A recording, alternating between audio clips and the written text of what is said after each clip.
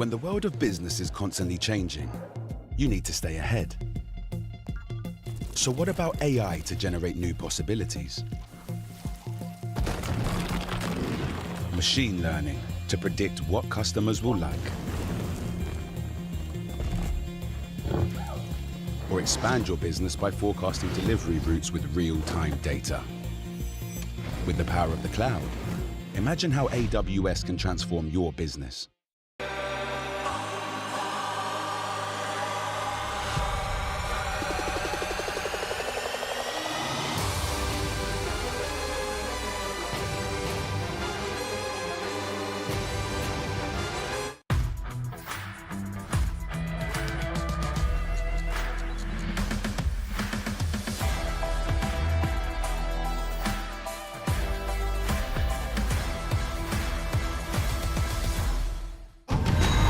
Just trust me, okay? We just have to follow the MSC history footprint. Is it MSC in Riyadh this year? As in Saudi Arabia? Yes. Why are we trekking through the jungle? MSC started off in the tropics before it started to take over the world. Yes. Oh, guys! This symbol, it matches the Cuban frequency. I think we're getting close. You guys hear that? The format is calling me. I can feel it in my gut. Not your guts. You just skipped breakfast. Guys, look. 8 different warriors, all from distant lands. One sacred path. Oh my, Japan is back. Oh, 8 teams drawn into 2 groups.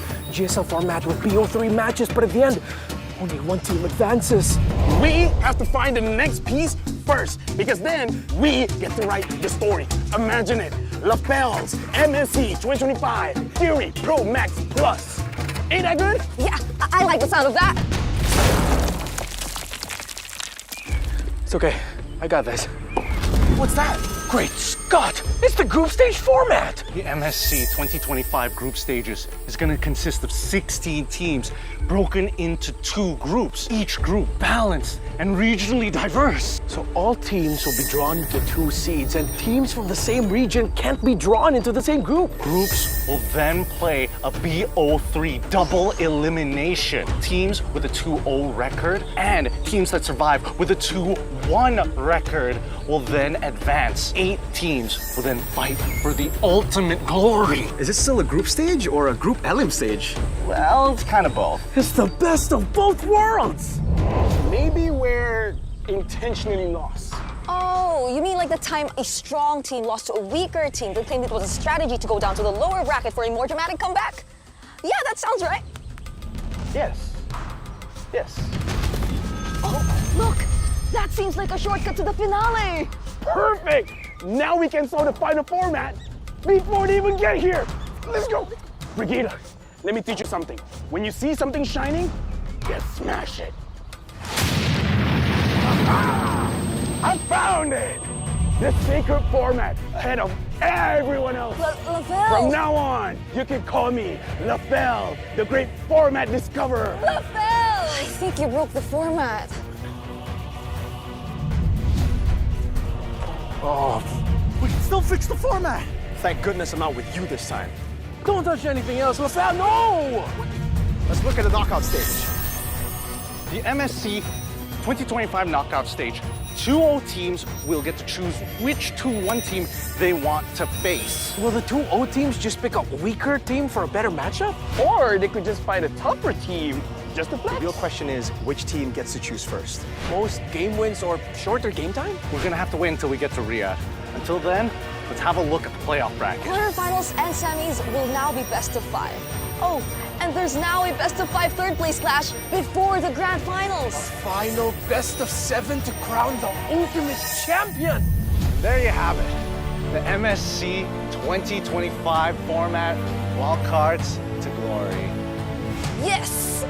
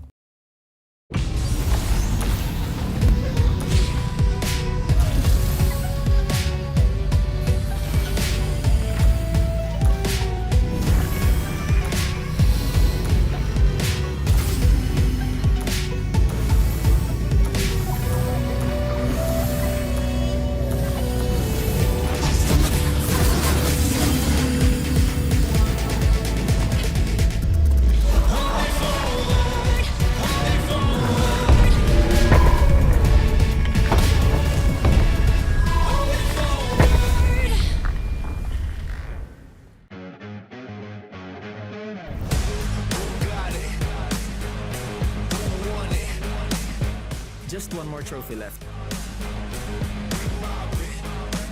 Nobody expected this. That's fine. This time, it's our year.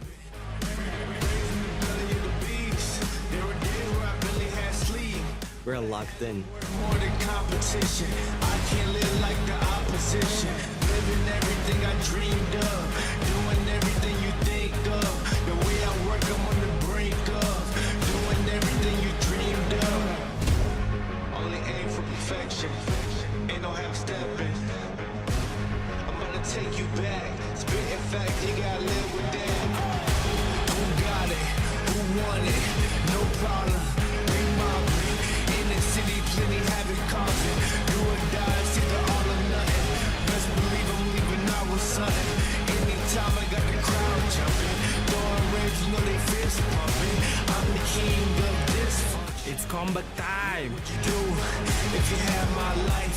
Work like Everyone knows who will win MSC 2025. just to have that ice. Lot of dudes fuck trying to have that price. In a yo, cooking about to add that spice. Nowadays, you never had that fight. When the push boom, better burst your pipes. Pipes.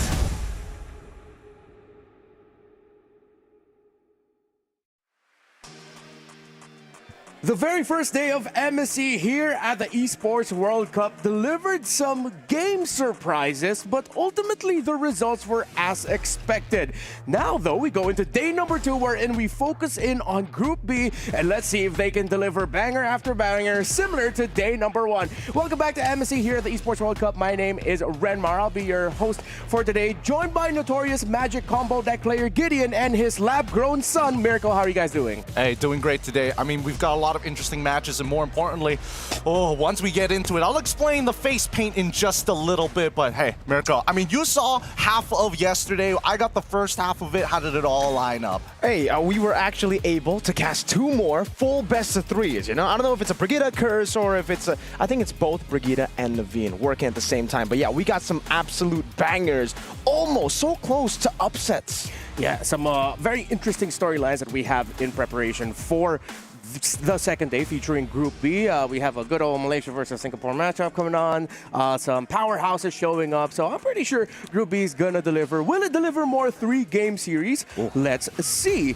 Before we talk on a little bit more further about what to expect, I just want to ask for, again, quick recap for yesterday. Are you guys surprised with some of the drafting decisions, the gameplay decisions? How are you feeling? Honestly, in terms of the raw drafting, I think that a lot of teams are, well, I don't want to say that they're hiding their drafts so far, but it definitely feels like they're trying to test each other a little bit more, you know? Try with a bit of a riskier draft, kind of test the waters, make sure that they can flex a little bit more on their opponents, just to see the power levels. Just like Sanford in the hero shot, right? Mm-hmm. But yeah, I feel like a lot of these teams are still trying to limit test, still trying to see what MSC is all about here. We saw Mythic Seal go for a very risky lineup with a Selena, and I think that was the only Selena we saw in day number 1 after... I think last time we saw it in the grand finals of MWI. Yeah, so we're clearly seeing that the creativity of teams in terms of their drafting and their final hero lineups heading into the matches are still being tested and are still being proven. We're still stretching the limits of what this meta can bring. And I mean, I couldn't ask for more when it comes to MSC here at the Esports World Cup. Yesterday, yes, we're full of surprises, so we're going to be seeing the top plays show up on your screen in just a moment. And there were a good amount, because what I loved about yesterday is, despite the results with Team Liquid Philippines dominating Ultra Legends, Onyx surviving CFU, the matches of SRG against VP, and then Mythic Seal versus Corinthians, is that there were a fair share of highlights per series. Oh yeah, you can definitely see that the mechanics of these players, especially the champions, I mean the champion, I want to say league, but it's really the champions group here in Group A, it's very evident, right? Everybody is making sure that they minimize all of their mistakes all across the board, but we also saw a good amount of challengers, right? VP against SRG, being able to take down a game from SRG's side. To be fair, I do admit that the draft was a little funky from SRG's side, but hey, everybody loves a good game. Yeah, I think it was a little bit funky for VP too, as we got to game number 3. You could see that just the way that SRG were able to outdraft, VP outplay them in game number 3. And after that, we got to see a really, really hot matchup in Mythic Seal up against Corinthians 2. And that matchup in particular was just all about the drafts. Those risky moves that didn't really pay off as much. Yeah, outside of the drafts and in games, we've seen some really great reactions as well, brought to you by Crunchyroll. Yooms being vocal, even a little bit of a table slam there. Even Cram after the match against Virtus Pro, he stood up and pointed as if it was what's the name of that guy? The attorney, the ace guy. Yeah. It's Yes. Ace Attorneys. Yes. Yeah. Stephen Bright, I think? Sure. No. I Sure, have we'll no go with idea. that. You even see some shrugs here and there from Virtus Pro. You know what that reminds me of? Who? Sunset Lover at M3, dude. Like the whole dance against Toda, yeah, and then yeah. same pattern. Like they won it, and then they lost the series ultimately to a point from Cram. Yeah. Hopefully we get to see the players today loosen up a little bit more taunts. I mean, like our ladies from MWI were very vocal and they were very active in getting into the mind space of their opponents. Hopefully we get to see more from the dudes as well of MLBB. Speaking of MWI and Team Vitality, well, they are still currently in the leaderboards for our club championship here at the Esports World Cup. Again, not only historic for the MLBB esports space, but for the leaderboards, again, it still remains the same. Team Vitality are the only team so far that are qualified to lift the trophy at the end of the Esports World Cup. Hey, don't forget about some of the other teams that could potentially be in contention, right? EVOS Esports already got 1,000 points from Free Fire side, but I'm looking at Team Spirit. I'm looking at the Virtus Pros because this win of MSC will shoot them up into the standings and honestly start them on their qualification run for the EWC Club Championships. Yeah. Don't forget about RRQ as well, just lingering there at 12. They're all tied for 750 points with VP2. So again, with RRQ here, rumors have it that they're doing really good in scrims. If they can have that performance be on stage 2, it'll be great for them to get some more club championship points. Remember, there are around 17 game titles left, and the race for the most points still remains wide open. You see the top side quite heavy, and then one tournament or game title win could completely change how the top side of the table looks like. Remember, it's a total of 27. That's a lot of zeros. $1 million up for grabs for the 24 most successful clubs, with the champions getting $7 million. Now, though, we gotta head into some big figures as well. It's been a record-breaking year and a half for MLBB Esports. It was a record-breaking day 1 as well. Thanks to you, we got to reach over 1 million views just in our very first day of MSC here at the Esports World Cup. Now, though, it's time to celebrate. So please vote for us, esportsawards.com/vote. There are 3 categories for MLBB. You got the Tournament of the Year, Game of the Decade, and Game Publisher of the Decade as well. So thank you so much for all of your support. We literally wouldn't be here without you. Yeah, I don't know where I'd be. Yeah, I don't know where any of us would be without you guys. Hey, if we're able to beat 1 million PCU yesterday, how about today? Support your favorite teams, and even if they're not from your own local region, definitely make it a little spicy in the comments. We want to hear you guys. For sure. Yeah. I think it's time to remind our viewers, though, of the bracket that we find ourselves in, because interestingly enough, for some reason, we still are getting a lot of questions in the comment section.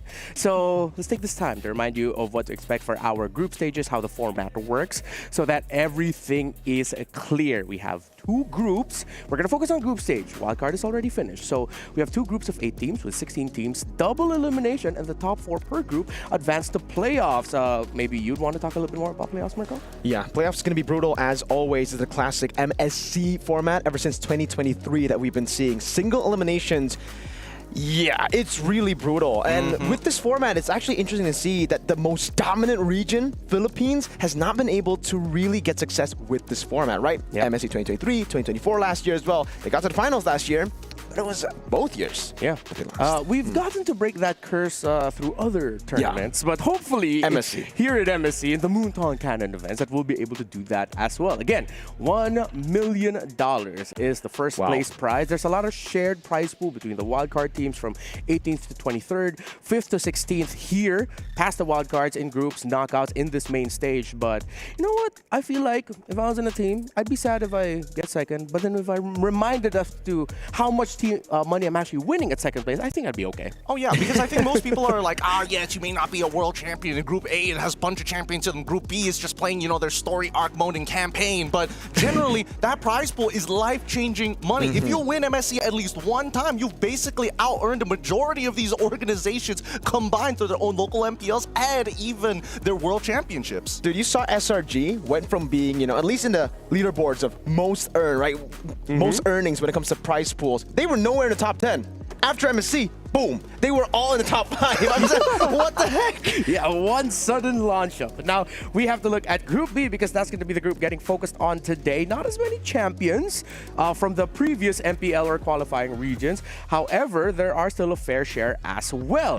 As champions from MCC in Team Spirit, MTC in Aurora Gaming, the China qualifier, it's Dianfeng Yaoguai, and the SG-S9 champion in Team Flash. You're going to be seeing all of them match up today. I know you're already going to be looking forward for the Homeboys Flash SG matchup as Malaysia versus Singapore, but what's your matchup that you're looking out for, Mirko? TS versus DFYG. I'm a big fan of TS, massive fan of DFYG, and I really want to see another new region here pop off in MSC. We've been seeing back-to-back like non-Filipino region. I'm sorry, Renmar. It's all good. We've been winning a bit too much. Indonesia, MSC 2023. Malaysia winning their first major international. I would love to see China or ECA get their hands on. Get their job done.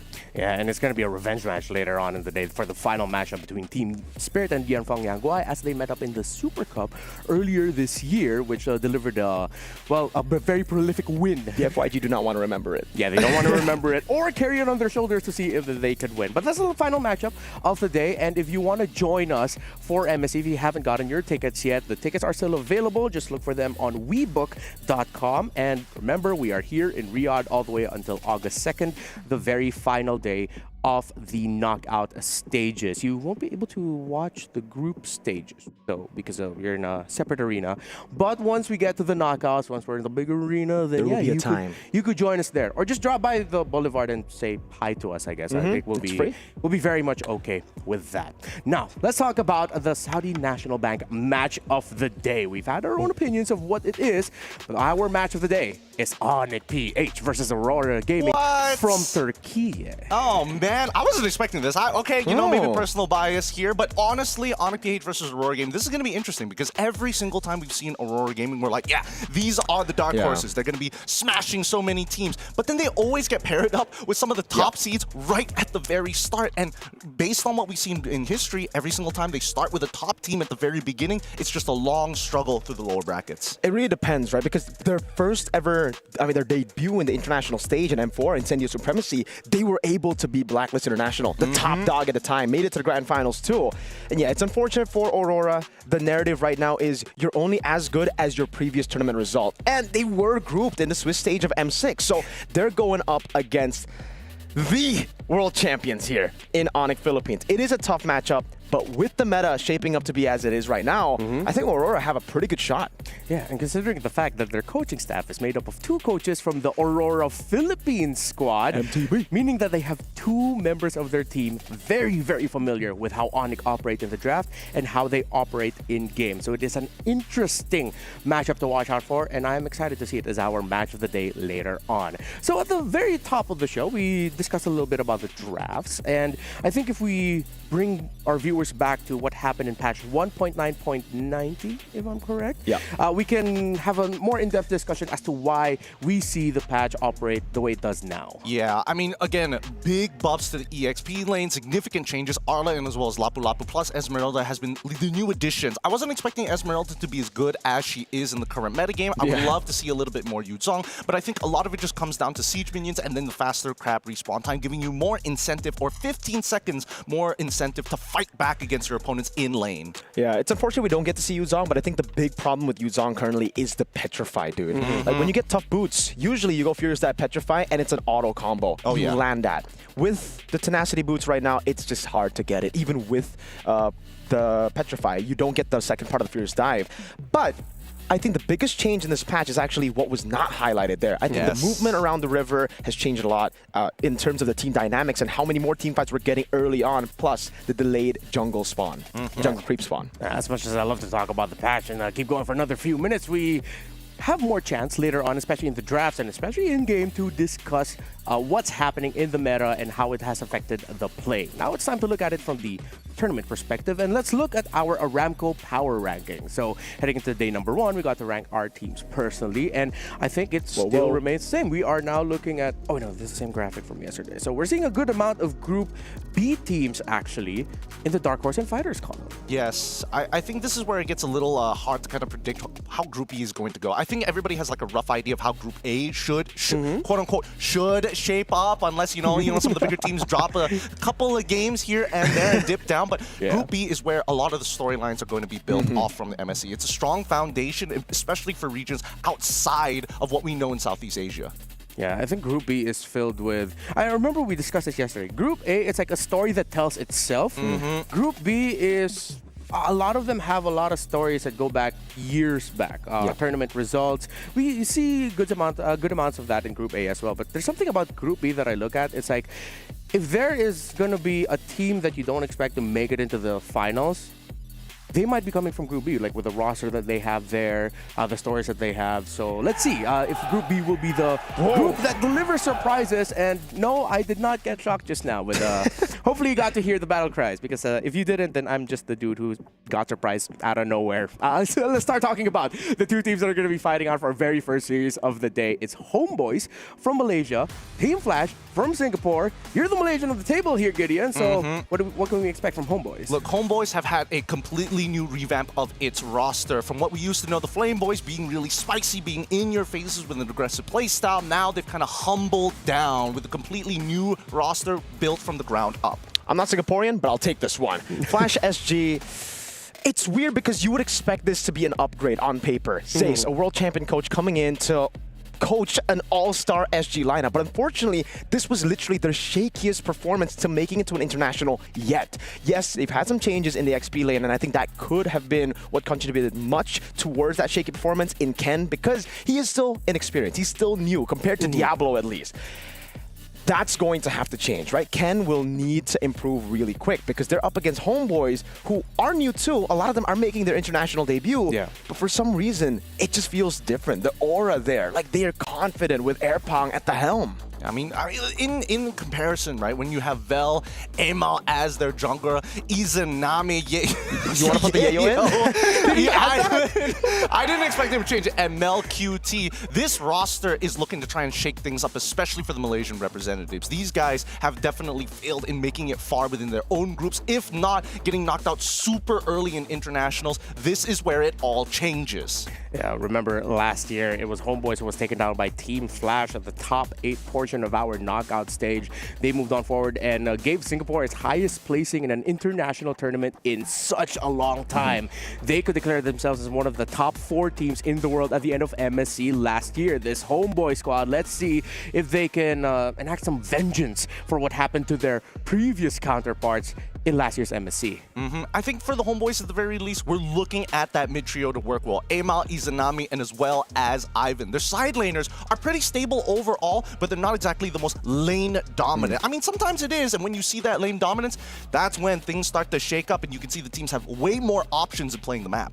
Yeah, so it's really more of team fighting for the side laners too. They just really, they want to shove in the lanes and go and rotate. And hey, this is what the patch is about. You just go, pick up ready to fight gold laners and fight for Turtle 1, where you can look for the snowball. And Homeboys have been doing a whole lot of that even before the patch. Yeah, let's see what Team Flash will bring to the table. It's a roster that you're very familiar with. Mirko touched on it earlier. The only difference is their EXP laner Ken, but you have the returning, we call him the Emperor Akihiro-san, JPL in the roam for Flash, who is now in his, sixth MSC appearance? Yes, he has not missed an MSC just yet. JPL as a veteran, the Shogun, some may call him, our Emperor Akihiro-san is looking to guide this squad to their victories. But that's not the only people that we should worry about. Curtizi in particular. Last time, what shocked the world was with some of his stranger mid picks, right? We saw Martis in the mid facing off against Aloy certain times. 2v1ing teams who weren't expecting these options. And now, with Vanix kind of becoming his own man throughout the past year, they need to make sure that at least Hades has some support because he's always this big player, but he needs that little bit of oomph to get him over the edge. Yeah, but Mirko, they have an Indonesian coach in their squad now, Coach Zace. What can you fill in our viewers saying about that? Technically, he's Singaporean, but he did win with Indonesia with Evo. So yeah, Zace. He's always been a controversial figure. I'm gonna be honest with you, especially in the just recent years, recent times. He's always had his own idea in his game, and he's very strict. He's very strict. He's very military style when it comes to coaching a team, and I think that's why Flash were kind of culture shocked by that. They weren't ready for that. All this time, I think Flash with their all-star players have had kind of more of a relaxing time with their coaching staff. They would just be chilling, you know, having conversations. Meanwhile, Zace comes here and says, "I know you better than yourself," or "You pick my hero right now," which can be good in this meta. We know how massive the prio picks can be here.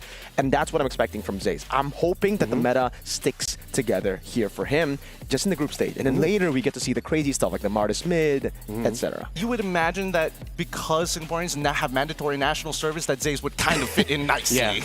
Well, they were able to win a championship in Singapore, a 4-peat for Team Flash. But of course, as we all know, esports players go through a lot. They sacrifice a lot. Well, I think this one is a story worth hearing, so listen in on this.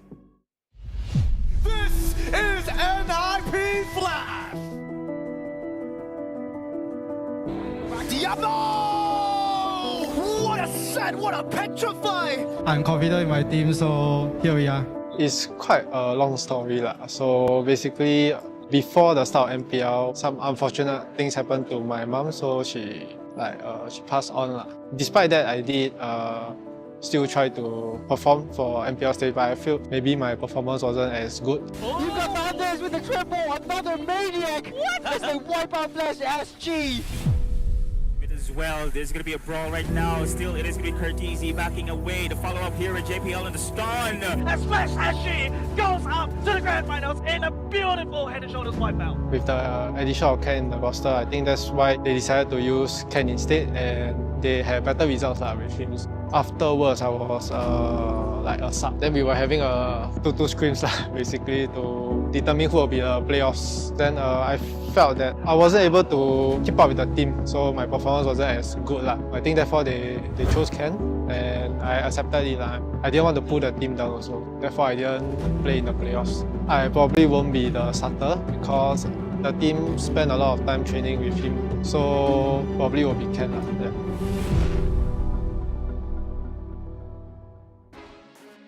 Well, we got a chance to talk to Diablo earlier today. It seems like he's in good spirits to help support the team in what way he can, and no pun intended there, in what way he can. But it seems like he's very happy to be here as well. Team brought him out, and we might not see Diablo play, but know that he'll be backstage really supporting Team Flash. In just a moment, we are now going to be seeing the draft, and it's time to talk about the juicy picks that we can expect. Can we actually expect, with what you mentioned about Coach Zace and his style of coaching, for Team Flash to bring out one of their signature, what the heck is going on, how is this working picks? I'm expecting more orthodox picks here, especially in the group stages for Zace. Knowing him and his patterns before as well in the regular season, he likes to play it a bit safer up against the bigger teams when there's a lot more risk. But yes, later on, when we get to see a more lopsided matchup, if you think so, we will see more of those crazy cheese picks from Flash. I don't know, is it hoping too much for me? I kind of want it right now. I mean, that makes so much sense. Like, you can literally yell it out to him right now. Zace. Guys, come on. Guys, come on, please. No, I totally agree with Mirko here. I think that if there is any time that Zace would be a little softer on the team in terms of what options that they're going to go for, probably it will come if they win this matchup and still are in the upper bracket. That very first game is where they're going to do it. Because right now, being able to keep those two lives for as long as possible is always going to be a high priority for a majority of these teams. Going down to the lower bracket is actually kind of dangerous, knowing the potential teams that could fall down. But let's jump into the draft, right? Team Flash SG on the blue side, facing off against the Homeboys on red side. The priorities are looking a little similar from what we saw yesterday. Yeah, but it's a bit odd knowing Hades and, you know, how he really likes to get his hands on assassins. You wouldn't really expect these kind of bans. Harith gets taken out, so that means that maybe Flash SG are still trying to plan out for an assassin like a Joy. But I think the big picture should just be a Baksha that we have been seeing a whole lot of prio from the first 2 matches of day one, but then completely forgot about it in the last 2 matches of day one. Look, I don't want to get into that, man. Like that's where it got really. I'm not gonna lie, I got really salty about it because the diversity of damage was like such a problem sometimes that you're forced to put Kimmy into an awkward spot, and then Baksha could have just completely countered it, but nobody wanted it. Oh, there we see Baksha, but it got taken out, and I think this opens. Oh, wait, weirdly enough, this opens up a Uranus rush for Flash SG. Baksha is one of the main answers to that, and they could go ahead and prioritize it. By the way, yes, JPL, it's his 5 prior MSC appearances. He has scored 337 assists, the highest among all players in the tournament series history. It's not a Uranus first pick, it's a 1-1 rush. Yeah, and this is a very, very risky pick. Again, yes, 1-1 is very prio, ladies and gentlemen, but it is very easily countered. This was the first pick for CFU against Onyx ID, and it worked out for them mainly because I think Onyx ID just completely disrespected it, did not pick any of the counters, which are open, up for grabs for Homeboys. They could just pick up a Farsa and then build off of that. Yeah, we'll see how this is going to go, right? Because again, Flash SG wants to kind of skewer and kind of influence the draft with this first pick. They could have gone for Kimmy, they could have gone with Farsa, they could have gone for the Uranus, but now the Homeboys going for the Irithel into the Arlet. I'm down for it, right? Because it still tells Flash SG, we know that you don't scale as well, so you're forced to be looking for the scaling style of heroes, especially in the mid lane. Yeah, first 2 picks really good. You already have the lane response to the 1-1, and then in the overall team fighting picture, the Arlot should provide enough disruption to what is expected to be a very condensed play around the tanky fighter jungler lineup for Flash SG. Yeah. What's scary to me right now is the fact that Homeboys are kind of setting up for a Fredrin in the jungle with the Arlet pick, right? Yeah. If not Fredrin, maybe we'll see something like an Akai. And both those picks are pretty good for the 1-1 pickup. So Flash SG could try to build more for the mid-prio now. They go for the Juicin and the Kalea. That should guarantee mid-prio. And in a way, it is not really the best combo. You don't usually want to pair up Kalea with Juicin, but I understand it here. Kalea, you lock people down so that the 1-1 gets a free crossbow attack, and now it puts even more pressure from Homeboys, as they will have to decide whether to go for the utility jungle in Fredrin that is very unsafe, or keep it steady and just go for a flex pick again to get into second phase. I mean, they can also lock in the Kimmy almost straight away as well, knowing what their R4 could potentially be in, but then that opens up a lot of options for Flash SG to look for these big punishes in that second phase. So far, I think that Flash SG has a really good option. Homeboys now leading into their frontline tank. This is perfect, right? This is planned from the get-go with the 1-1 opener. Homeboys, they're going to need a little bit more burst damage at the center of the map. I think their control's already solved pretty much. A little bit more reach is needed. They respect ban the Tigreal of JPL, who actually played 5 games in the grand finals of MPL Singapore, all as Tigreal. Tigreal taken out here. Interesting. So they're expecting the Kalea to go XP. I think that's something we actually haven't seen since the change of the range of skill 2 from Kalea. But okay, it's a take from them. They want to ban it out. Maybe, again, understanding that Arlet and Fredrin is super vulnerable to those big CC abilities. But for me right now, I think Homeboys, they're drafting for a very normal, like, previous meta draft too, right? They want to probably go Farsa or Kimmy. That was going to get taken out instantly. That's why I thought maybe the Farsa should have come up first. That's what I was thinking too. I was hoping that maybe they get their mage a little bit earlier. They could have saved the Irithel. Irithel, if not, play in Moskov later down the line, knowing that Flash SG actually likes to play the Assassins. We finally get to see the Uranus ban out for the side of the Homeboys, and if Flash SG is going to do Flash SG things, I would expect that this is going to be a Kimmy ban. Yeah. Okay, with the Kimmy taken out for Homeboys, that leaves Zetian, but then Zetian and Fredrin together in the entirety of MLBB here at the Esports World Cup has been so missed, not even hit or miss, it's usually missed because it's overload on utility and not enough damage from the early to mid to cross you on over to the mid to the late game. Well, here's the thing, there is actually an idea when you have the Arlet in play, right? That's the main reason why people take the Arlet when you have these types of utility junglers on top of a utility mid laner. So again, we don't know whether this Arlet is going to be playing as the mid trio or the EXP lane. There's no way to kind of predetermine that matchup. So let's see what R4 has to offer for us, right? This should technically be the mid pick. If not, we probably will get a predetermination of who's going EXP and who is going support. I really don't. I'm not a big fan of the Arlet in Rome, so I would say Arlet should be XP here. I'm thinking of Flash right now. I think the Lapu Lapu works really well, and I think Flash have already banned out the proper components that would strengthen Homeboys' lineup. This is just about how you finish the draft. Homeboys, they go for the Mathilda. There you go. So that's the guarantee. Arlet will be going XP, Mathilda, and Fredrin. Flash, do they now try to go for... I would still say go for what I said earlier, right? In XP? Lapu? Yeah, go for the Lapu. Because at this point, right, even if people are thinking, okay, if Kalia goes into the EXP and then we get a Cho to get mid-prio, it's kind of a double down on the exact same thing. 2 pickoffs, sure, but then everybody from the side of Homeboys, when they saw Kalia, was going to set their battle spells to Purify anyway. So unless they want to play around that, which I highly doubt, we'll see how Flash SG looks to round out their composition, because they know for a fact, hey, you've got a lot of movement here. You might as well get the Phoveus on your side. You have plenty of dashes to work with on the enemy side to buy that extra bit of time. Ooh, Akai Esme. Yeah, Akai in the jungle. Yeah, and I think that was the trade that Flash was already thinking.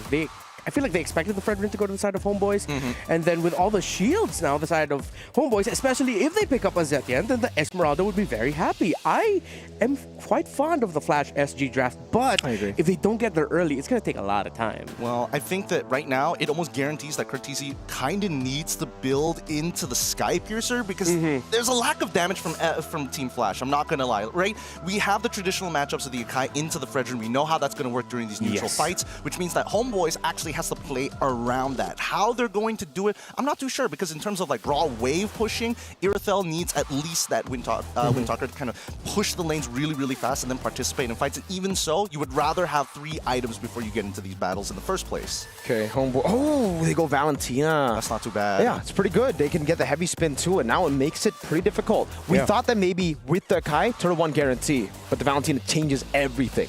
All right. You two can expound on this a little bit more once we head into the game. But real quick, Mirko, who has an easier lineup to pull off? Flash. What about you, Gideon? I'm going to say, yeah, Team Flash is a much easier lineup to pull. My main issue is that early game, right? That mid from Curtisi and JPL is going to be quite devastating. I want to see how Homeboys kind of neuters them, slows them down. All right, let's head into this Singapore versus Malaysia mashup. It's Flash against Homeboys. Thank you, Remar. All right, Flash SG versus Homeboys from Malaysia. The Battle of the Causeway. Years in the making, a rematch that we've been waiting for a very long time. Luckily, nobody is up for eliminations. Mirko, it's going to be you and me as we start making our way into the land of Dawn. How you feeling about this? Because even for me, I'm looking at the lineups. I'm worried for both sides because a single mistake could snowball out of control here for the Mid-Season Cup 2025 here at the Esports World Cup. Hey, a lot of questions, and we get to answer those questions here. We get to elaborate on our previous answers, and I think I might have to backtrack on what I said earlier. Flash having the easier comp. I forgot again of the combo with the Valentina taking the heavy spin to give the constant resets on Vengeance, right? It's Beyblade X, baby! Oh my lord, it's not just going to be the Fredrin. It's also the Akai that's going to literally let it rip on the hands of Alan. Yeah, I think that's why when I'm talking about like the later stages of the game, this Irithel is going to have quite a fun time, right? Being able to kind of run through everybody, especially when all the resources are down. It's really going to be a battle of management overall. How do we control the map while minimizing the amount of gold given to our opponents? Because if we're talking about like early invades as well, I would say that the early invades are looking really, really good, especially pre-level 4. If we're talking about like the traditional, Kimmy plus my support plus my jungler, we walk into the top side of the map. Since we already have an advantage there, we might as well just plow through and deny level 4 from Fredrin. Yeah. I'm thinking about it right now, and yeah, I think even in the individual lanes, it's just difficult for Flash SG to keep up with what Homeboys have already drafted. The Irithel matchup is ridiculous for the 1-1. Like, you don't win those. Maybe level 1 with the Inspire, but that's about it. I don't think they'll take an Inspire. I mean, Kalia's on the other side, so we didn't get to see battle spells just yet. 1-1 Inspire. 1-1 took Inspire. Okay, that's fair enough. But even so, right, that's, again, a mistake that most gold laners tend to make, right? They walk up instantly, try to go for that level 1 initiate.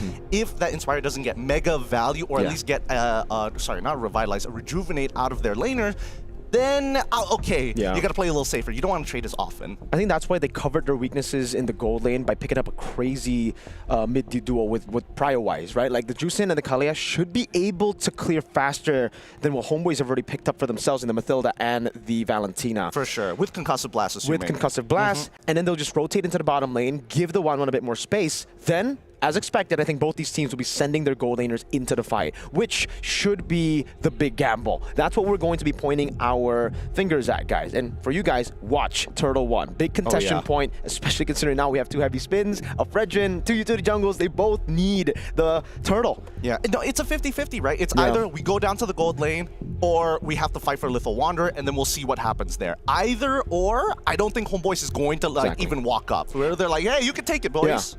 And there's more pressure on Flash because they can't really play the weak side of the map. The Irithel is just too safe and is a winning matchup already up against the 1-1. So you either win Turtle 1 or you wait and scale. And I don't think you want to do that with a 1-1 in your composition. This is a pick that wants to snowball, wants to get those mid-game team fights rolling, and you want to end the game before people get Winter Crown. Of course.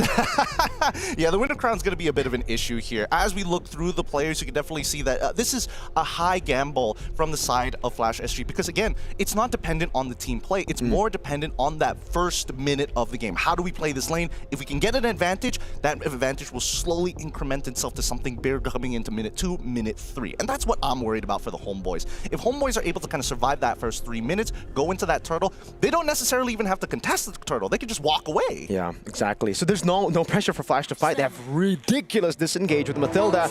And yeah, as expected, purifies across the board. Also for Izanami. All right, we're finally getting into this. Oh, wait, hold on. Hades is walking up.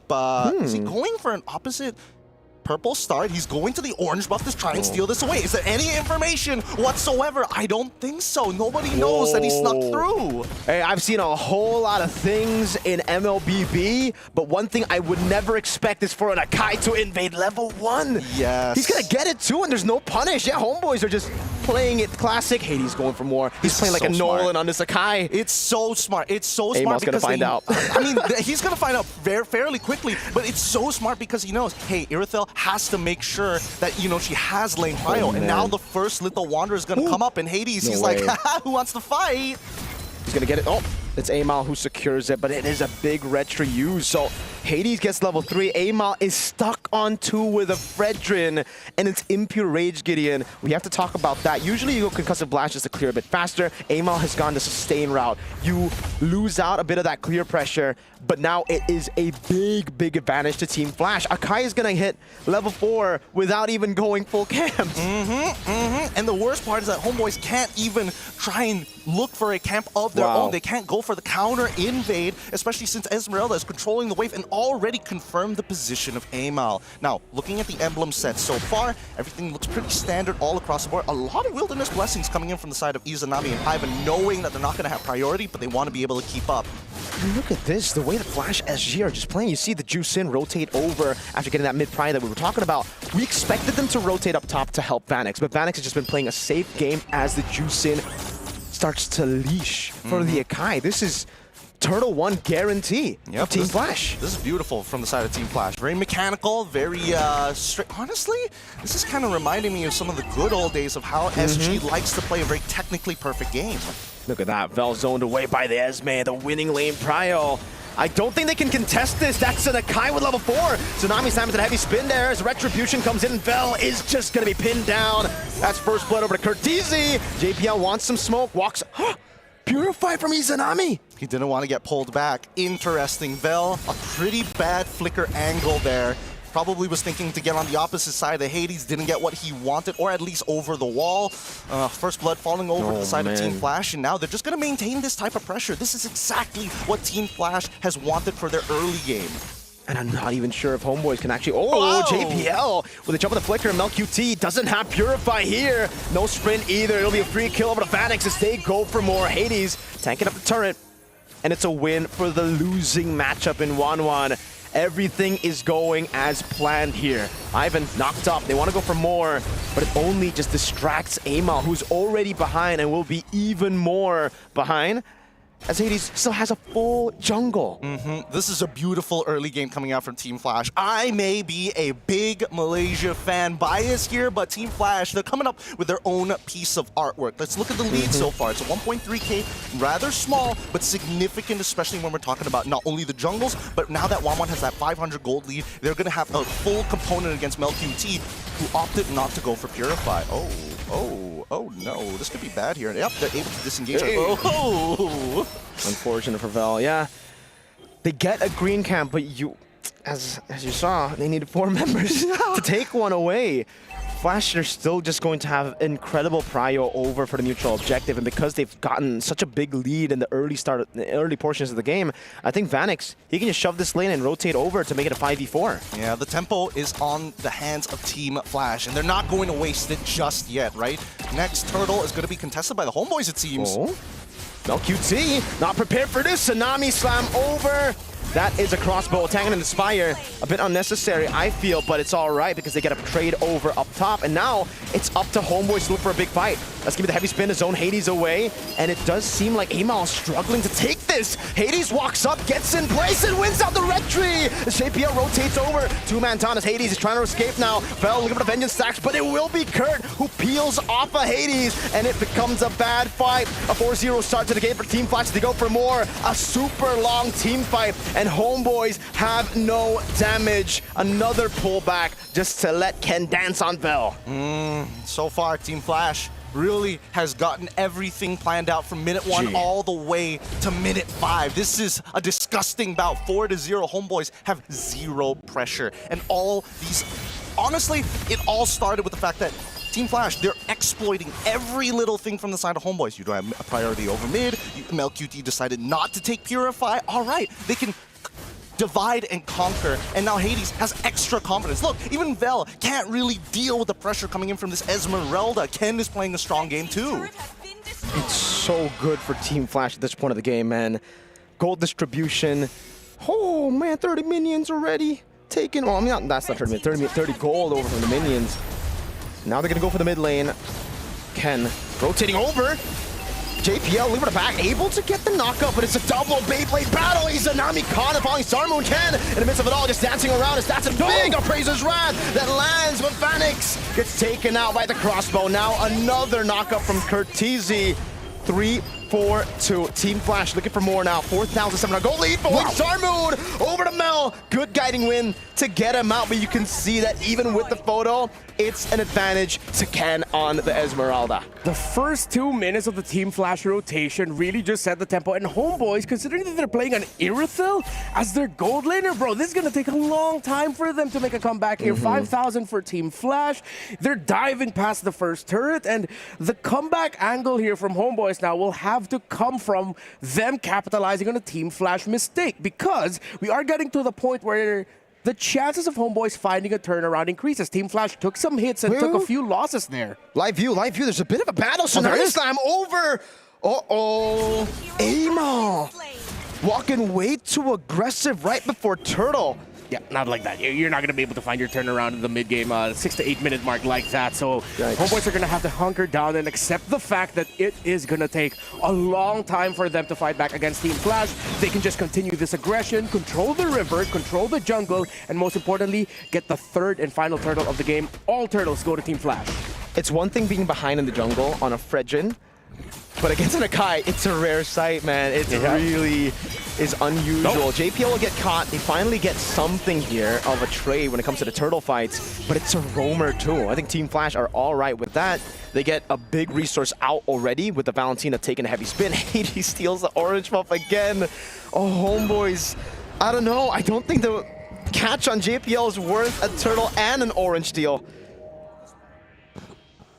At this point, it's really difficult for Homeboys to actually push back into it, right? The lead is very, very clear. The timers are running out. And worse yet, Team Flash has almost hit that checkmate angle, right? 6.4k so far. And look at them. Homeboys are forced to stay together, forced to fight for every little objective, every little buff.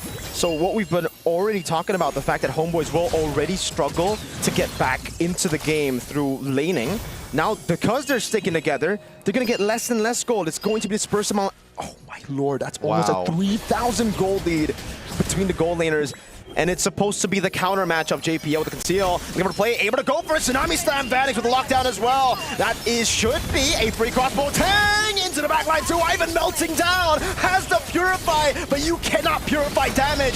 Amal, massive Appraiser's Wrath, but he's a bit too behind to deal any damage. Holy shield. I mean, Team Flash right now is playing a strong fundamental game. Exploit the weaknesses, maintain that tempo, and utilize your lead against your opponent because you're not only so far ahead, but because your all-timers are just so much better. Homeboys have to use everything defensively. Every single time they react, it's a winning scenario for Team Flash. Man, Mel walked up and JPL felt no threat. He was just like, all right, I got you, fam. I'll walk back as well. This is Team Flash's, I would say, Maybe this could be the explanation to why they were super shaky in SG. It was Zace implementing his style of MLBB into the team, and it took a while. It's tough, right? This is very execution heavy. This is very macro-centric. Every little micro in a lane is taken into consideration. And if somebody misses a timing, it really starts to snowball out of control. And now that the homeboys, they've reacted a little too much to what Team Flash has offered on the table. Everything is up on the table for the side of Team Flash. Nothing can be really stolen away. Even when we're talking about big plays, there's a huge lack of damage from early to mid from the side of homeboys to even make it work. Now, Melkuti, 2 items. Doesn't even have the Berserker's Fury. Recently, Amal just finished the Radiant Armor, and that's the problem, right? Because the big lead is coming from Vanix. He's got everything. 4 items already. Holy! Yikes. Melfic gun at 10 minutes on the 1-1 is a sight to behold. Frigid losing 4 levels against an Akai. You're talking about 2, me and Renmar. Now it's 4. Oh, that is just brutal. And this is something that I actually didn't expect. I was about to say that I'm glad Kurt didn't buy the Skypiercer when you have a 1-1 on your team, but he did. So one of those will be neutralized by the other. I don't think you want... Actually, it could work well. If you get crossbow tang and then you execute while the crossbow tang's on him, then technically yes. But yeah, you're just gonna have to coordinate that. You not only do you have to coordinate that, I think it also gives incentive for Varix that if you have an option to go for the crossbow tang early, just let it rip, right? You still got Cartesia as your insurance policy, not to mention, again, with these timings, if the fight occurs prior to the Lord, before it spawns, and I mean, I don't think they can, wait, can they look to close out this game? They've got the 10K, they could look to try and muscle in against the homeboys. Let's see whether Hades finds an angle. Izanami walking off the clear for homeboys. Not as good. A charge up top of the Lord, able to get a base turret now, but there's going to be a second wave coming down into the bottom lane. Flash rotating down as Ken tries to provide some space over from the Lord. Ivan doing a good job with just standing in the middle, giving some space over to the rest of the team to get the guiding win. It's a good defense despite everything. A 10,000 gold lead, Flash having so much more tempo. They've only kept their losses 1. Falling Star Moon charge up from Ken.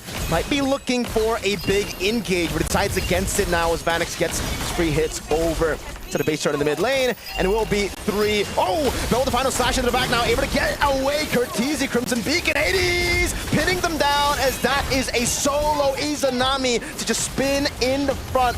Go shoot, it's JPL over, Ken just dancing, and Flash lose Vanix for Izanami. I mean, it was a good play coming in from the homeboys, but at the end of it all, Team Flash are walking away with 3 inhibitor turrets at the 12th minute of the game, while homeboys cannot keep up. You can see that, yes, they are scaling. Izanami is doing a good amount of damage, but not enough to close out on a majority of the kills from the side of Team Flash. They can look for the chase if they want to, but I don't see Izanami there. I guess they're thinking, you know, Vanix is down. We got to make the most out of the situation. Try to get something back, but it's so difficult when you have a front line like this. You can't ignore him, but you also don't want to target him. There's nothing they can really do about it. I have to admit that this is a losing scenario for the homeboys. Unless they can have 2 successful base defenses against Team Flash, then sure.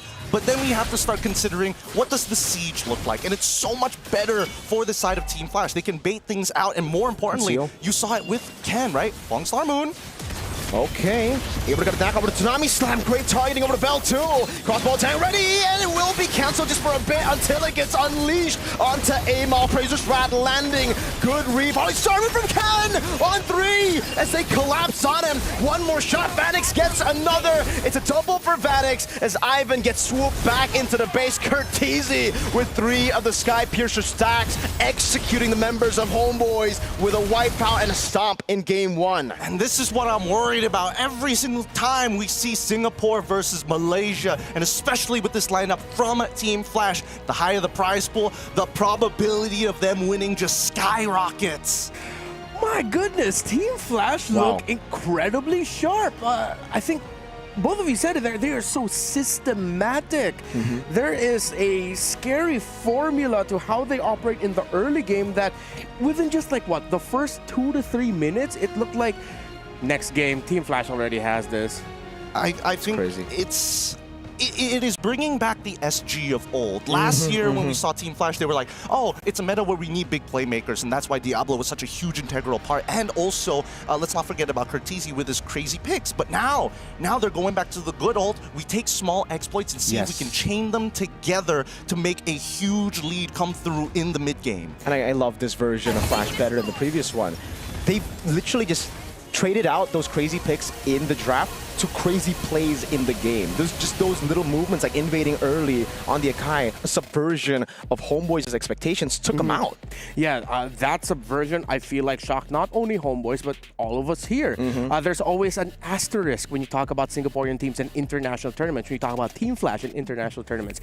Here this time, it feels like in their first appearance, it's a very loud statement right away. It's like, this isn't the SG or Team Flash of old anymore, of recent old. It's more of like the classic Singapore teams of old. It's the guard, you know? It's the guard. JPL's been here for six MSCs. He's been here for a very long time. But the fact is, now, what is the adjustment coming out from Homeboys, right? Because Team Flash, they planned it from the very start with a 1-1 opener on their side. The fact that they didn't pick their mid lane super early as well. They waited to see what Homeboys was willing to drop onto the table. And then I think all of this could have been prevented had Homeboys figured out straight away, wait a minute, this Akai Hades has just stolen away our orange buff. Now we have to force vertical jungling. And they can't really do it. That vertical jungle was non-existent, right? Because he rotated over the top, and they decided to fight for a few camps instead of trying to look for other trades. But even then, I think it was just difficult because even if they decided to go for the vertical jungle in the bottom lane, Ken was the one having most of the prio. Oh, yeah. Oh, yeah. And again, we were talking about it earlier in the draft that the Esmeralda is actually going to be very happy in the hero matchup that he's facing up against. And with how JPL and Curtizi were rotating especially, it feels like wherever Homeboys wanted to go and get something, they were able to steal one lizard at the beginning of the game when they had to sacrifice the first turtle.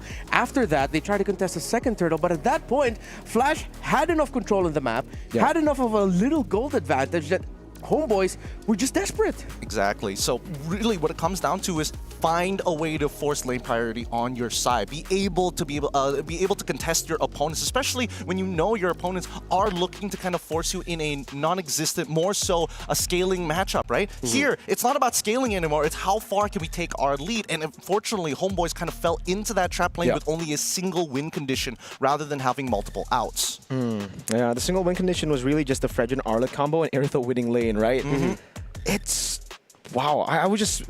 Honestly, I don't really think this draft is horrible in any way. It's a very safe draft. It was just that Flash SG played it so well. Again, that little invade, that subversion of your expectation. You would never think that Akai, level 1, would invade your orange buff. Yeah. I mean, I do that all the time, but I die.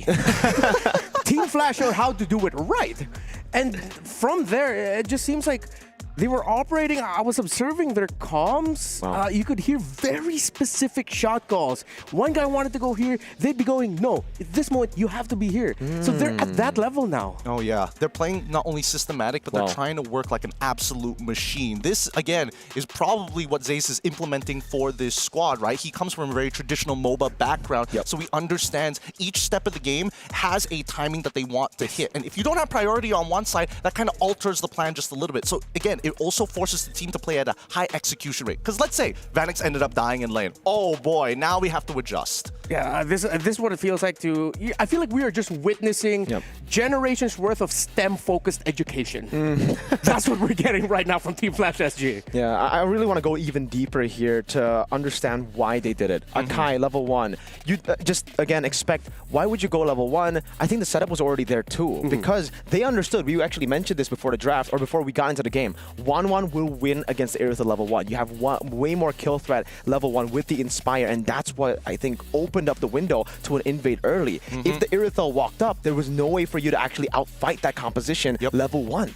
Yeah, I feel like now, though, what the Homeboys are going to be looking at, yes, it wasn't a bad draft, but at the end, that's why I posed that question of which draft is actually easier to pull off. So maybe that's where Homeboys are going to look towards that, and maybe even more multiple win conditions. But it feels like, because of the ordering also, I remember both of you mentioned this, some picks could have come a little bit later, they could have had more room to adjust, but then with the first 3 picks already, it feels like they were just shoehorned into playing this way that Team Flash had enough room to adjust it in the second half of the draft. Yes. I mean, let's also consider that this may prove to be a potential exploit for the side of Team Flash, right? Because again, if they are going to be saying, hey, we want to be able to get Vanix on these particular picks, can he play every single gold lane pick? And because Hades, he's flexible. We know he can do it. And as long as they have a mid duo that's actually winning, things become a lot easier for them. I think now that Homeboys have kind of identified, all right, not only are they playing for mid, Hades is kind of a non-factor in a lot of these matchups because he can play the Sakai in that 3-tank trio in the jungle. We need to make sure that Vanix has a bad matchup now. Yeah. I think you just have to lie. Homeboys have just been too brutally honest in their drafts. Yeah. Oh, wait, no, I feel like that's been a theme that we've had so far here at the From EWC. MWI? Yeah, sometimes you just gotta lie. Just lie. Sometimes you just got to be dishonest. Okay. Yeah, we're talking about drafts here, yeah. folks. We're not saying anything else. Don't cheat on your wives. Yes, that's especially at a concert. Good. Hey, that's cold. That's cold. All right. So now for the second game, I feel like I think we're all in agreement here. Drafts-wise, Homeboys, be a little bit more dishonest. Don't show your cards too early, and I want to go back to one ban that they dished out on. Do you think that Tigreal ban was a little bit of an overthink? Because if they knew that they were going to be playing a Arlott, and that they stole away the Fredrin, and that most likely Team Flash are going to play utility, it's obvious that they were actually going to play a Kai. I think they were reading into JPL's hero pool a bit too much. They were like, all right, this guy plays Cho and Tigreal for the most part, right? From previous internationals in MPLSG as well. So they were like, take away the comfort. Even though it doesn't make sense yet, take it away. That or Vel was like, guys, I don't want to play against Kalia as Arlott. This is a nothing matchup, but like I'll do anything to not be in that matchup. Let's get rid of the Tigreal instead. Okay. So in a way, I feel like they were just drafted in the corner. It seems like the more we talk about this, we now have to look at Team Flash as they drafted this incredibly well. They played this really well. That Homeboys just, after they got their orange buff stolen,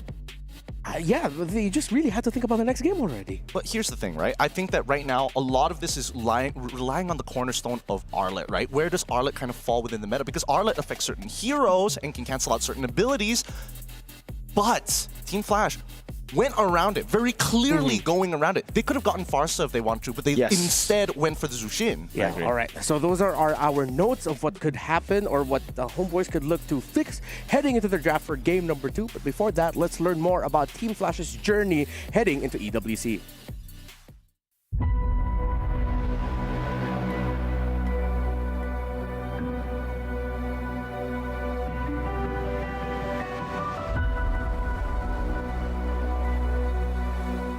Definitely feel grateful that I get to play EWC the second time. It wasn't a smooth journey we had. We were struggling quite a bit in our league.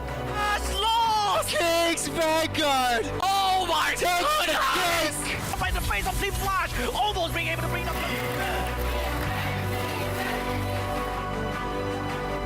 Honestly, I feel that the most important thing for this current EWC is who can adjust to the current meta the quickest. Teams from Singapore, especially Flash, are notorious for doing good when the prize pool is big. Coincidence? I think not. Captain JPL now extending down. Vanix shows up. Vanix finds the kill. I feel like Team Flash is such an absolute wild card every time, and they always seem to perform in international tournaments. Last year, no one expected them to make it into the top 4, go on that deep run, and they did. They put Singapore back on the map. NIP Flash. Simon picking Big Bird's first blood. NIP Flash. Win out the best of 5. They send the Homeboys home. We are hungry for more.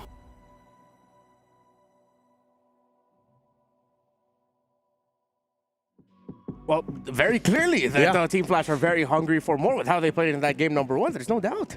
So what now then can Homeboys do as we continue our little analysis of what Homeboys can adjust into the draft?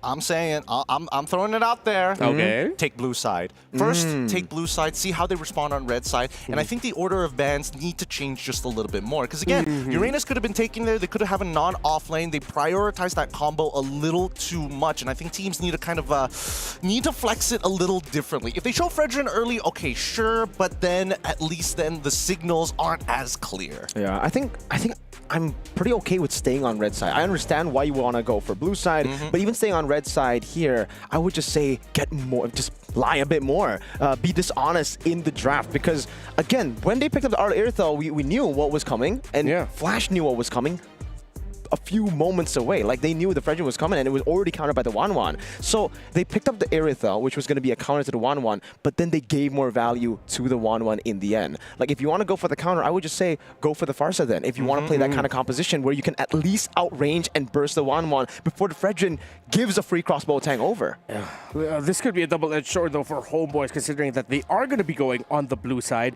which means that the whole dynamics of the draft changes from how they were drafting onto the red. It seems like on the red side, they were putting a lot of power priority into their side lanes with the Arlot and the Irithel. Should they change their focus and look at the center of the map instead? I think they need to start to disrupt some of the other combos that are currently within the meta. I think that the Kalia, the fact that it got so far, is already pretty interesting. We see a Fanny Ban being pretty consistent on Flash SG, which is kind of strange to see it on red side.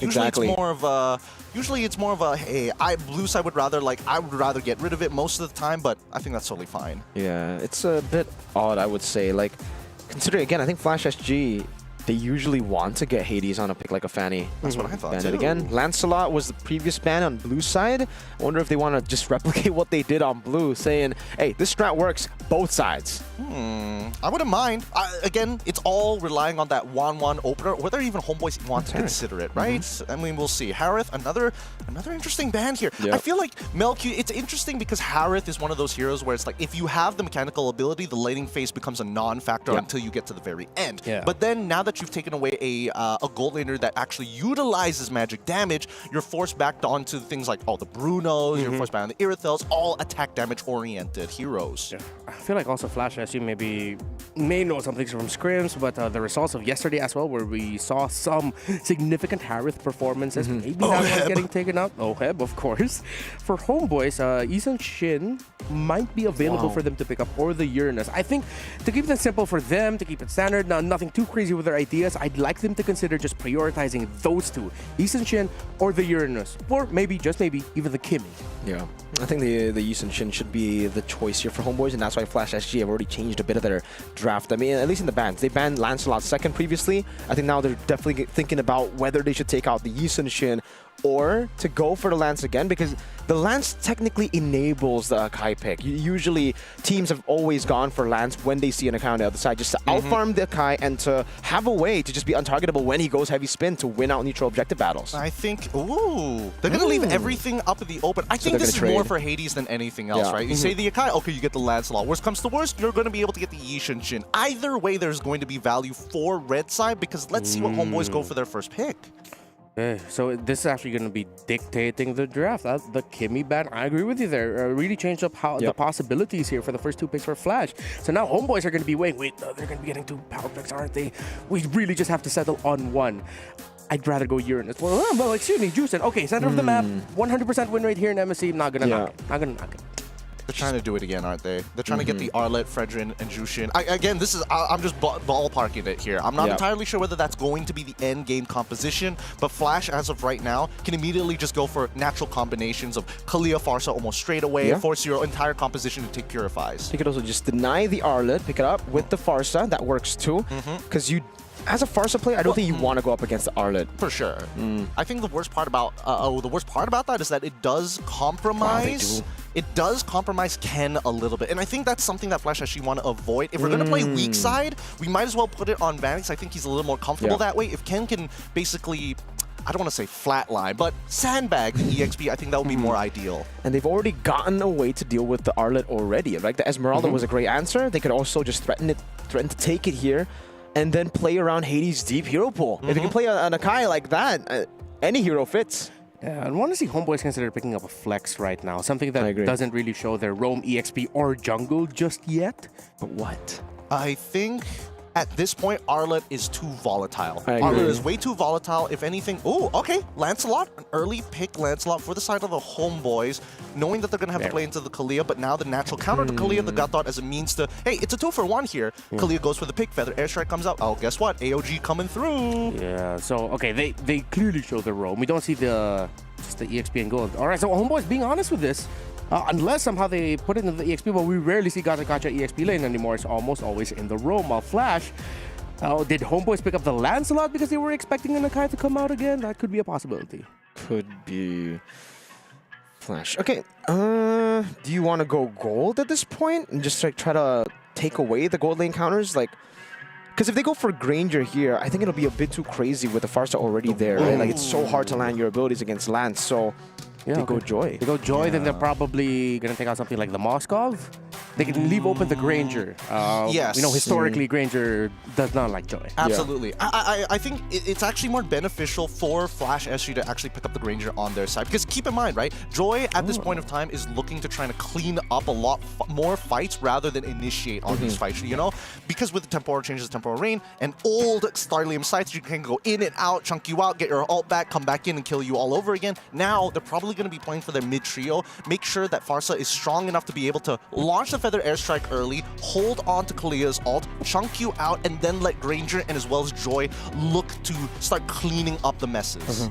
Esmeralda ban, I feel like that's a little bit of a signal that they might be considering Uranus in the EXP lane. Or maybe even the Arlet themselves, right? We've seen that Arlet is actually a good way to deal with the Lancelot. If she keeps dashing, you just keep on getting those resets too, and you already have 2 members on your team with CC to go for more resets. You can just pick up another one later on, depending on where.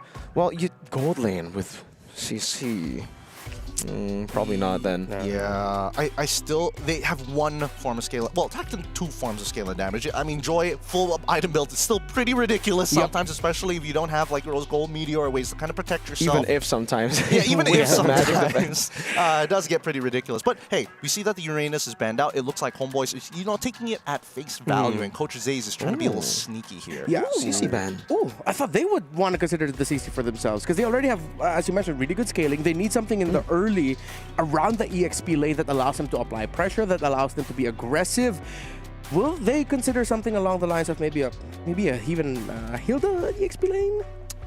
Hilda XP got taken out by Homeboys. I actually thought it would be better for Homeboys to go for Hilda XP over Flash, right? Because unless Flash are trying to bait out the Granger, or I guess Homeboys want the Granger here, despite being up against the Joy. Because if not, I think they have already a pretty good draft against the Hilda, you know? I don't think it's... Oh, wait, no, but then there's still Moskov for the side. Okay, so at the end of the day, in terms of like gold trades, it's a lot better for Homeboys right now. So I feel like Flash SG, you know, sorry, Vanix, you know, there's good chance that you're going to have to face either a Moskov or an Irithel. Either or, as long as you play safe and you're on a Granger, your team will do a majority of the damage. You just got to make sure to have Sky Piercer by that time. Yeah. Okay, so I feel like that's what Flash is weighing right now. Which gold laner they're going to be going for, if ever. No, not yet. Did not expect that. that. The high loss. Wow, yeah, surprising. Considering that it's not going to be in the roam, it's going to be in the EXP where it does a better time. Considering there's a Juicin on the other side. Okay. That's why they banned the Esmeralda, because Hylos can't do anything against her. And the CC too, right? But a notorious counter to the Hylos is the glue, actually, that I think could be pretty good here. Just keep on locking them down.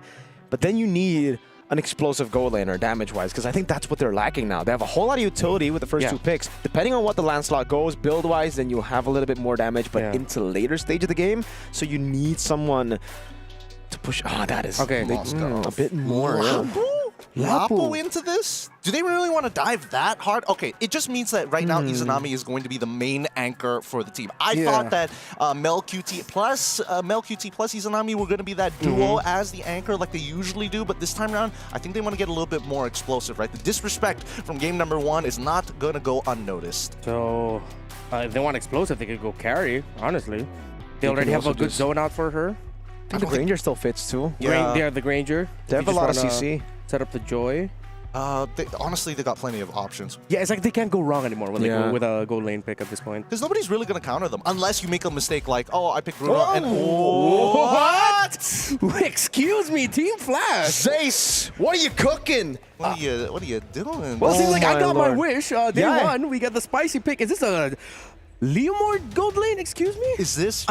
We'll see at the very end once we get the final compositions. How does this work? How does this comp work now? I mean, Leomord is one of the few heroes that's really great at cleaning up messes, like almost guaranteed because of his passive. Yeah, Okay, I'm going to dish out my analysis real quick. I think Team Flash has a leg advantage. They have 8 in total just with the Leomord and the high loss alone.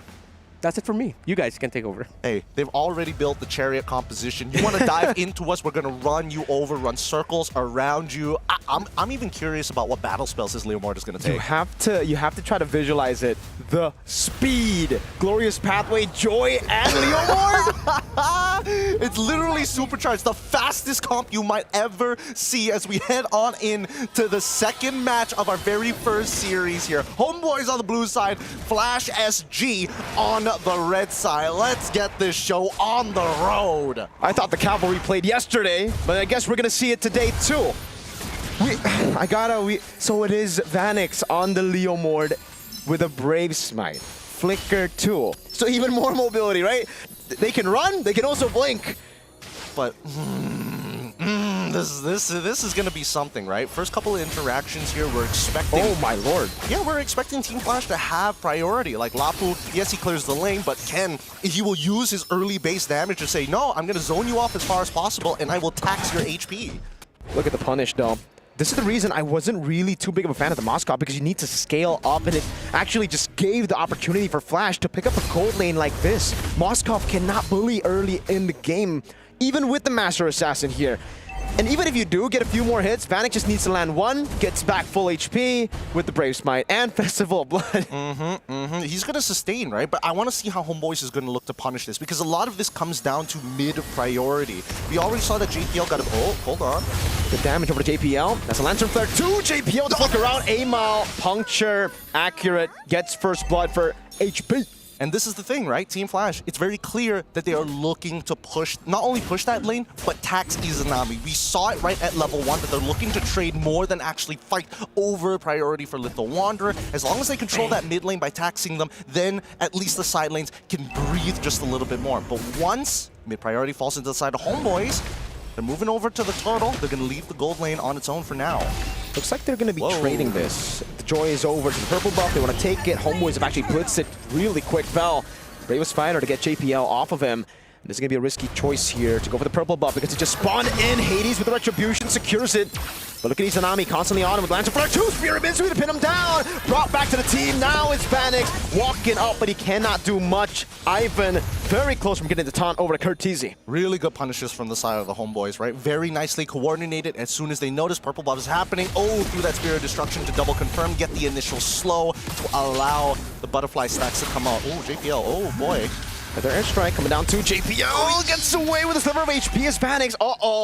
This time doesn't have the ultimate to go through. Unfortunate timing. Okay, let's see how Homeboys plays this now, right? Because now that they actually have priority, they're going toe-to-toe, and they also have a little bit of a lead of their own. Tempo will fall into the Malaysian squad's hands. Team Flash now has to play a little bit more reactive to how Homeboys are going to look to move across the map. They know that the purple buff is already down, so they can pretty much track the location of A-Mile at this point of time. So, with Hades pathing towards that top side and JPL now hitting level 4, MelQT, still so greedy, does not take Purify. Could also be a win for him, knowing how much mobility Team Flash has.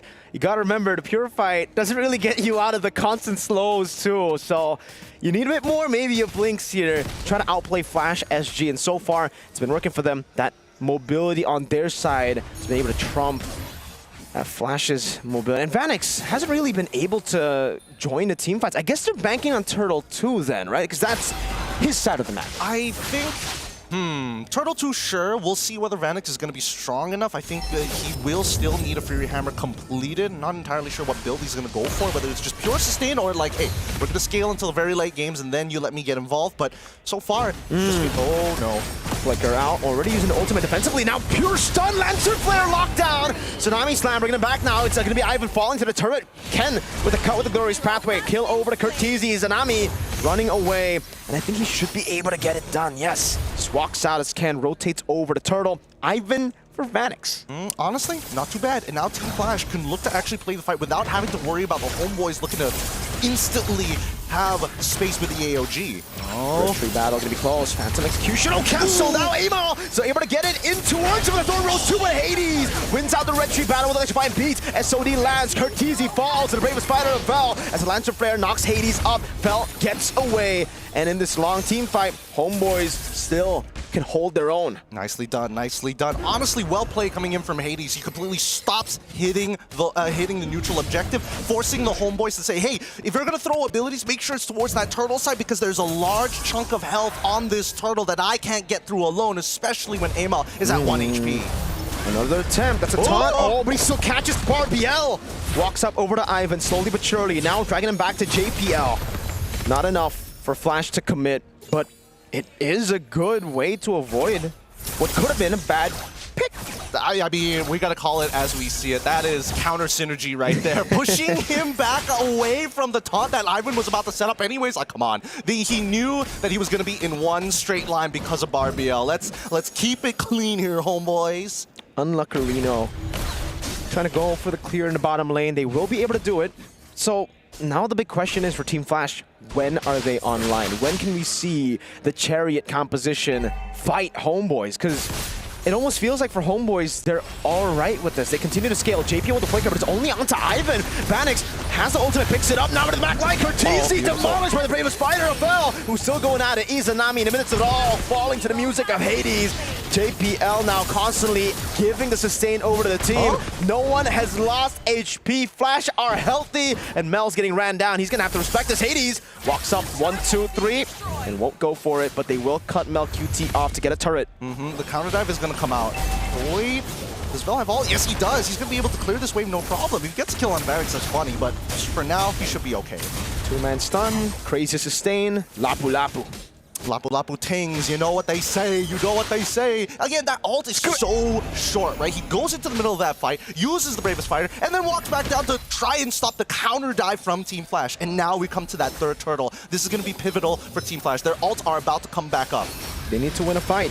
For the airstrike to start things off, the Bravest Spider gets used up again, double taunt into the stun! SOD doesn't land, Curtizi flickering and flying away to the other side. Izanami ran down by Barbiel as Hades continues to dish out damage. Curtizi with a fight, but it's only onto Ivan. Mel QT picks up the kill. Ken taunted, but looking for the damage. Mel QT with the Spear of Misery, but actually displaces him towards the dash. And in the long team fight, it's 2 for 1.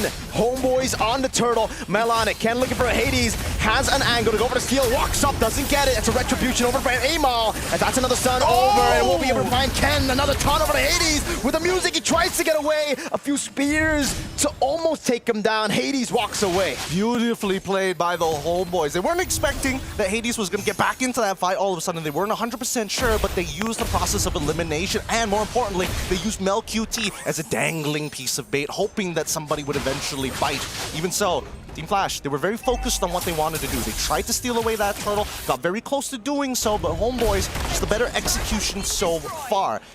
I have to talk about the fact that Team Flash, their timings are so ult dependent. If they got no ults, they shouldn't be here in the first place. They can't go for these long sustained fights. Team Flash are kind of like, they're kind of a mix where they want to go for some, yeah, they really want to win out instantly, but it's just tough because like you want Hades to come in last, but you need the damage from Hades too, because the Feather Airstrike and just Vanix won't be enough. I think it really boils down to the HP difference. If somebody's put down to 50%, that's when Vanix is more confident to walk in. So they're allowing Hades and Curtizi to just rip their ult as soon as possible to see how much they can get from it. But even so, I mean, that's when the value from Ivan's Revitalize comes into play as well. It's like, when is he gonna release it? It's a battle, mind game, and hey, Mel QT wins this one. He's been losing a whole lot of the crab battles, but he's gotten the green raptor over there, and Mel is very close to his item power spike, so the clock is actually ticking away for Team Flash.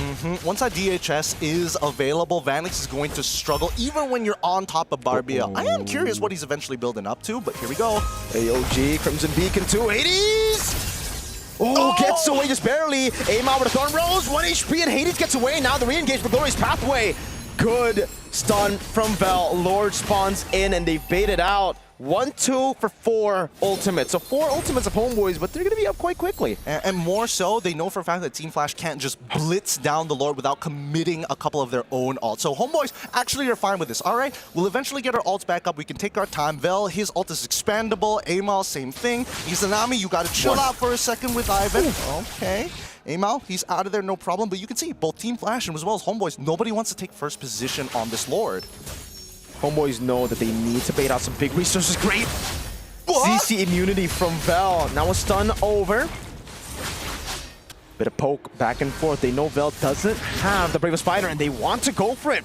A cut down, but they are struggling to find a target. And now it's even. Both XPs lose out on their ultimates. Tsunami Slime over. Oh, what is that burst? Vel able to get away now. That's going to be Vanix. Walk it up. Getting the shutdown over.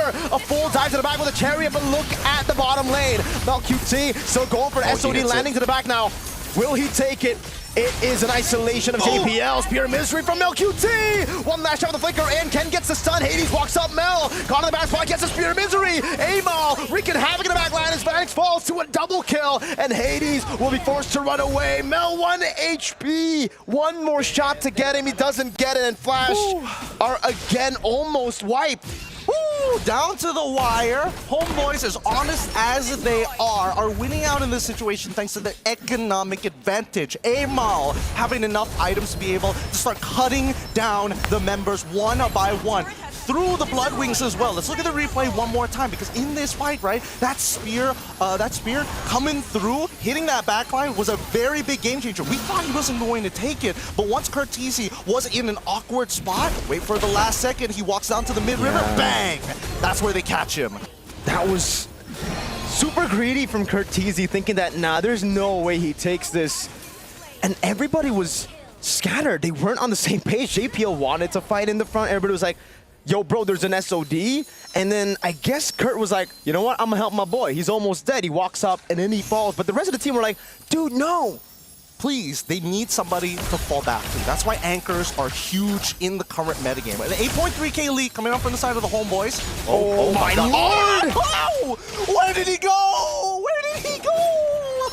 A magic trick from Homeboys. You blink and you miss it. Hades got sent back to the underworld.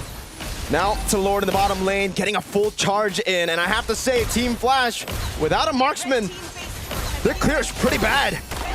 They're struggling right now. Ken's gonna be next to fall, right? No, drops the Revitalize at least. Ooh, 3-man knockup. And then SOD into the back line. JP over to Tsunami Slam, able to lock Ivan down, but there's still no damage to follow it up. MelQT just going at it with the spears. It'll be Vanix next in the chopping block. Amal walking forward with a puncture. And now MelQT locks onto the crystal. Let's get a full 3-game series, folks. 1-1 so far. I'm just shocked the fact that, I mean, Homeboys, they played kind of honest with their drafting phase, and then we see that final pick. Nobody saw it coming. It didn't work out the way we were hoping for. I don't think it's because of the lead, but it became very clear. Without the Blade of Despair, it becomes a problem, right? Because the scaling coming in from Vanix, like, yes, I am sustaining through the damage, but then there's Izanami who's like, okay, you want to sustain? Sure. I can do this literally forever. I can keep picking you up, I can keep chucking you back, and most importantly, Amal played a solid game. His damage was so relevant. Yeah, and to help set things up for Homeboys in what was a very honest draft against a very local draft, it was Vel. He was a solid anchor for Homeboys to lynch on. He really felt like a Swiss Army knife for Homeboys at times, making the most out of the Bravest Fighter, the Raging Slashes, even the Landshaker stuns, becoming sort of like another roam option alongside Ivan. That was one of the stuns, landed incredibly well by Vel. I think in this particular game, like JPL, I was expecting him to be a little bit more upfront to try and bait out the abilities from the side of the Homeboys, but it's just really unfortunate when you're facing off against things like Gatot, you're facing things up like Revitalize, and not to mention Vel, who has just CC immunity, multiple ways to disengage. The Tsunami Slam loses so much value, and MelQT is like, no Purify, win games. Yeah, he doesn't, no Purify, by the way. He went Flicker, and he's just like, all right, I'm good in the back. And so, right now, I think for Team Flash, there's just no one to target there. Literally, you go for the Lapu Lapu, there's CC immunity. It's really, really tough. Yeah, I felt like the lineup of Team Flash had a very specific win condition. It would have been easy to pull off if somehow miraculously Homeboys completely messed up in the early game and gave them like, what, 5 kills within the first 5 minutes or something along those lines. But that's a win condition that's like, at that point, that's sort of like wishful thinking. Not a lot of teams will give that. So Homeboys just played it, you know, by the book. Play around your gold, play around the fact that you have a very steady lineup, and then you can win from there. Yeah, I think the first blood was what changed a lot of things here. The tempo shifted towards Homeboys almost instantly.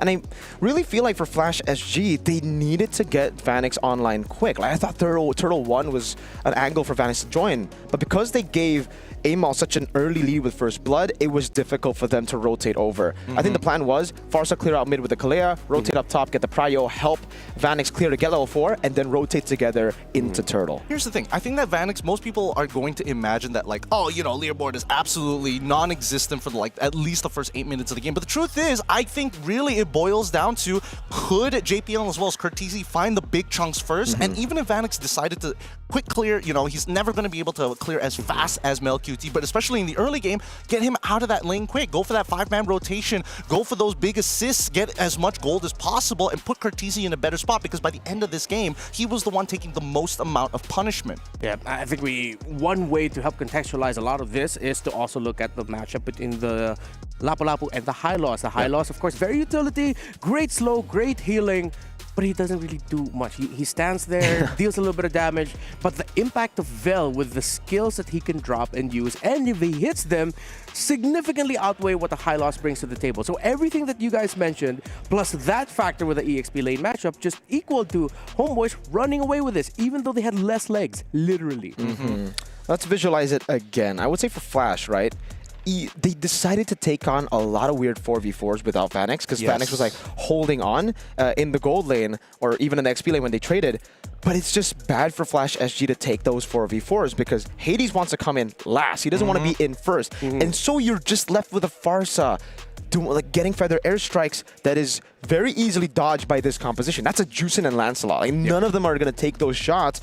And then Vel just going to jump on you every time he gets the chance to. So there was literally just no damage. A lot of sustain with the Revitalize and the Kalea constantly getting the procs of the passive, but no damage. Yeah, not only no damage, right? I think the big, as you mentioned, Renmar, this Lapu-Lapu coming in from Vel definitely was the glue that kind of makes this composition sort of sustain even if things go bad. We saw the Brave Fire used as a disengage tool sometimes. You saw that even Hades, he jumps in and it's like, oh boy, one more dash into Electrify and beats. Whoa, that's a big stun. I'm gonna step back from that one. Let's calm down for a second. It's funny because we were looking for a glue in the draft. We got a glue, but not the glue. If you know, you know. I'm not going to spell it out for you. But yeah, Vel did a fantastic job, helped Anchored.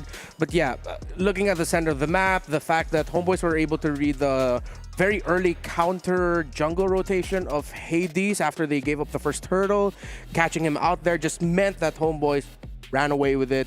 They didn't slip on their footing. I mean, at least they didn't slip over a banana peel at this point, right? I think that in terms of mechanics, we definitely saw a couple of like counter synergy moments of like, hey, Barbiel, we know he's gonna come in a straight line. The taunt, you just have to taunt him away from Barbiel. Gets pushed into the awkward direction. But besides that, I think for the most part, at least Homeboys are kind of like now, all right, get a bit of confidence back. It's really just boiling down to the draft more than anything else. Yeah. And it seems like the early rotations as well of how they're gonna be handling what their opponents want to do in the jungle. More highlights all throughout there for you. So do you feel like this draft by Team Flash, similar to what I mentioned earlier, was it a little bit too local? Was it a little bit too specific in their conditions? Or was there something that they could have done to make this easier, easier for themselves? Excuse me. I think it is. I think it just is a bit too one-dimensional. You're just banking on the fact that you win turtle fights, right? Like, you're utilizing the river changes to get mobility from your gold lane over to the turtle, and then you fight. It is straightforward in a sense. But yeah, things could have changed had the first blood not happened. I think they could have recovered from the first blood, right? I think that the second turtle was the interesting decision coming in from Team Flash. They knew they could potentially contest, but then Barbiel comes up super early and Homeboys forces it out of them. I think that's where you needed to make the call of like, this is not happening at this point, right? Turtle 1, we see the initial invade. it was pretty close. Like, if assuming that Hades made it out alive, it would have been worth his time. But coming into it, I think they need to adjust their decisions, especially if the plan isn't going exactly the way they want it. All right, maybe for Team Flash, go a little bit more textbook yet again. I appreciate and I love that we got to see a crazy attempt of a new hero, new strategy for the group stages. But now, considering that you really do not want to head down to the lower bracket, based off of what we saw in Game 1, Team Flash, when they're going for the textbook, it goes very well. It seems like the rotations are good. Meanwhile, for maybe that is what they can decide to continue to push Homeboy towards and try to put them backs against the wall. Again, if you're just joining us here now, it is heading into a game number 3 for our very first series of the day between Homeboys and Team Flash. Flash got to take game number 1. Homeboys taking game number 2 confidently after Team Flash was able to, pick up the Leomord. Hopefully you did get to see that. Yeah. If not, watch it again. Yeah, if not, you can go back real quickly and watch it again. So, seems like our teams are just about ready. We are going to be heading into the draft in just a little bit.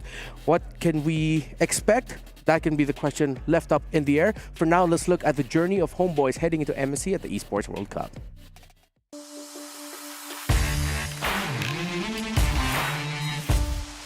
Hello, nama Melkiti, ACN Melkiti dari tim Homeboys sebagai goal laner Homeboys. Bila kita orang kalah dengan SRG 4-0, and tu memang macam orang cakap yang kita orang memang tak ready, yang kita orang just nak pergi MSC, tak nak lawan, tak prepare lah nak lawan SRG. And cara kita orang overcome mungkin dekat kita orang tengok balik game and improve. Selagi banyak masa yang ada, selagi itu kita orang improve lah and sampai ke hari ini. This team has so much potential, right? With a meta that is shifting into a more diverse style of play. Blast the back line! But he's still going! The Lord is still alive! But the dancing! Homeboys! This is a completely different Homeboy squad compared to MSC 2024. I think they're really going to use that as motivation to show the world that MPL Malaysia isn't just all about SRG OG. Don't forget about Homeboys too. It's a wipeout! Homeboys! Kita orang semua memang expect yang at least kita orang nak top 4. So susah sikit lah perjalanan tu. Just kita boleh bagi yang terbaik lah.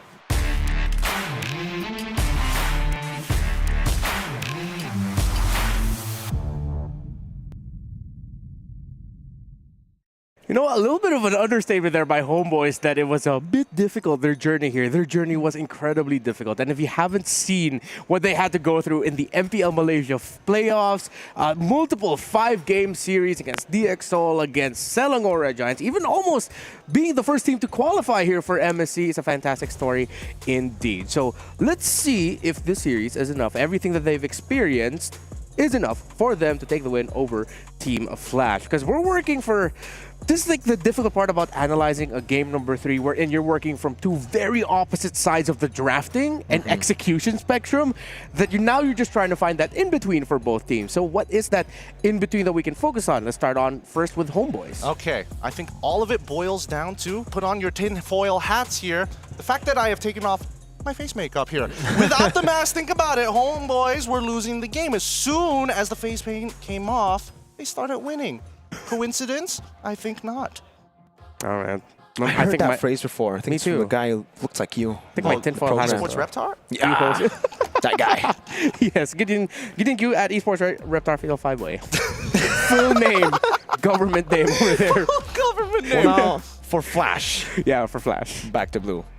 That's the way to go. I think stick to the orthodox draft. Maybe save those little cheese strats for a bit later. Yeah. I like that they tried in game 2. They had a lead, so they were like, all right, if we get this done, we're going to shatter the expectations of everyone in the tournament. And then they're going to be looking at Flash and being like, what do we need to prepare? Like, what is that? Do we counter Leo? See, it makes it very difficult for the later matches. But now, I think stay chill. It's about impact, and I think now we need to talk about adjustments, right? Because Homeboy saw what that first game draft looked like, and now we're seeing a couple of similarities, except this time, or maybe, possibly, 1-1 ban. Rain is gonna get let through. Kalia might not gonna get let through. The power picks are substantial for blue side if we follow the exact same pattern from game 1.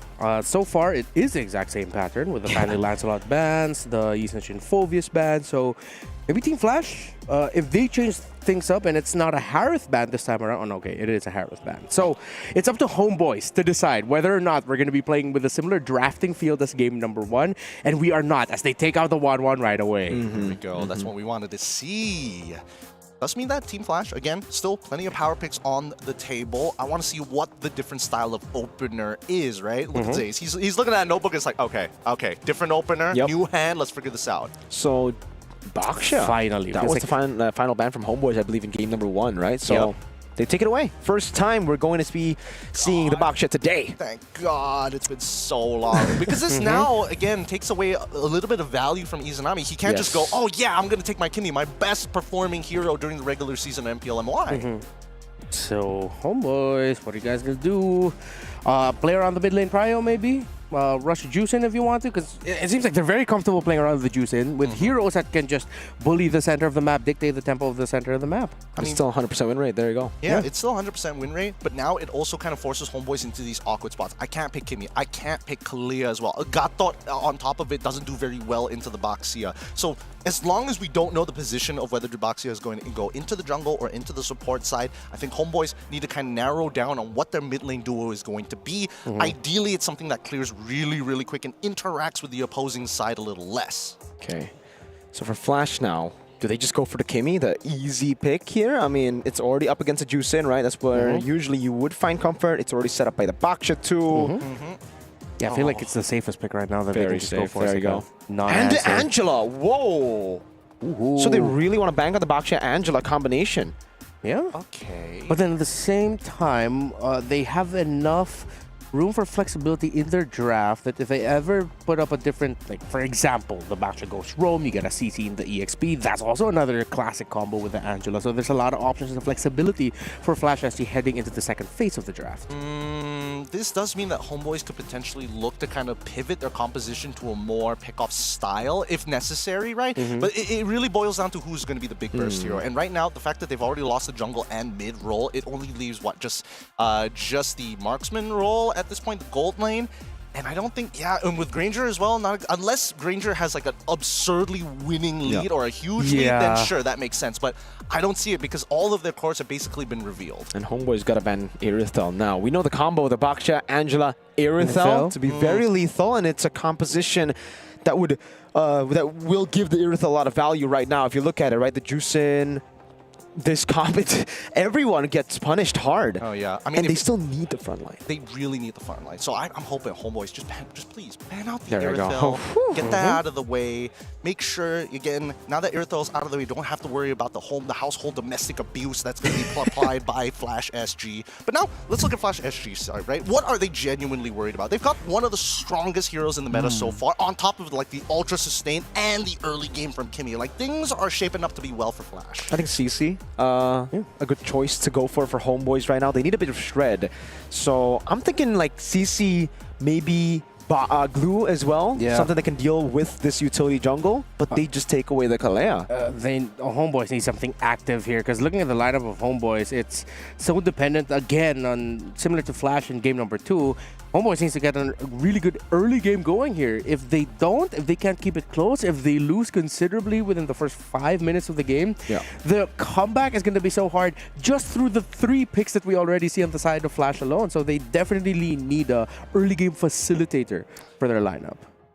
They can go... Wait.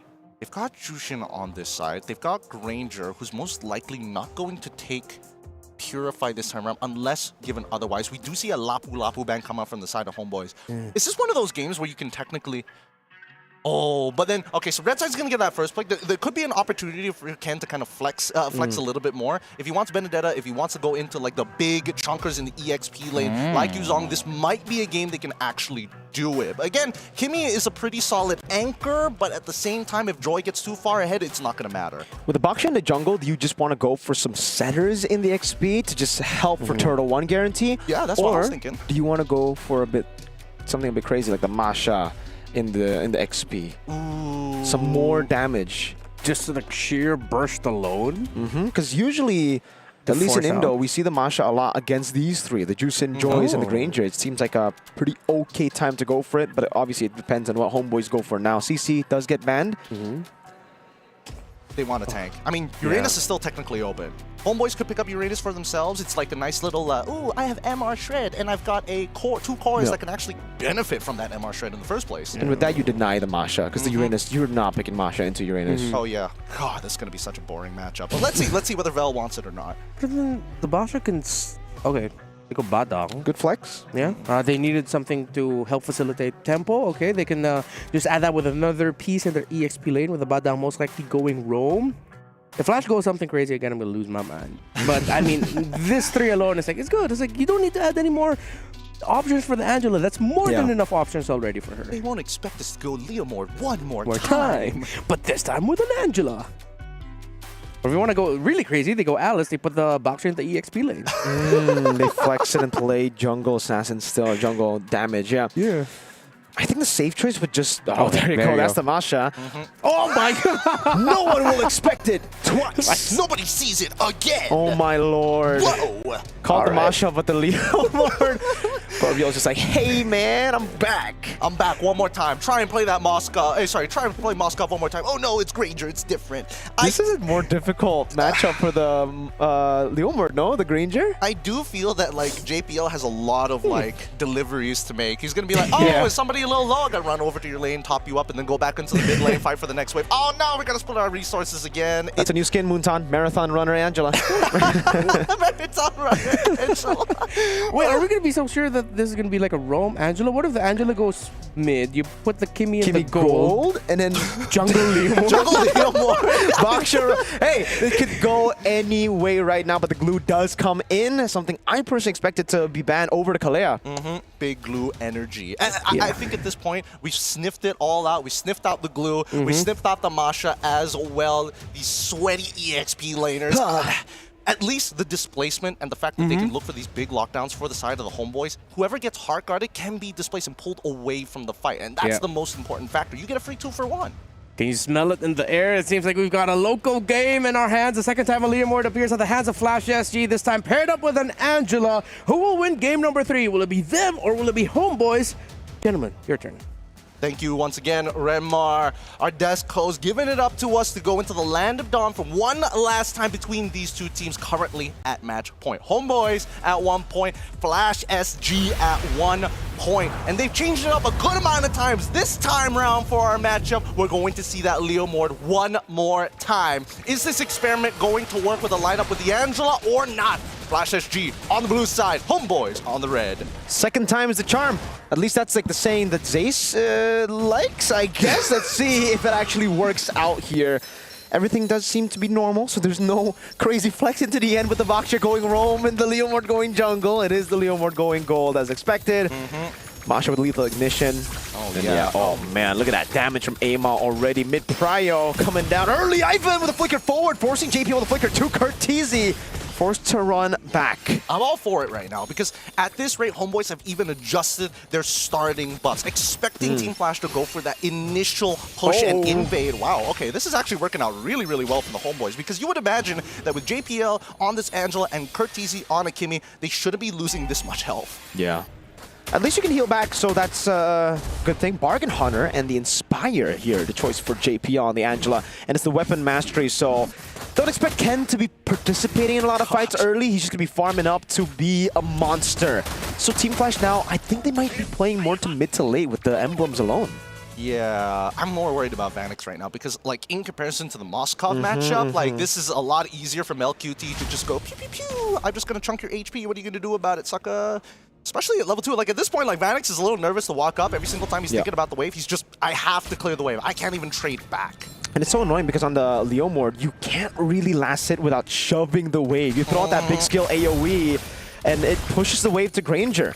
Mel can just freeze it up. Hades with the shield unity. He's gonna lock Izanami down as immobilization as well. Big damage coming down. Amal is able to dash into the back now, losing a bit of HP. Pops in electrifying beats.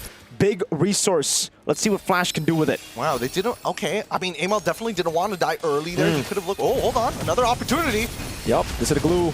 Over to the back, actually able to find Curtizi. Knows he has Purify, goes to the back. Now Vanix rotating over. Something we expected from game 1, or sorry, game 2, shows up here to Purify out from Curtizi over the mountain. Now Vanek still able to push him back into the mobilization, and now it's Ken who rotates forward, gets the Thunderclap, enables the kill. Hades gets away barely, and Ken Thunderclaps Amal. And that's why Baxia is so nasty in the meta so far. Rapid Boots being purchased by Ken, going to be useful, especially after he loses a bit of HP off of the wave and can rotate and still maintain a healthy amount going into these neutral fights. Either way, this is, whew, what a game. It's so crazy, Gideon, because we were talking about the lane matchup for the Granger that should have been better. I think we're going to have to hold on that thought because both teams... Okay, we can talk about it. So, Granger should be the better matchup, but because it's so much of a better matchup, Mel decided to shove the wave and rotate mid for the double lane, I think, right? So that's what enabled Vanix to rotate? Actually, it's Mel looking to trade against Vanix a little too heavily. Because keep in mind, right, when you are using that Rhapsody, the waves are a big proponent to it. So you gotta move away from the wave to find these angles, and Vanix allows Vanix to kind of walk up and clear quickly, which is why we saw him move first. So that's kind of on Mel, I'm not gonna lie, but the communication should have been there. Like the flicker coming in from Vel in the mid lane, that should have been a completely different direction. Because the idea right now, I think, is for Homeboys to have Vel, or to have Mel constantly hold Vanix down in the lane. You don't want Vanix to rotate. You saw what he did with one rotation, but Flash SG are making it hard. They're already on the turtle. Oh, he's not going to be able to do this again. Let's see. I will lock down to the pin down already, but Ken is dealing a lot of damage with Thunderclap over to Amo! Oh! And he gets the last one! The electrifying beats enable the reset. Curtizi mounted. This time they'll Purify, but look at the boys. Shield Unity. Hades is rolling over. Vel gonna be stunned up. Ken has 3 more health bars to go for 3 more. Big Thunderclaps, but he doesn't even need it. Curtizi gets a Sky Piercer stack off of that kill. Wait, look at the response. Izanami getting right on top of Vanix. Bang. Into the Shooty McShooties. Vanix, oh my lord! Just flickers out to safety now under the turret. Mel QT doesn't have the bullets. Not enough to take Vanix down. Hey, Ma, whoa, Vanix. Hey, JPL's here. Does he have the hard gun? He doesn't have the hard gun, but he will top up Vanix. Oh, he's playing with fire here, but at least he's able to heal it back up. I'm pretty sure that the items... The War Axe? I think he's got the War Axe. He healed up a little too much there. Let's look at the items. Yeah, War Axe first item. That's crazy, dude. Ooh. He got like half HP worth of health. Just boom, into the minions. It's a fat wave. It's a fat wave. But can we talk about Curtizi and the fact that he's a little greedy boy? He's like, ooh, I'm going to go for the Sky Piercer. I'm a little dirty here. He saw the early game. He knows that he and his team are very much in the lead. So, and he actually isn't the main damage dealer. It's actually the 2 side lanes. So he's like, you know what? You do damage, I'll rack up kills, and later I'll do the damage and execute everybody. All right, so Barbiel has already been thrown out here to try and get some, not only control over the lane, but an opportunity onto Mel QT. It has been nullified because both JPL on top of Ivan very nearby. Wait, Baxia. Uh-oh, Mel QT, you can dish out damage, but can you sustain? Oh my lord, Hades is a walking rock right now. No one can crack him. You can knock him up, you can punch him in the face, you can do whatever you want, but Hades just chills there as he pops in the poison. Oh no. Up top, this is what I was talking about, Gideon. The Masha into Joy, it's so good. Yeah, that Thunderclap is a little too strong. But the anti-synergy here, at any time, Ivan could have just dropped down that wall, and I think it would have been enough space to collide into the turret. I mean, to be fair, Melkuti probably could have communicated. He got no dash. No, at least his flicker is back up, but let's see how they play this next scenario, right? Because ults are available. Look at Vanix. He's setting up for a proper flank here. If Homeboys takes control of mid-bush, that's actually going to be good for Team Flash. Turret up top means that's more prio for Flash, and Hades will utilize it. Shield Unity cancelled. Have to look at the position of Vanix. This could be massive. He goes back into the mid lane now. He has the ultimate. Hades on the neutral objective. Gets it for free. Now Traction Pulse. Okay, Homeboys just give it. Yeah, I mean, you might as well give it at this point, right? A 2.5k lead, honestly, you need your team to actually scale a little bit more into this game before they're actually relevant, and most core items haven't been built in the first place, and I think that's what they need the most, right? Amal has already taken 2 deaths. Hades has a full level lead on top of having 5 assists plus a kill. Oh my lord, again the Thunderclap, this time not enough damage to get the reset over, Fel. Looking for a possible pick, but he knows better than to go in. They know there's an Angela on the other side just waiting for a hard guard. Yeah, it's just not worth their time, especially with resources on the table still for Team Flash. Right now, in terms of like resource training and alt economy, it's so much better for Team Flash rather than the Homeboys. A lot of these fights aren't without much commitment, because Ken, he doesn't really care, right? Just take my HP bar, give me my resets on my Thunderclap. I will take you on every single time, and Amal, he's really struggling with it. Very much so. Right now, I think the big concern isn't really... It's just Pen. They need Pen, dude. They need to get through the healing and the sustain. Plus, obviously, how tanky Hades is. Yeah, it's... I don't think we're going to see Homeboys actually threaten the front line of Team Flash, which is the Baksha, up until we get like to 10 minutes, maybe. I'm thinking 12, considering how Team Flash likes to eventually, when they have a clearer lead. Like, let's see when they get to the 5K mark, right? Oh, hold on. Yeah, Ken is kind of cooked here. Has to flicker out, but will just be initiated on now. He does a lot of damage over to Izanami, at least. It'll be Amon to pick up the kill. Now Fist Crack over JPL! Flickering out just in time. Homeboys pushing the pace. Excuse me? How much? Yeah, I would like to see the items. What is Ivan building right now? He's chunking out JPL like a little too much here. He goes for the Thunderbelt first item. Okay, sure. I would have imagined that JPL would have tanked a little bit more, but with the Flask of Oasis, it does go to show that at least for JPL, he needs to not get caught in these types of positions. Yeah. I think it was the Fist Crack together with Mel just shooting Rhapsody. That looked like it was purely Fist Crack. But yeah, that was a bit weird to see too. Like, whoa. That's a lot of damage. That's damage per down. What's going on here? But either way, despite everything that's happened in the game, look at Vanix, right? He's already Oh my completed. lord. Oh. Yet again, Purify, but you will fall to MelQT with the Sky Piercer. Now Vanix walks up. Oh, too much to stay. Now Vanix able to flicker in forward. Cannon the 1v1 against Amal. Has a Thunderclap, but Amal is already out.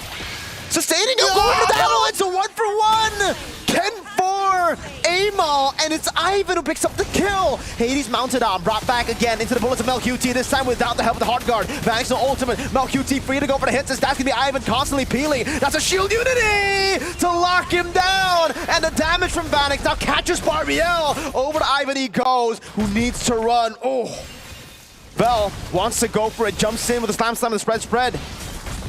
It's not an easy matchup so far. Bell should be the next to fall here, no problem. Izanami is going to try and cover, but this Lord should fall into the hands of Team Flash. I mean, they're kind of dragging this out, and now they're even committing the hard guard to make sure that Hades stays alive because they know Joy is on the way. But look at them. They're just blowing through this, right? Cutting through that HP like butter.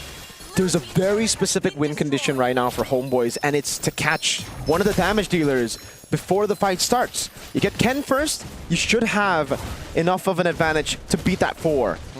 But it's so hard to get. It kind of relies on Flash overextending, making a mistake. I think right now, the main mechanic, Ivan needs to punch Ken out of the Thunderclap, right? He's going to, again, keep your eyes on Ken because he's going for Amal every single time. Trading 1-for-1 in these types of positions is so much more beneficial when neutral objective is up for Team Flash. Therefore, Ivan can't be that guy to open up the map. He has to play Peel and let Vel do the rest of the work.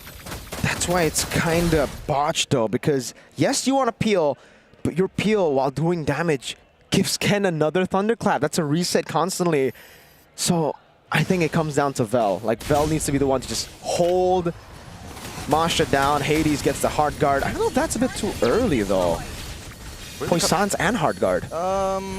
I mean, you know, at the end of the day, they just need to get that mid-tier 1. If they get an inhibitor, that's always a plus point, but they don't have enough of a lead, right? We were talking about that 5K lead earlier. They're nowhere near it. It came down to 1.7. Oh my god. That's a pin down over to Kurteezy. That's a win condition mounted on as well. A free kill over to Izanami. As Ken might be next, has to run away and does get out.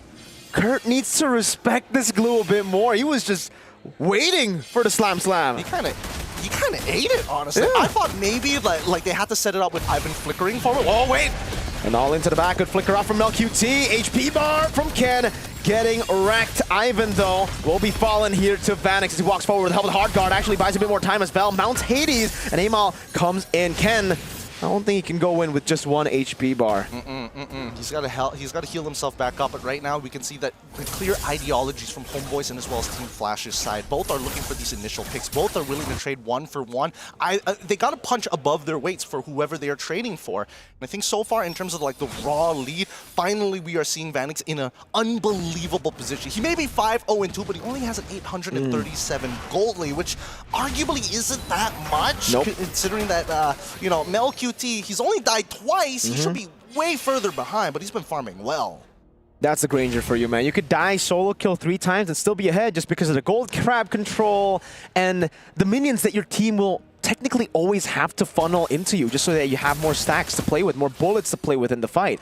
And that's also considering Homeboys with Granger, comeback potential is at an all-time high. All he needs is, I think, 2-3 more stacks, and then he'll be online for sure. Yeah, look at this, right? Because if we're talking about gold distribution, the slight minion advantage for the side of Team Flash, but like pretty significant when it comes down to the jungle creeps. Other than that, passive gold exactly the same. Kills and assists, huge for the side of Team Flash, but it's being distributed rather awkwardly, right?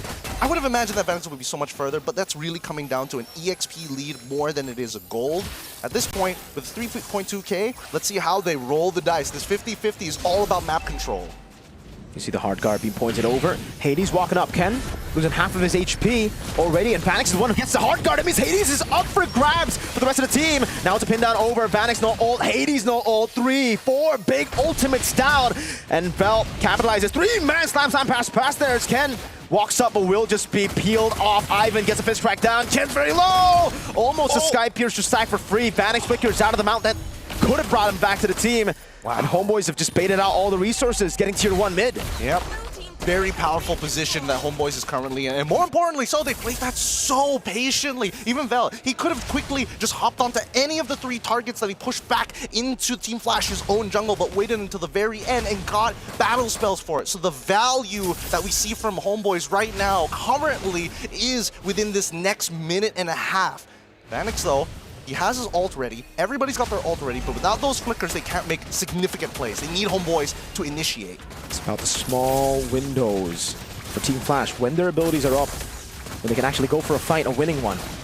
They need to be very clean with their engage. They can't just randomly go in because Homeboys, I mean, it's visible earlier. They can disengage and engage back so quickly. Curtizi has to respect. Oh man, the poke from Mel.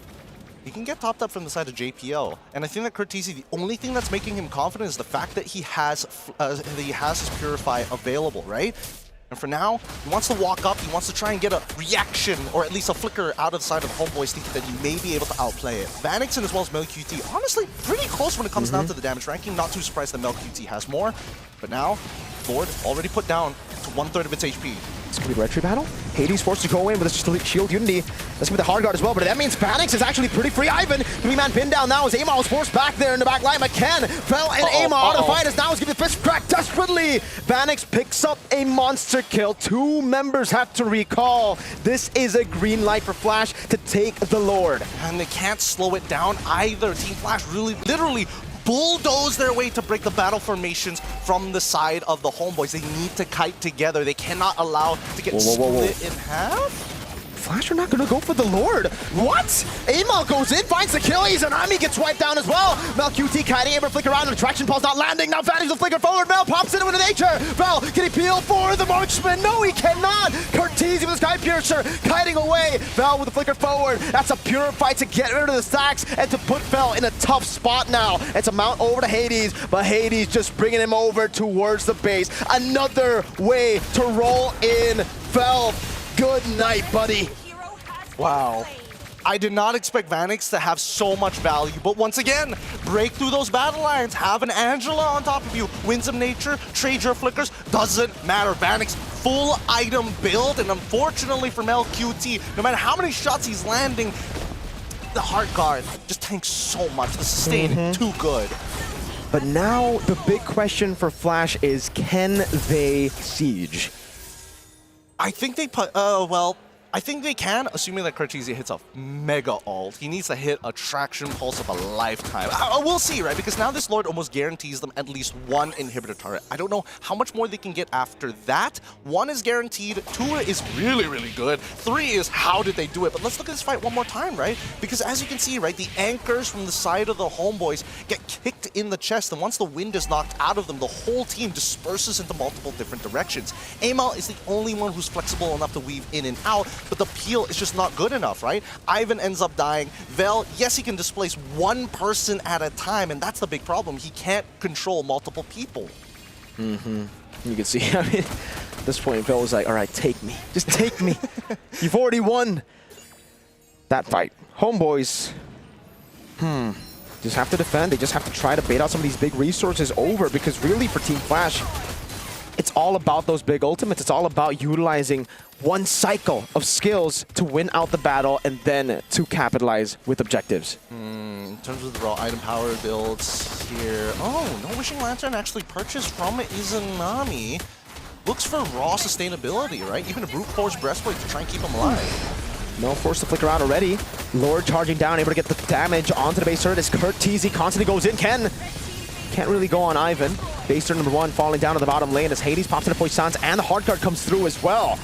Crimson Beacon now, the pin down over to Hades with MLQT just shooting him down, but Hades is healing off of those shots, my lord! What is that sustain? God, just, my goodness.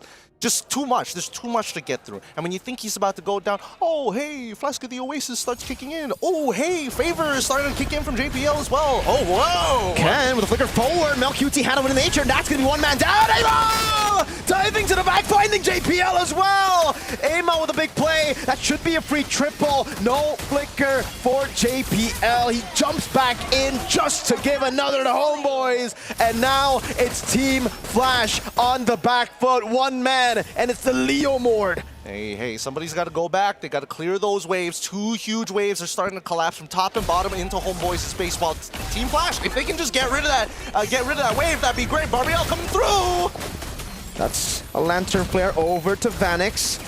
It's a cannon minion. 10 seconds on Ken. Hey, whoa. Look at the small caster minion coming down as well. Vanix able to clear 1. Look at the caster minion. That could have win them the game. Just absorb. They need to tank this up. They will be able to. No one gets cleared up. 2 seconds for Kurt. Ken, can he walk up and clear? No, he cannot. Homeboys pull off the 1 straight push against Flash SG. No way. Look, as much as I am a Malaysian fan, that was too close to the wire. Team Flash had full control over the game. They were winning at least 80% of these team fights in these 5v5s. Remar, get into this. Chime in on this. What was that? Oh no, not like that. Ken was just too hungry to force a reaction. Out of Homeboys, diving straight to the backline, driving straight to MelQT. Yeah, they forced how to win in nature, but they just everything lined up perfectly for the badang of Ivan to turn things around. It was going so good until it wasn't for Team Flash. And I'd say it's the pent-up frustration of being able to win out 80% of the fights, like you said, Gideon, but never being able to really capitalize on turrets as much. Yeah. So they were like, we need to end, right? If the Evolved Lord gets taken, it's an easy win for Homeboys. Yeah, I mean, the conversions weren't the greatest for Team Flash. It was very slow, it was very incremental, but then the problem with sieging against the Homeboys became extremely evident towards the end. They have to throw bodies to protect themselves against the projectiles, and even so, Amal with a super play as Team Flash were disengaging from that final fight turns it all around, because look at how these fights end up always happening. The only times Homeboys were able to win is if they snuck away a core in Curtizzi, if not force JPL to quickly use his ult as soon as possible. What a win by Homeboys. A lot of things that Team Flash needs to learn from that one, especially with trying to end and win the series. But congratulations, of course, to Homeboys. A prolific win against a prolific combination now for Team Flash. We're going to toss you on over to Eterna at the stage for an interview with the winning team. I'm sorry, Izanami, I'm so sorry. I accidentally called Stormy the Prince of Mages yesterday, but you are the true Prince of Mages. I'm sorry, do forgive me. Yeah, it's okay. It's okay? Yeah, so I can tell Lafelt to stop, like, harassing me? Yeah, that's okay. Okay. All right. Okay. Once again, congratulations, you're here. Thank you. Okay, how was that for you? How was that first experience here at MSC? I think it's kind of hard because this is my first international after long time not playing in international. So I think a bit nervous, and yeah, Team Flash also they use their like cheese threat. So yeah, it's a bit hard for our first match. Oh, so it was a little bit tricky. You were feeling a little bit nervous. Okay, that does make sense because, I mean, I think a lot of people were really surprised with the Leomord pick in gold 2 times in a row. Yeah. Did that surprise you? How did you guys like communicate about that? Were you worried? Actually, I think, yeah, we a bit worried because we never fight like this threat in training. So, yeah, a bit tricky and hard for us lah. Yeah, but we can adapt. Yeah, we can adapt to the meta. So, yeah. That's perfect. That's perfect. You guys handled it really well, especially in the final bouts of that previous game. Now, Izanami, why do you have Yayo at the back of your name? Where did that come from? Actually, because I use Yayo in my main account, so why not I used in MSC? Yeah, because before we qualify to MSC, I already thinking about I want to use this name. Oh, Yeah, so it wasn't Erpang who was like, you have to use Yayo at the back of your name. No. Okay, so it was a personal choice. Yeah, he's the one copying me. Oh, he copied you. Yeah. Coach Erpang, be more original. Okay, so flashbacks to last year at MSC, Homeboys was able to, no, actually Homeboys lost to Flash SG. So coming into this, being able to even the score, how does that make you feel? I think we feel happy because we managed to beat Team Flash, but I think it's still early because after this we will fight either Team Spirit or DFYG. Yeah, so I think both of them is a strong opponent for us. Yeah. Both are very strong contenders. Because that also brings me to my final question. Izanami, who do you think you're going to be fighting up against in the upper brackets? Actually, I think both of them is strong, but I think we will fight Team Spirit. Team Spirit. Because they got like so many experience in international, and they also have a very good player lah. So yeah, I think maybe we will fight them. Okay. Izanami thinks that they will be meeting up against Team Spirit in their next match. So maybe a final message to Team Spirit. Team Spirit, good luck for your match, and I hope we can fight later. Hope we can fight. Do you think you'll win? I don't know. I don't know. Okay, that's fine. It's okay. Confidence boosts later backstage. So thank you so much, Prince of Mages, Izanami Yayo. There you go. We're going to throw it over back to our casters. Great to hear from Izanami Yayo. Yayo! That is his actual name, and that is how it's going to be pronounced moving forward here in MSC. Yayo. Team Flash, again, it was just one moment. It was one moment where they slipped, and I think this is a strategy that I hope they continue to carry moving forward. Just refine it a little bit more. I like it. I mean, refinement is something because I feel like right now it's uniquely positioned in the meta game, right? And I think as you heard it from Izanami, the Prince of Mages himself, it was a little awkward to play against, right? You can even tell from MLQT is like, oh my god, this guy on a horse doesn't stop. That hard guard makes me do negative damage to him on top of it all. And when he does, there's a woman coming in, thunderclapping, boom, constantly as well. Luckily for him, well, not luckily, he was just really locked in because look at the reaction. MLQT with Wind of Nature instantly, right as he saw the thunderclap, because that could have been really bad. Had he panicked just a bit, with him dying, could actually have turned into a big win for Team Flash. Yeah. To be fair, we got to give that to Ken, that if MLQT died in that engagement, that would have been a big win. A really good trade. XP for gold laner. Hell yeah, you'll take that any day if you're Team Flash. But they didn't get that. Yeah. And eventually, Homeboys just wrote it out. Again, when you're going up against a Badang, I feel like this is always the thing you really have to think about, especially if the Badang is in a team that that defends siege scenarios very well. When are you diving the turret, and where is the Badak? Because if you line up at the wrong time, we've seen this so many times in Malaysia, Indonesia, and in the Philippines, you will get punished. I mean, hey, at the end of it all, I would say, you know, the big one who saved the day, Amal, right? sick mechanics, right? Go in, get those 4 stacks, press 1 button, run at your opponent, and just take him out. I mean, Curtizi, once again, he got disrespectful. One with the glue. He's like, that was kind of funny. Gets pulled, dies. He's like, all right, I learned my lesson.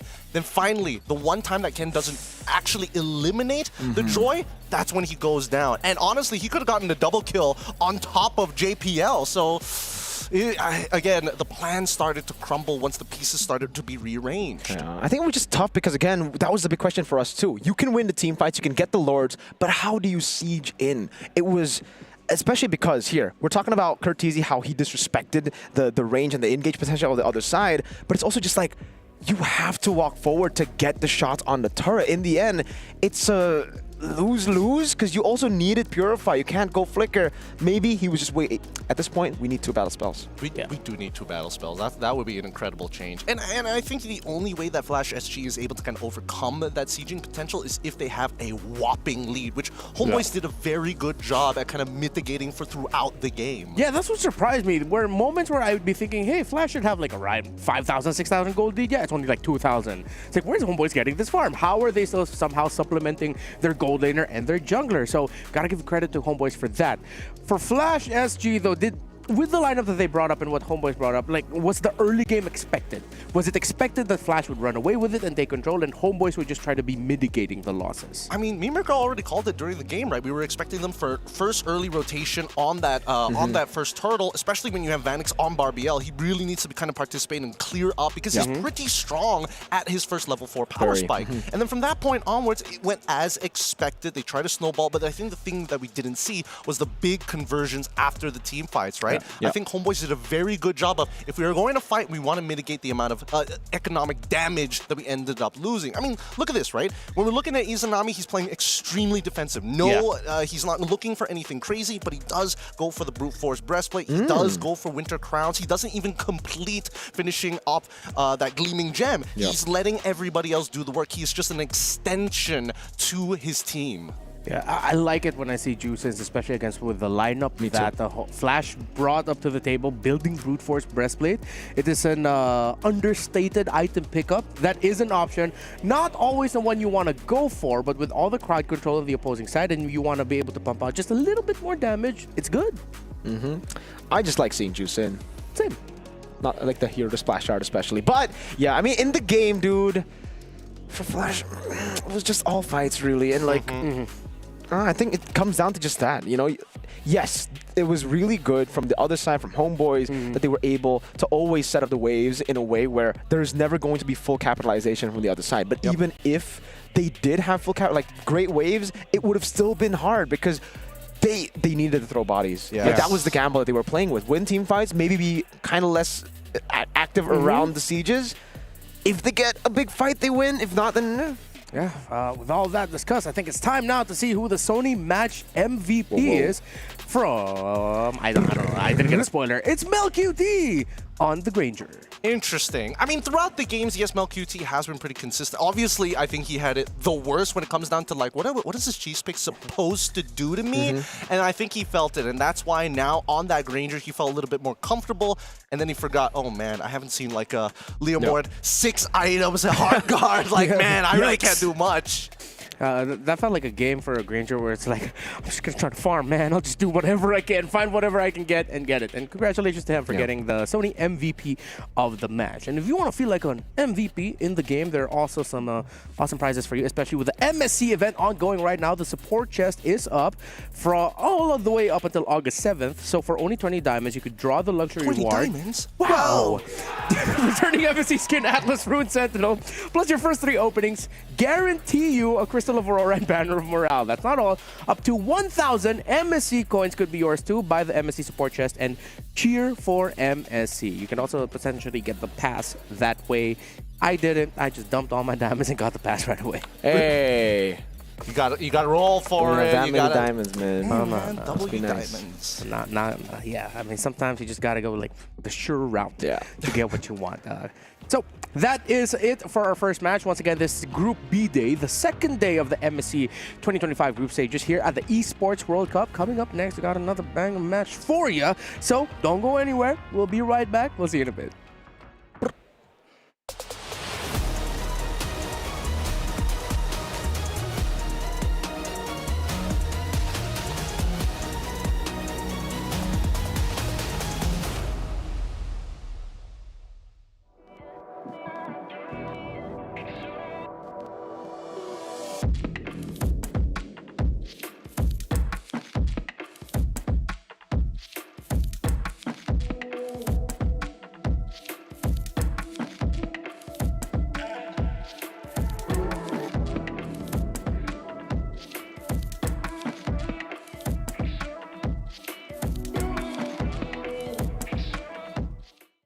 When the world of business is constantly changing, you need to stay ahead. So what about AI to generate new possibilities? Machine learning to predict what customers will like. Or expand your business by forecasting delivery routes with real-time data. With the power of the cloud, imagine how AWS can transform your business.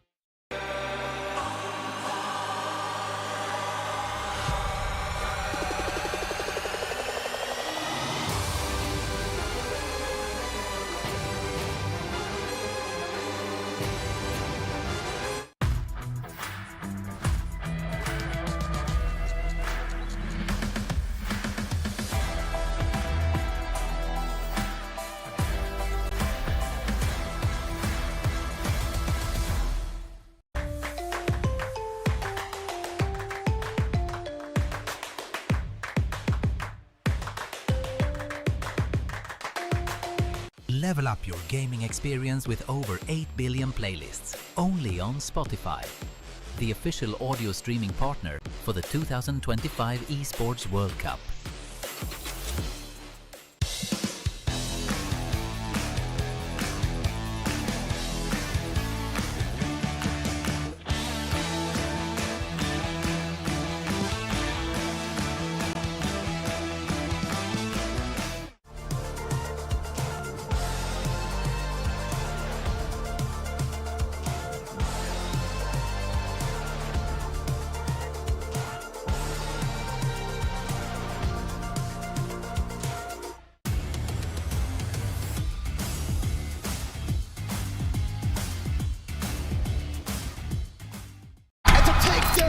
For years, MLBB has crowned many champions.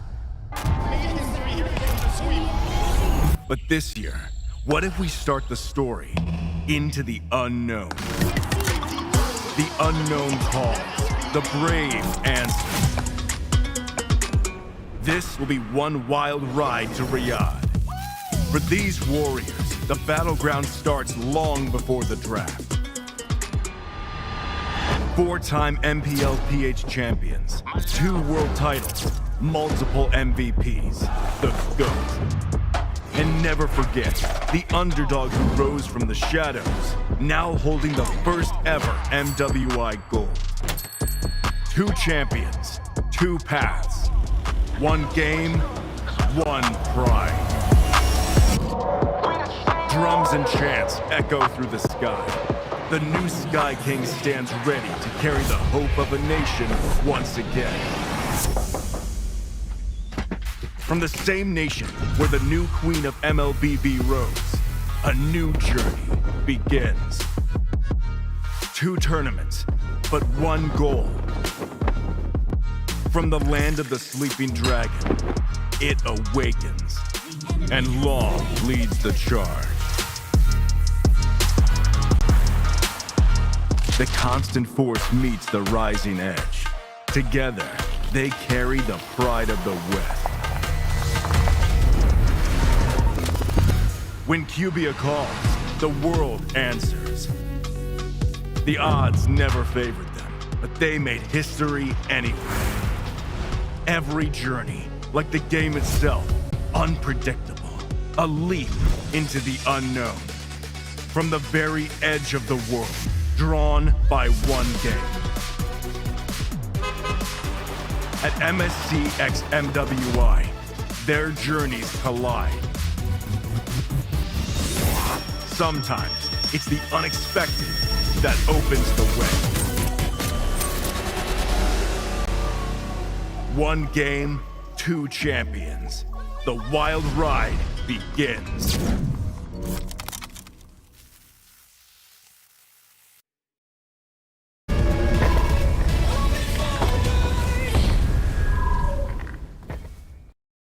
The first time since MSC 2022, RRQ returns to this stage to try and find the crown that they have been trying to really get for a very long time now, and they are going to be facing up against North America's Area 77, an unexpected competitor to our stage. Could be a very interesting one leading up to the match. My name is Renmar, here with Gideon and Mirko. Still, now, by the way, just in case you forgot, we still got tickets available for our knockout stages happening later on. So please go ahead, get your tickets. Not going to be able to join us for the group stage, but don't forget, knockout stage tickets are available. We're here until August 2nd. That is the grand finals day for MSC 2025. Now, RQ versus Area 77. I feel like we are all very aware right now of what potentially to expect here, considering the experience of one organization against the other, the sudden rise of Area 77 into the stage. Though hungry as they are, I don't doubt them with really wanting to get a good result here, but it's a harsh start that they're going to be going up against RRQ. Yeah, it's not going to be easy, and considering that, you know, the Kingdom of Saudi Arabia has honestly been so good to us, allowing RRQ to set foot and face off and try to redeem a crown that, again, has eluded them so often. So many second place finishes, so many times that they've been knocked out early on, making Indonesian fans across the world just like, when is it going to happen? When is it their time? It brought up narrative of them being literally just the local kings too in Indonesia. So again, they're fighting against that narrative. They're fighting to prove a lot of people wrong, and I would say out of the two Indonesian teams, this is a scarier one in the group stage. They're so good at the systematic playstyle, fighting for just orthodox meta picks in the early game for the first few neutral objectives. Yeah, so let's dig deep a little bit more into the roster of RRQ to see what to expect. And there are two names I'm going to be looking out for here, though they are filled with stars in their own right. I feel like as much as I really love the all rotations, the macros and everything, Rins and Edok are going to be the center point for RRQ. Absolutely. I think this team is definitely, with the addition of their coach, Kezcute has done a phenomenal job at like reforming this team and turning them into a game style that is highly dependent on their execution in the earlier stages of the game. We've talked about them being a little bit more adaptable. We've seen them in their regular season during MPL ID, where we did see the adaptability actually come and shine through a little bit. Yeah, I think for RRQ, again, we've just been talking about so many of their mistakes in the grand finals, and I think they even use that to improve their game.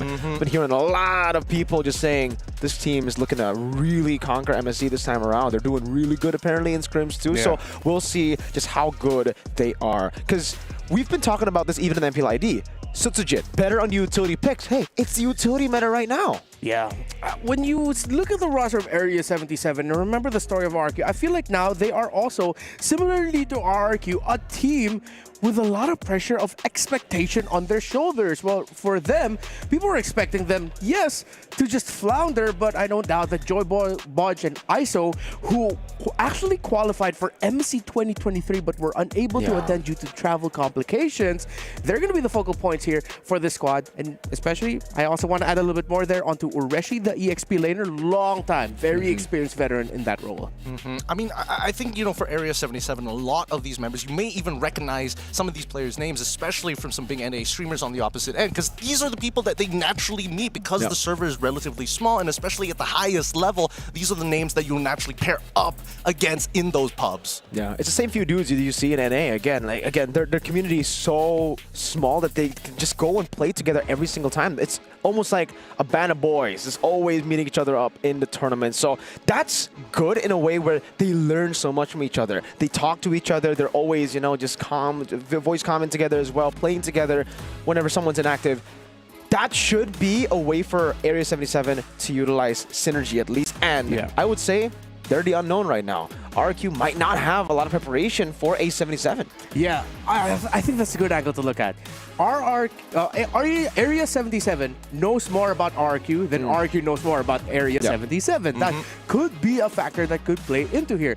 But then I feel like that applies just a little bit more towards drafts. Yeah. When you look about it in game, when you look at the region of NA, and even if you take a glimpse of the finals that they competed in heading into MSC, it's clear they love those pickoffs. Yes. But RQ is that type of team that, yeah, they love the pickoffs too, but they're always so good at the long counter engage that comes after a team fight initiated by your opponents. Yeah, but that's the thing, right? I think that right now, it's going to be the litmus test, right? RRQ is probably going to be... I don't know whether they're going to go that far in terms of like, we're going to get a really disrespectful draft. We're going to just out-mechanic you, that sort of thing, like we saw from SRG OG Esports yesterday. And I think that Kescute, once again, is going to come into play saying, hey, I'll give you a decent draft. Y'all figure it out from there.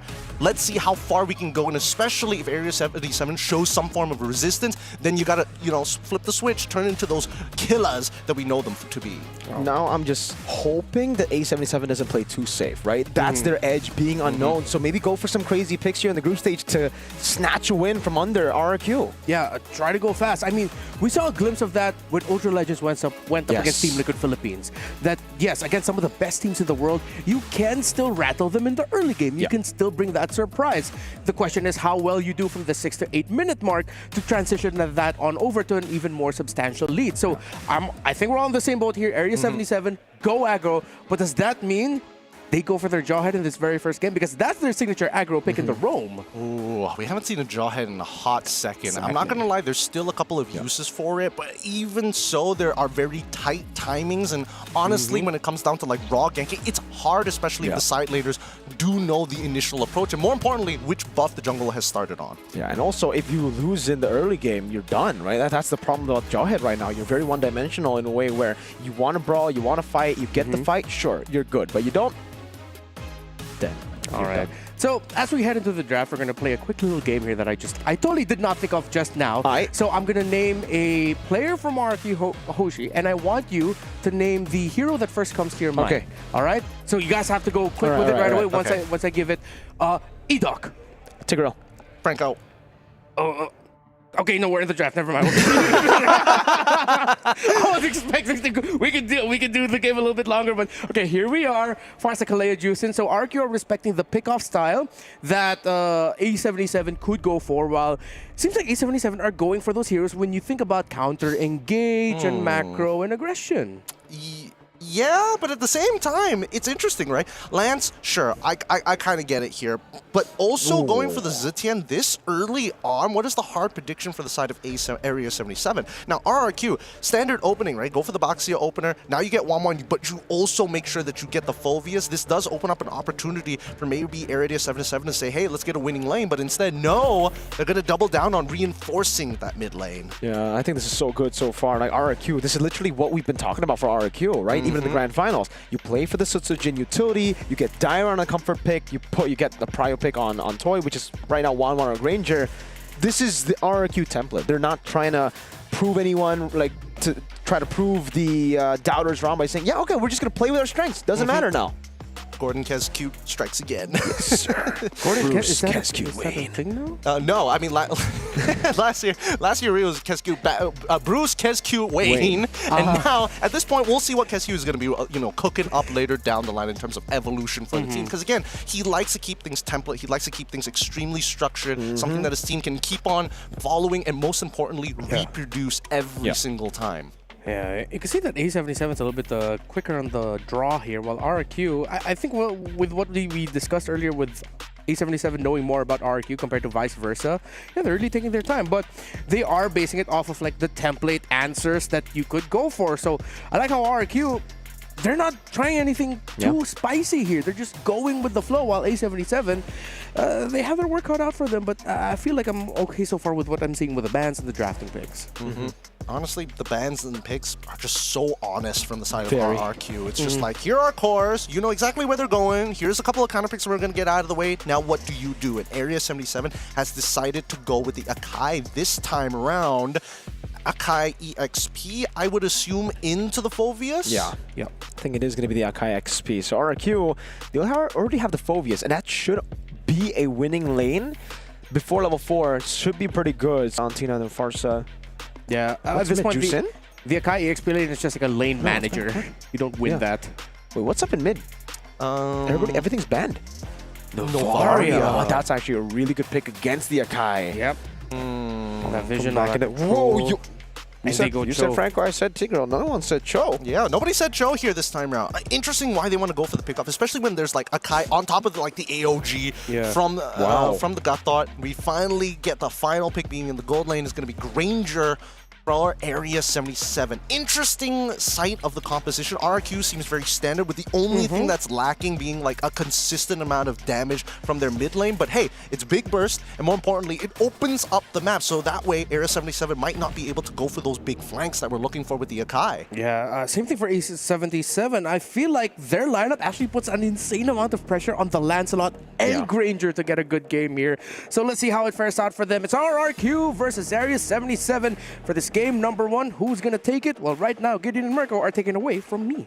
Thank you, Ranmar. All right, this is the very first time we're seeing a new representative from North America, and they must fight against the faithful, some may say the strong, but the most consistent team making it into the internationals, RRQ. It's not going to be difficult to try and knock down the pillar here of MSC 2025 here at the Esports World Cup. Live from Riyadh, RRQ will be facing off against Area 77, RRQ on blue, Area 77 on the red. RRQ playing the orthodox draft, just going for what works with their own playstyle.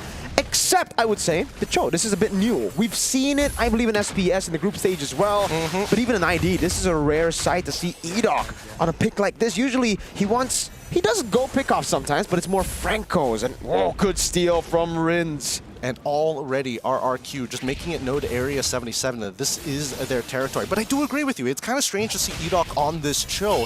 He definitely prefers like safer pickoffs, but so far Area 77 are playing their lanes well as of this time. Now, I am curious about the EXP because it looks like Ureshi is kind of beating down on Dairon up on that top side, trying to use that base damage early on top of the timings of his concussive blast to try and generate an advantage. No, but Dairon, you can see that he's just going to freeze this wave. Shiro walks up, able to get the XP crab, but won't be level 4, so he has to rotate all the way down below now.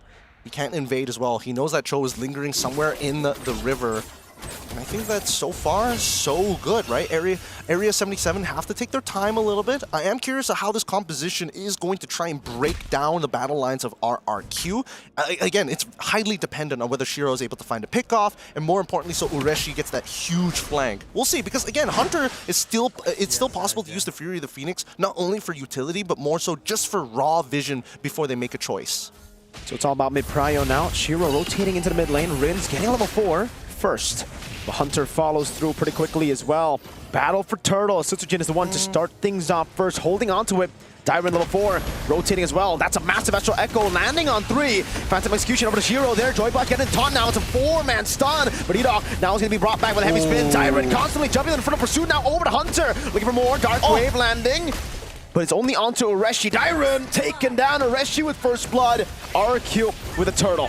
Nicely done from Area 77. Honestly, I think that Shiro played it extremely well, adjusted on the fly, noticed the immediate disengage from that turtle from RRQ's side, but still managing his stacks well so we can dash out of there. Toy and as well as ISO, definitely this match has been played multiple times, whether you're in pubs or even in screams or scrims. It's pretty straightforward, but then we start to need to look as RRQ needs to find bigger conversions, right? Sutsujin does find the first advantage in that turtle. He does have a slight EXP lead, but even so, Shiro is losing basically nothing. An attempt from EDOC, trying to go for the way to Dragon there, but won't be able to get the second part. That's Shenpu over. Good taunt from Joybot. But yeah, right now for RQ, it comes down to the same thing that we've been seeing from them in the majority of MPLID games. It's just playing for neutral objectives, then going back, getting prio from EDOC, rotating for Toy. Now it's crucial for Toy to be winning the gold crab fights, and it just hasn't been happening. ISO with the Rhapsody. Oh, I mean, he has a little bit of an EXP lead thanks to Sutsujin being that homie of securing down the turtle. Ureshi is trying to freeze on his side, knowing that Dairon definitely has a bigger advantage, but more so, even if Ureshi tries to get on top of Dairon and commits to the heavy spin, pin him against the wall, he just doesn't have enough damage. The only way for this lane to go bad for Dairon is if he's a little silly boy and gets underneath the turret. Silly boy. Just a little silly boy. Maybe he doesn't even need to be a silly boy. What if Ureshi pushes him in, right? Because sometimes that could happen too. Yeah, I mean, that's what's happening right now. He's getting the pushback on that wave, and Area 77 right now playing. Whoa, how deep is EDOC in enemy territory? Wow, very deep. Great angle of attack. ISO, wow. He waited away the dragon so long that ISO was waiting for the Purify, and he just never got the opportunity to tap it. He died before that. Sutsujin now baits away the retry, and it is going to be a free turtle. At this point, should RRQ say, we don't actually need this turtle, we can actually go and look to, hurt the economy of Area 77 by putting Shiro behind even further, but no, they're so objective-oriented, they're not moving away from KezCute's plan, secure those neutrals, move, and make sure they're playing for their strong side. Because look at this, right? They're trying to position themselves in a way that tells Area 77, hey, we could potentially be diving ISO. So Hunter and as well as Joybotch have to reactively move there, and now, once again, the holes in the defense show, and Edok sneaks in a little bit deeper. Oh my god, it's so deep in there. Yeah, this is not a 1v1. You win, Shiro. Maybe in late game, but in the early to mid, it is all Phobius to win this one. And man, I mean, Shiro's trying his best to just take that farm. Edok able to get Jikundo out in the Astral Echo, landing on 3. Good shot over with the Star Shatter. Okay, no ults being committed from the side of Area 77. They chunked out Edok without having to commit too much to it, which is actually great. They got to make sure that they're constantly clearing out their jungle, because this is starting to become a very obvious pattern. They see the initial movement, and then they place Edok in one of the open holes in Area 77's defense, and mostly in their jungle. For now, Rins, he's starting to run out of mana. At some point, he's going to have to recall, especially if he consistently is getting into these fights from afar. But look at the position, right? They're even getting Ureshi here, knowing that ISO is going to be the main target. Respect from Toy. Very, very good there. Even though he's going to lose a cannon minion, he knows that something was up. The fact that ISO is shooting out the Windtalker. Oh, way the dragon. Baited out the heavy spin. That's what you want. Now the purple buff should be open to contest for Sutsujin.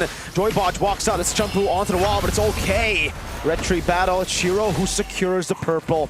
But RRQ are not pushing the pace in the bottom lane. Whoa! Almost a solo! AOG from Joybotch to provide the peel, the cover necessary for ISO to recall. All right, Battle Spell for Battle Spell being traded out, but the level lead from Toy is definitely going to make it evident that ISO has to be very, very careful, especially if Toy has that Inspire available.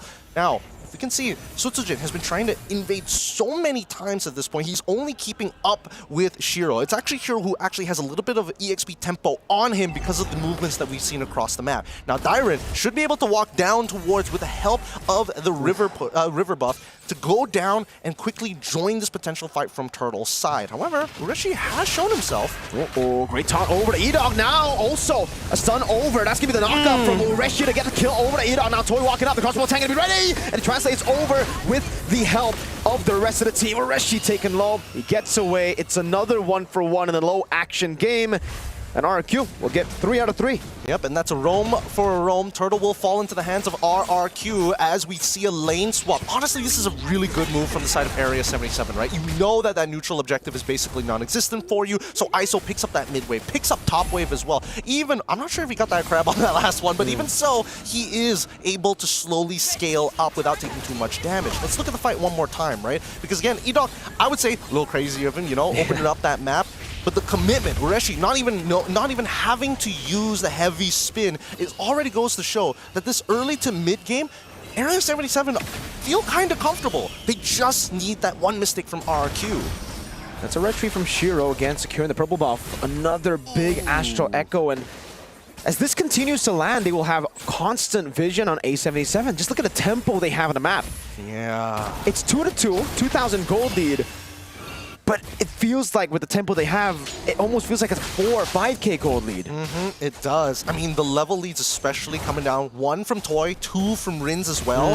And I think that right now, Rins, he's utilizing his advantage nicely. He already completed the Lightning Truncheon, so his pokes genuinely hurt. Oh. There you go. Almost all of the weakness points. Good move by Shiro. He still gets caught by the Star Shatter. So even when they display these, good escapes, they get punished for it, and there's no trade. RRQ making sure that wait, the dragon and the Star Shatter locking him down. It's a kill for the roam over towards Hunter. Rins pushed back, but it's all G. And not even a trade down below. The minions, can they do it? No, Toy's rotating. He'll be able to make it there in time. Actually, wait, I mean, the wave is, unfortunately, the siege minions were all kind of low. If they were full health, then maybe there was an opportunity there. But let's look at the items so far, because that's 3 items already complete. Like, Toy has a majority of the gold advantage here. And now, this is the time where you're expecting RRQ to kind of, step on the gas. Oh, my lord. Oh, Shiro with the puncture, now onto Rins as well. Thorn Rose and a Phantom Execution, but that should be it in terms of firepower. Sutsujin running him down. Big hitbox on him. Sutsujin will constantly land those big shield throws. Shiro gets away, but RRQ get tempo up top and again deny a turret trade. Shiro is leveled down on Sutsujin. Now RRQ really pouring gasoline. Hopefully they don't smother the fire just yet. They need it to turn into a roaring flame. Area 77, it's clear that they've got mechanics, right? They know how to push buttons, but they're waiting for that big mistake. Here comes E-Dog. Passive already. Hunter brought back again, by the way, the Dragon now cancels, but a heavy spin already as Diamond walks up. Has the stack with Infernal Pursuit, but the heavy spin shoves them back. Ureshi's too low. There's no heavy spin. They baited big resources. Almost a Star Shatter from Rins. Clean. It's an extremely clean engagement from RQ, but an even more cleaner disengage from Area 77.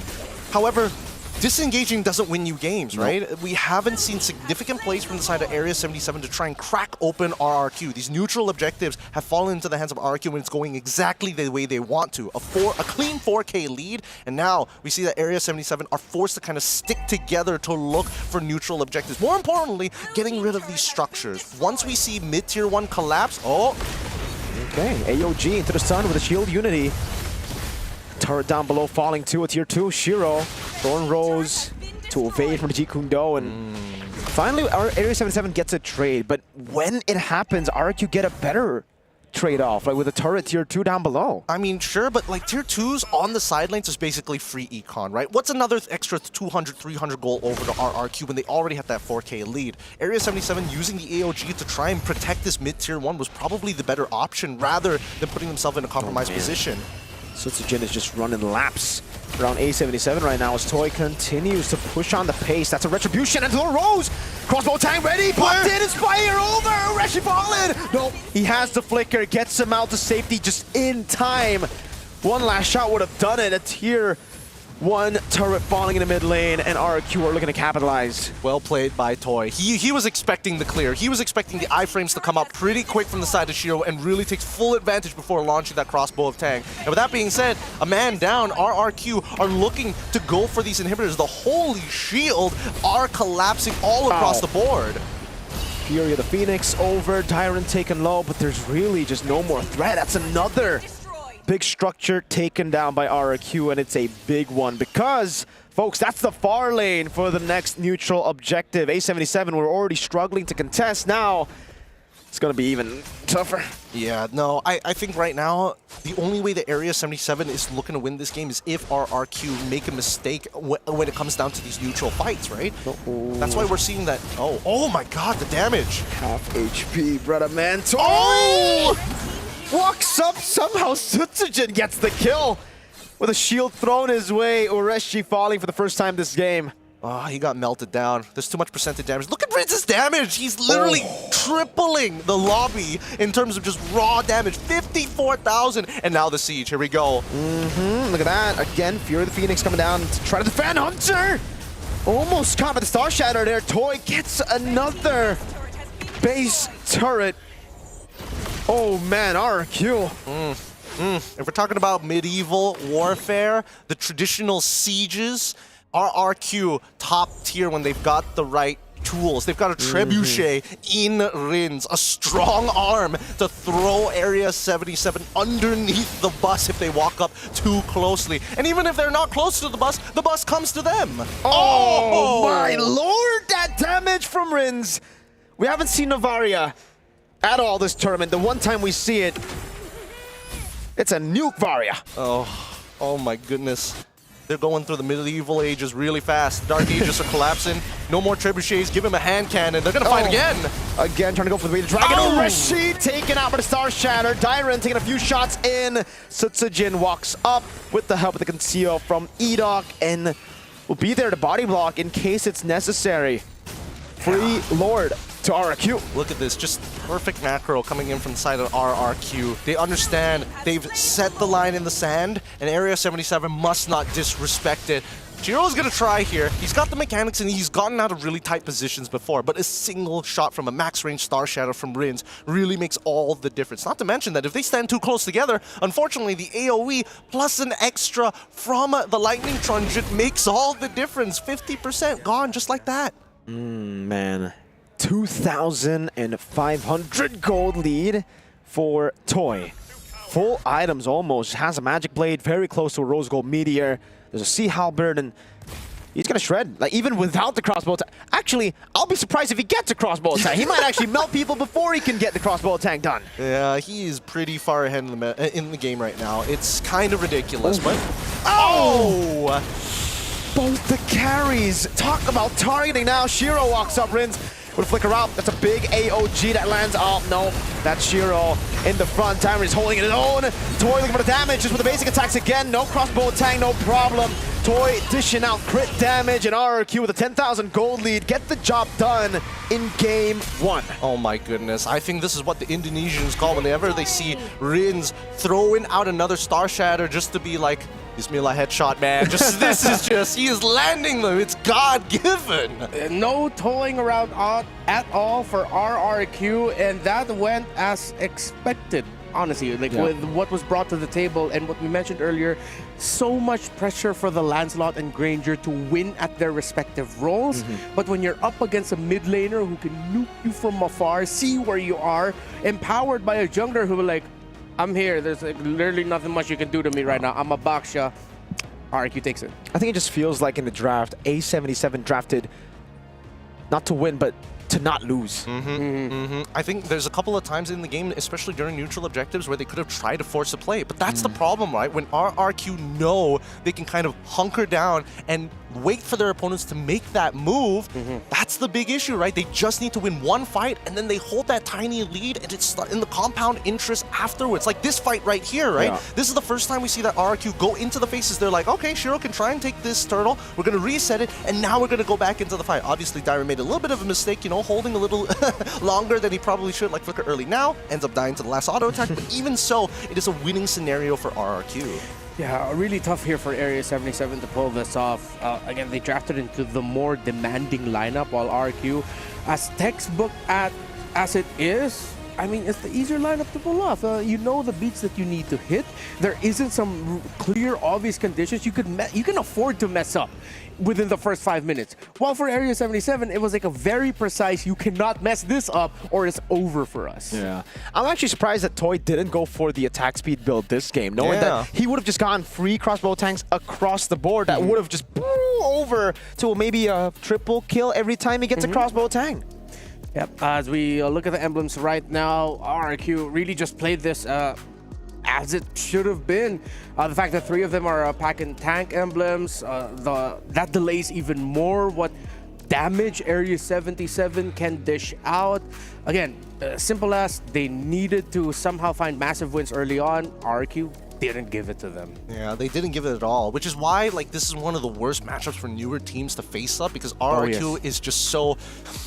Some people may call them passive, but truly their passiveness is because they know that they've got a lead or an investment, and they love to hold it against you, right? You know, just the fact that I don't need to interact with you is more than enough. Exactly. I mean, just look at the kills that they were giving over to A77 as well. Like the 3 kills that was taken by A77, it's on Edok and Dyron. Those are the 2 guys that I think they're like okay with every single time. Yeah.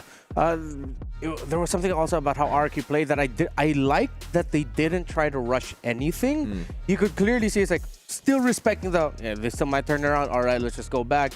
All right, let's fight again. Slow. It was like just a slow battle of attrition that Area 77 just tried absolutely everything they can to get farm, to find wins. But if your opponent is not giving you any opening and they're respecting you as if the gold was close, yeah, you're not going to get anything from that. Yeah, I mean, it also reflects in their builds. Like, Dyron initially didn't go for the War Axe straight away. He was actually building components into the Anti-Cuirass as well as the Radiant Armor. Then after he finished his second item, they realized, like, wait, hold on, we just have to sustain, and then Rins is already getting, like, a gigantic lead. I just need to live. I don't even need to be that tanky in the first place. So that's when he decides to get the War Axe. Yeah, it's really like not the build that people go for nowadays. Even in ranked, people just go for Thunderbolt. But if you're winning that hard and you can just sustain, and the game was like 3 turtles to RRQ, a 4,000 gold lead with that looked more like an 8K gold lead. There was not much you could do wrong in the item builds. Yeah, and looking at what Area 77 eventually drafted into after seeing the fact that there's a Baksha on the other side, I think more now, I see what you were trying to get at, Mirko, where Area 77, as if they were trying to draft not to lose, because there wasn't like a direct answer to the Baksha in terms of disrupting his flow. It was more of just like, see what we can draft to make sure that ISO, Shiro, and maybe even Hunter doesn't die. It was just like, let's see if we can just hold on long enough to hit our power spikes and whatnot. It's more reactive than it is proactive. It is, and more importantly, so in terms of like raw execution, in terms of like high mechanics, it's really down to like Shiro on this Lancelot and as well as Ureshi to try and make these plays. Everybody else just presses one button to try and either disengage or really punish the mistakes that RRQ are going to show. But that's why it's such a big difference in philosophy, because KSQ is so high on, hey, we got to play to the structure. You have to execute perfectly. Here are the things that you have to worry about from Area 77.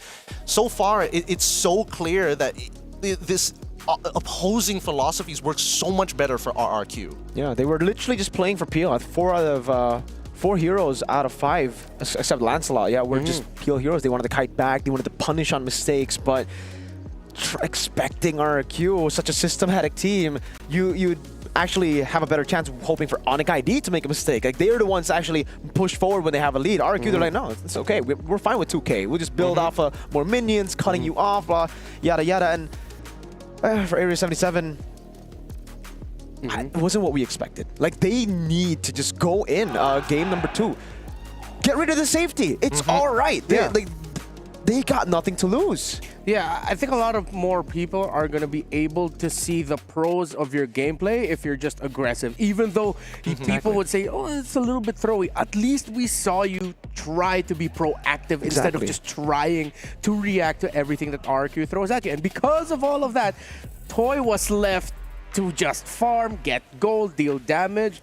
Nothing could stop this 1-1 from just being able to get up in the air. Yeah, and I mean, not to mention that these, again, against RRQ, they're very good at taking small incremental leads and really squeezing a lot of value out of it, like really milking it. Like Rins was getting so much value. You could see that his lead against Hunter eventually ended up being a 2-level lead on top of a whopping amount of gold. And Toy, I think that he could honestly try to make solo plays of his own, but he just remembers what's if he makes a mistake, KSQ is just like, hey, you know what happens here? Big backhand.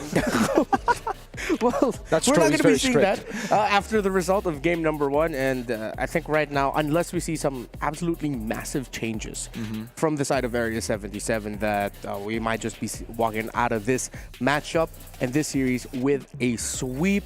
And I think the second game, again, if nothing too crazy happens in terms of the draft and the strategy changes, then it's just going to be more of the same. It's just like a slow whittling down and realization of Area 77 where the map is getting smaller. Next thing you know, those little risks that you were willing to take in the early game, it's just massive risks at that point in the mid game. So let's see if Area 77 is going to be able to switch things up and find a way to draft through RQ Hoshi. Maybe just a little bit more proactiveness, maybe just a little bit more picks that are aggressive might be the difference maker here for Area 77. What's going on behind the scenes? Like, what are you guys seeing? I'm seeing that KSQ currently has taken the position of Rins. He is the mid laner right now. He's like, Rins, you're young. Come on, just stand up for a second. Yeah, all right. So if you want us to understand RQ a little bit more, well, we have a story on their journey here heading into MSC at EWC.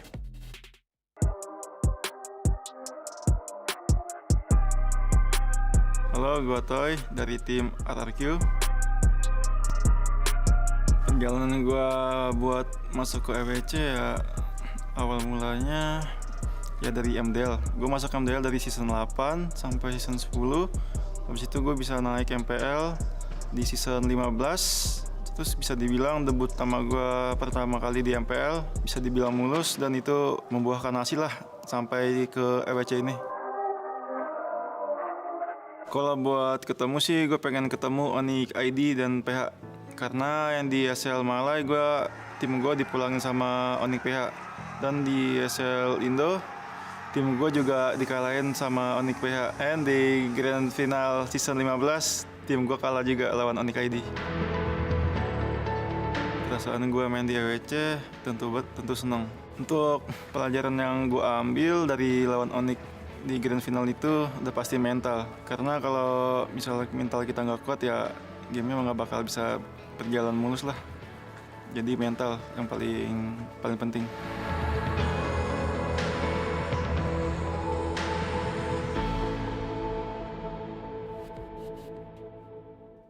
Well, whatever the mentality is right now of RRQ Hoshi, it's going really good for them. They played a very clean game. They didn't give any mistakes, a lot of openings for Area 77 to capitalize on. And yeah, I think it's gotten to this point now. It's just we're waiting for the draft. We discussed what A77 needs to do. We've discussed what RRQ Hoshi needs to continue doing. At the end of the day, the only question is if Area 77 is going to change it. It's all on the balls on their court at this point. It really is, but I think, tinfoil hats back on, boys and girls, because I think that RRQ, if we're going to, conspiracy theory, they like to play a little bit slower. But every time they have lost in the most important games, they have to deal with hedgehogs, otherwise known as. So you get the idea. But generally, going fast doesn't seem to be the RRQ sort of way. Yes. So that's why I think that Area 77 at this point in time, if they are going to go, balls to the walls, trying to throw everything at them, they got to go quick. They need something that snowballs really, really quick too. Yeah, and really quickly, before we continue our discussion here about the draft and everything, don't forget about the All-Star event happening right now in-game, the All-Star 2025 Dino Planet. Do not forget to play that little mini game. I keep forgetting and I am missing out on some really good prizes. I don't think I'm going to be getting the Popol and Koopa skin that comes with it at the end of this event. That makes me very sad. So don't be like me. Don't forget to play our mini games, and of course, enjoy everything that the Dino Planet has to offer for everyone playing MLBB right now. That event goes all the way up until August 5th. Yes, draft starting in just a bit. Let's look at Area 77. Let's get specific. What picks do you think they could go for? Jawhead. That would Jawhead. Yeah, I think that's it. I like it. I was setting you up as like, okay, Jawhead right away. Yeah. We all know what we want to see from the side of Area 77. We want them to go back into their playstyle that they are not only comfortable with, but something that they can really show the world what they are all about. We need to see NA's playstyle right now as we see them actually on the blue side up against RQ on the red. Okay, they banned the Kimmy. So does that mean... I feel like they might be trying to consider So they don't want Kaleo. Baksha.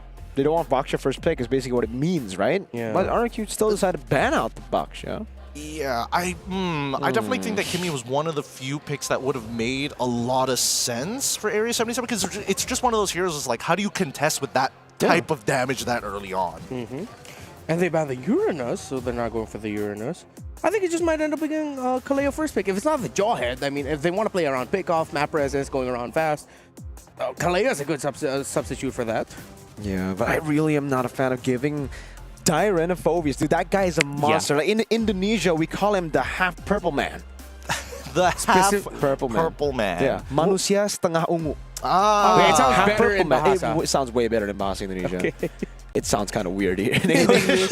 Half purple man, half purple man. I think that, especially if we're talking about Dyren, another thing that they need to be worried about is like the Indonesian style of Hilda. We've seen so many EXP laners. You give him that Hilda, you're on an assassin. It's like, it feels like you can't breathe half the time. He's right up in your face like, what you doing? Oh, you taking your purple buff, sir? Is that your purple? It's mine now? It's mine, not yours. Not your purple buff. He's a typical bully in a high school like TV show, just like, hey, give me your lunch money, aka your purple buff, nerd. Lock him in a locker, your purple buff. Just That's literally what happened in game 1. They were locked in their base, locked in their lockers, and they try to get out, but then the bully's just stronger. They ride away in their convertibles, they laugh at you, they make you cry, you go home, you tell your parents. I'm not talking about personal experience here. I was talking about drafts. Yeah, totally. Oddly specific with the convertible. Do you still remember their number plates? Look, Jushin gets picked up 100%, here. bro. Tinfoil hats. Tinfoil hats. 100% win rate. Jusin. 100%. Okay. Look, hey, it could be a conspiracy, but I think at this point, the Zushin kind of makes sense, right? If you're not going to get the Kimmy, the other lane bully that we are expecting is that Zushin. And now they need a mid duo that actually looks to play in their favor. Now, Zushin is interesting because it's not only about mid prio, it's if they get pushed in, we tax your HP whenever you walk up, especially if the opposing duo has a melee range style hero that uses Concussive Blast. Oh, RQ getting the Harith right away. It's been months since Harith has been a top 2 priority on the red side. And even Hylos to go to boot. Yeah, this is a little bit more of a ego aggro RRQ first 2 pick rush. Yeah, they're one away from going Triple H here. Harith, Hylos, and Esmeralda. Oh, hey, look, it's not the game. It's not the game just yet, boys. Just give it some time because the Lancelot is going to get locked in on top of the Kalea. All right, a decent amount of burst damage, but not enough to really convince me about this potential pick-off composition just yet. Okay. Harith, Hylos, Hodged. Really forcing it in here. Oh, RRQ at this point against the Lancelot. Oh, they go for it. The Zetian. 0% versus the 100% that Jusin. Now, this feels a bit more like RRQ saying, let's change those numbers. Right? A little bit more shoulder checks coming in from RRQ right now. It's like, come on, boy. Come on. For sure. The Zetian is interesting, right? Because does that mean they're going to omit picking up the Gatot into the Kalea this time around now that they have the Fury of the Phoenix to kind of work with? Oh, you Tsunami Slam. Guess what? I press one button and then we'll see whether or not we actually have to commit to the fight or whether or not we can just be like, oh, this one button is enough to get us out of here. Yeah. Okay. Oh, Beatrix, good ban. Yeah, with Kalea. Could be it. Usually what RRQ does, I'll explain the Hylos a bit more for them. They go Harith, right? Harith usually gets countered by like the Phoveus who gets the dashes, and Hylos is usually already a win against the Phoveus. So the Hylos is a way to deny the Phoveus. That's what they like to do, and it's also really good flex. So it's like a KESQ template to deal with something like a Phoveus if they don't ban it. Very traditional. Okay. Very traditional. So honestly, I would have liked to see KESQ kind of go out of the template and be like, here you go. Here's an Arlet Diamond. Well, I mean, considering the tendencies of the draft so far here at MLBB at EWC, this is sort of out of the template, but it's still within his personal template. Yeah. So I guess we can only get like one thing. Okay, Fredrin gets taken out. Considering that they are just, it looks like RQ has already told Area 77, okay, we're literally telling you Harith is our main dude. It's up to you to try and answer it, guys. We're giving you a little bit of give here. This still could be a Phoveus for RQ, dude. Like the Hylos many times, again, goes to Rome when Phoveus is up for grabs, and it's a Lancelot that just was... Oh, RQ, they can set up for the Phoveus now. They don't really need to flex it all the way to the end anymore. They really don't. And they can pick it up for themselves, worst comes to worst, right? As much as... They're going for Arlet, no? That's like last pick Arlet, no? Yeah, that's what I'm seeing. That's what I'm thinking of. They're like, okay, you can go either way. Guess which one it's going to be? Let's see. Because they're giving the onus to Area 77 and picking the Akai on R4. It's just so safe. Yeah. Because like now for RQ, they are waiting for A77. If they don't go Phoveus, that's an easy Arlet XP. If they do go Phoveus, the Hylos will be placed into the XP to beat the Phoveus, and they'll just pick another Rome. Yeah, at this point, though, if Area 77 even goes Phoveus, there's an Akai on the other side. Exactly, You're just like, what are we going to do now? So like, it's Hylos and Akai. Yeah. In chess terms, this is what we call a fork. It's really, honestly, it's pretty difficult to deal with. Oh, they go for the CC instead. All right. Either in both of those matchups doesn't really matter to the CC, but it does compromise their overall 5v5. So like, you know what? Another one. Another new way. Wait, no. 2 debuts in 2 games. Navaria and now Paquito. Oh, that's kind of hot. Yeah, I like that. I think this is RQ really just going with a little bit more. The template's there, but the ego's there too. I like it a little bit more. Showing Area 77. Now we got you. This is checkmate. What is this, blue lock or something? Yeah, I can see Dyron's ego juice just oozing out of him.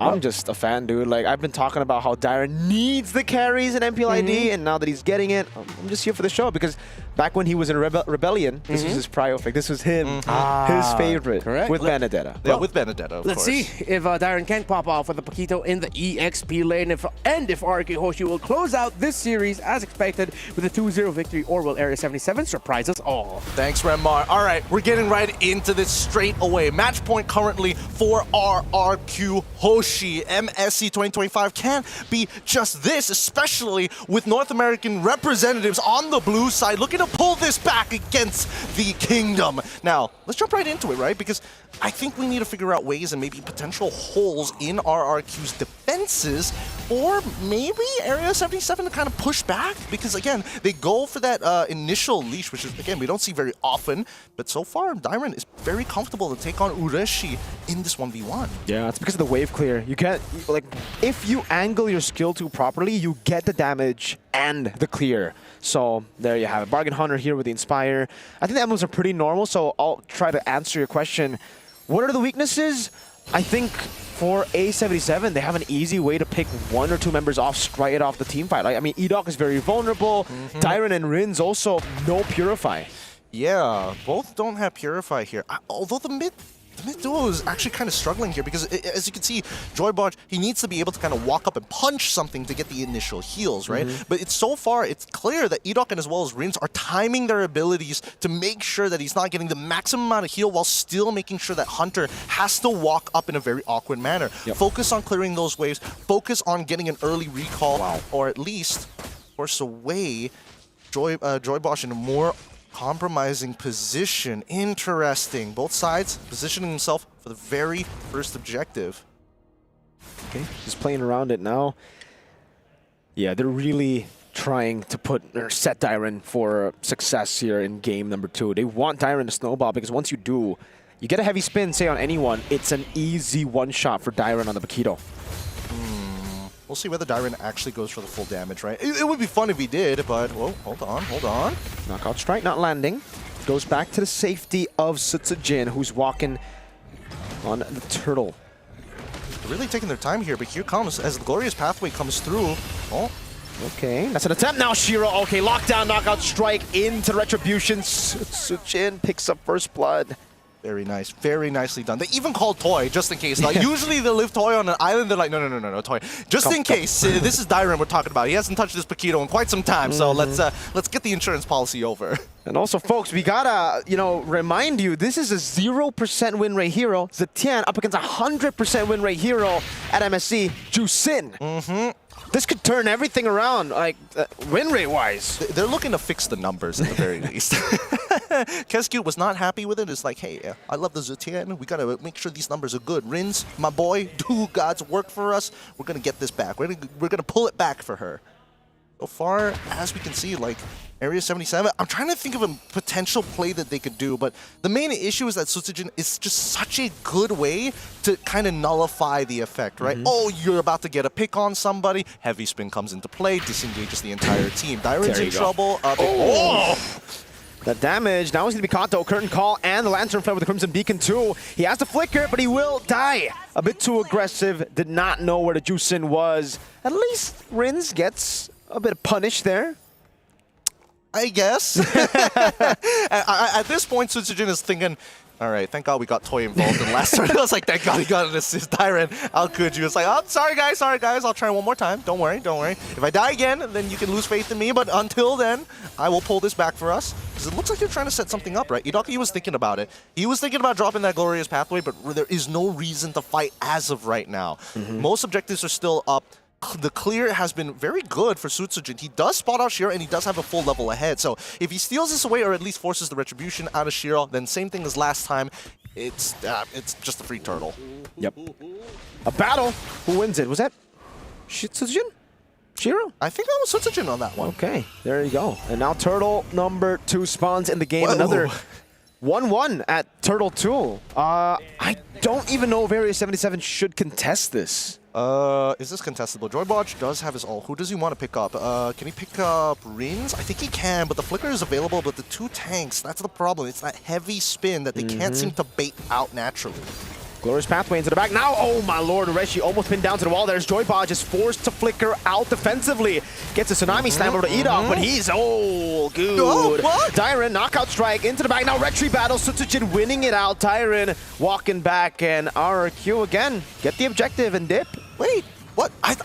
There was definitely a punish there for Area 77. They did not want to initiate the trade, and I think they would have been able to trade up on towards... No, it would have been 1-for-1. It was hard to get on top of Rins, I guess. But even so, They don't mind 1-to-1 low kill count so far. RRQ developed their 1.3k lead, and now it's just squeezing out the value from such a small lead. It's back-to-back games with the same playstyle for RRQ. A77 again, Joy Bodge. Without the flicker, you're passive on the Kalea. You have to understand now, after the changes on Kalea in the previous patch, that range on skill 2 is so short. You need Flicker to be able to get like a crazy pick-off, especially on a mobile pick like Dyron. Unless Dyron walks up, then I guess that's free knockout strike over to Rins right there too with the turret up top, Ford free. Toy gets a trade, and it's just a punish off of Area 77's rotation and commitment down below. It's a skin diff. Terry Bogard on Dyron, King of Fighters, love it. That's why. You gotta make sure you got your skin game good. You get those extra stats and you're like, man, I'm a beast. I'm so good at video game. So far, I think it's been working out well for RRQ, right? Like, oh, Conceal, they know the purple buff is available, but did they know that Area 77 all rotated down to that bot side? What a read! Yeah, wow. Incredible read, and they just have to give it. Akai being a level ahead of a Lancelot is something, again, that we just don't see too often. But it's happening here, Sutsujin. A whole level ahead of a Lancelot that should, by all means, be farming way faster. They're just mirroring the jungle path at this point, and I think it makes a lot of sense for Sutsujin. Whoa, E-Dog's kind of taking a lot of damage here, but here comes Toy and Sutsujin. They're going to go for the trade. Oh, Hunter has Flicker and Crimson Beacon, but how many times can you blink out? Toy walks up, Zaman Force over, Unli dashes, and it's Rins who picks up the kill. Joy Bodge walking up, unable to get into range. You see that range? Pretty short. Very, very short. I'm surprised Hunter didn't use the Lantern Flare straight away or like Flicker out of it straight away, knowing there's a potential. Because again, Toy doesn't have Flicker of his own. He's running Purified. So if he's on top of you with the Zaman Force, there's no escaping it at that point. So they have to make these calls a little bit earlier. Dive on ISO has the Flicker, will use it. E-Dog tanking it up just enough for Toy to get those shots in. That's another over to RRQ. I'm not going to lie. With the Zitian, with the Harith, especially with the MR shred coming out from Zitian, it makes Harith feel like he's his old self. You know, he's doing some like actual relevant damage now, especially since it's so early on into the game. I'd love to see the take. Oh, Shiro gets the orange buff. The take on items for Toy, because we saw Innocent go for the book Enchanted Talisman yesterday. I wonder if Toy's doing the same here or if he's sticking to the same old Starlium Scythe. We'll see, we'll see. Oh yes, there you go. Yeah, there we go, there we go. Making sure that he completes it. He's already got 2 items already complete. Fury the Phoenix comes on out. Oh, okay, good flicker from Ureshi. Yep. Manages to get out and man, this playstyle. Oh, Tsunami Slam, but it's only onto the high lows. That means Toy's free to go for damage, and he does.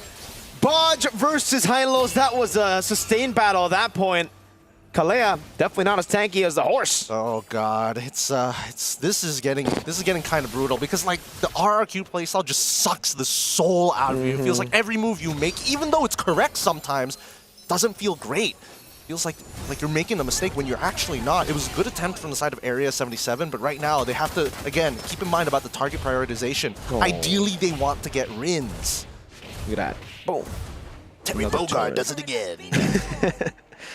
Oh man, yet another game where a 3,000 gold lead looks more like a 6-7K gold lead. Like A77, they're falling so far behind. How do they do this? At this point, I feel like Toy is just a little too far ahead for Ureshi to try to go for the 2. The hell is that damage? Bodge, free shots for Dyron, a stun over from E-Dog. Boom. Bang! Bada Bing Rin showing that the Zetian can work. God, they're playing this well. Like RRQ, what's great about them is their formations during their fights, right? The anchor being Rins this time round. They're playing around him extremely well. They are forcefully giving him space. And honestly, Rins to a certain degree probably doesn't even want the space. Like, no, guys, please get them closer to us. I need to apply a lot more damage here. Oh man, that's gonna be a free lord over to RRQ. Rins takes it. So 2 games, he's actually gotten 2 lords. Shout out to Rins. Maybe that could be a fun stat later on, how many lords the mid laners have gotten. Because Rins is definitely leading that charge. He is the Lord Slayer as of right now. Oh, dude, RRQ is just sucking the soul out of me right now. Oh, God. They're taking their sweet time doing everything that they want to do, and it's just so successful, so right? clean. It's so clean. Man, we're seeing the same Lancelot build coming out from Shiro this time around. War Axe into the Brute Force Breastplate. It looks like he wants to go for the Bruiser optimization, knowing that these fights might take a little bit longer, especially with the multitudes of tanks on the side of RRQ. Man. Do they get the Holy Shield out of this one? I think they do. No, right? okay, they hold it, A77, but they will get it off of the next wave for sure. Yeah.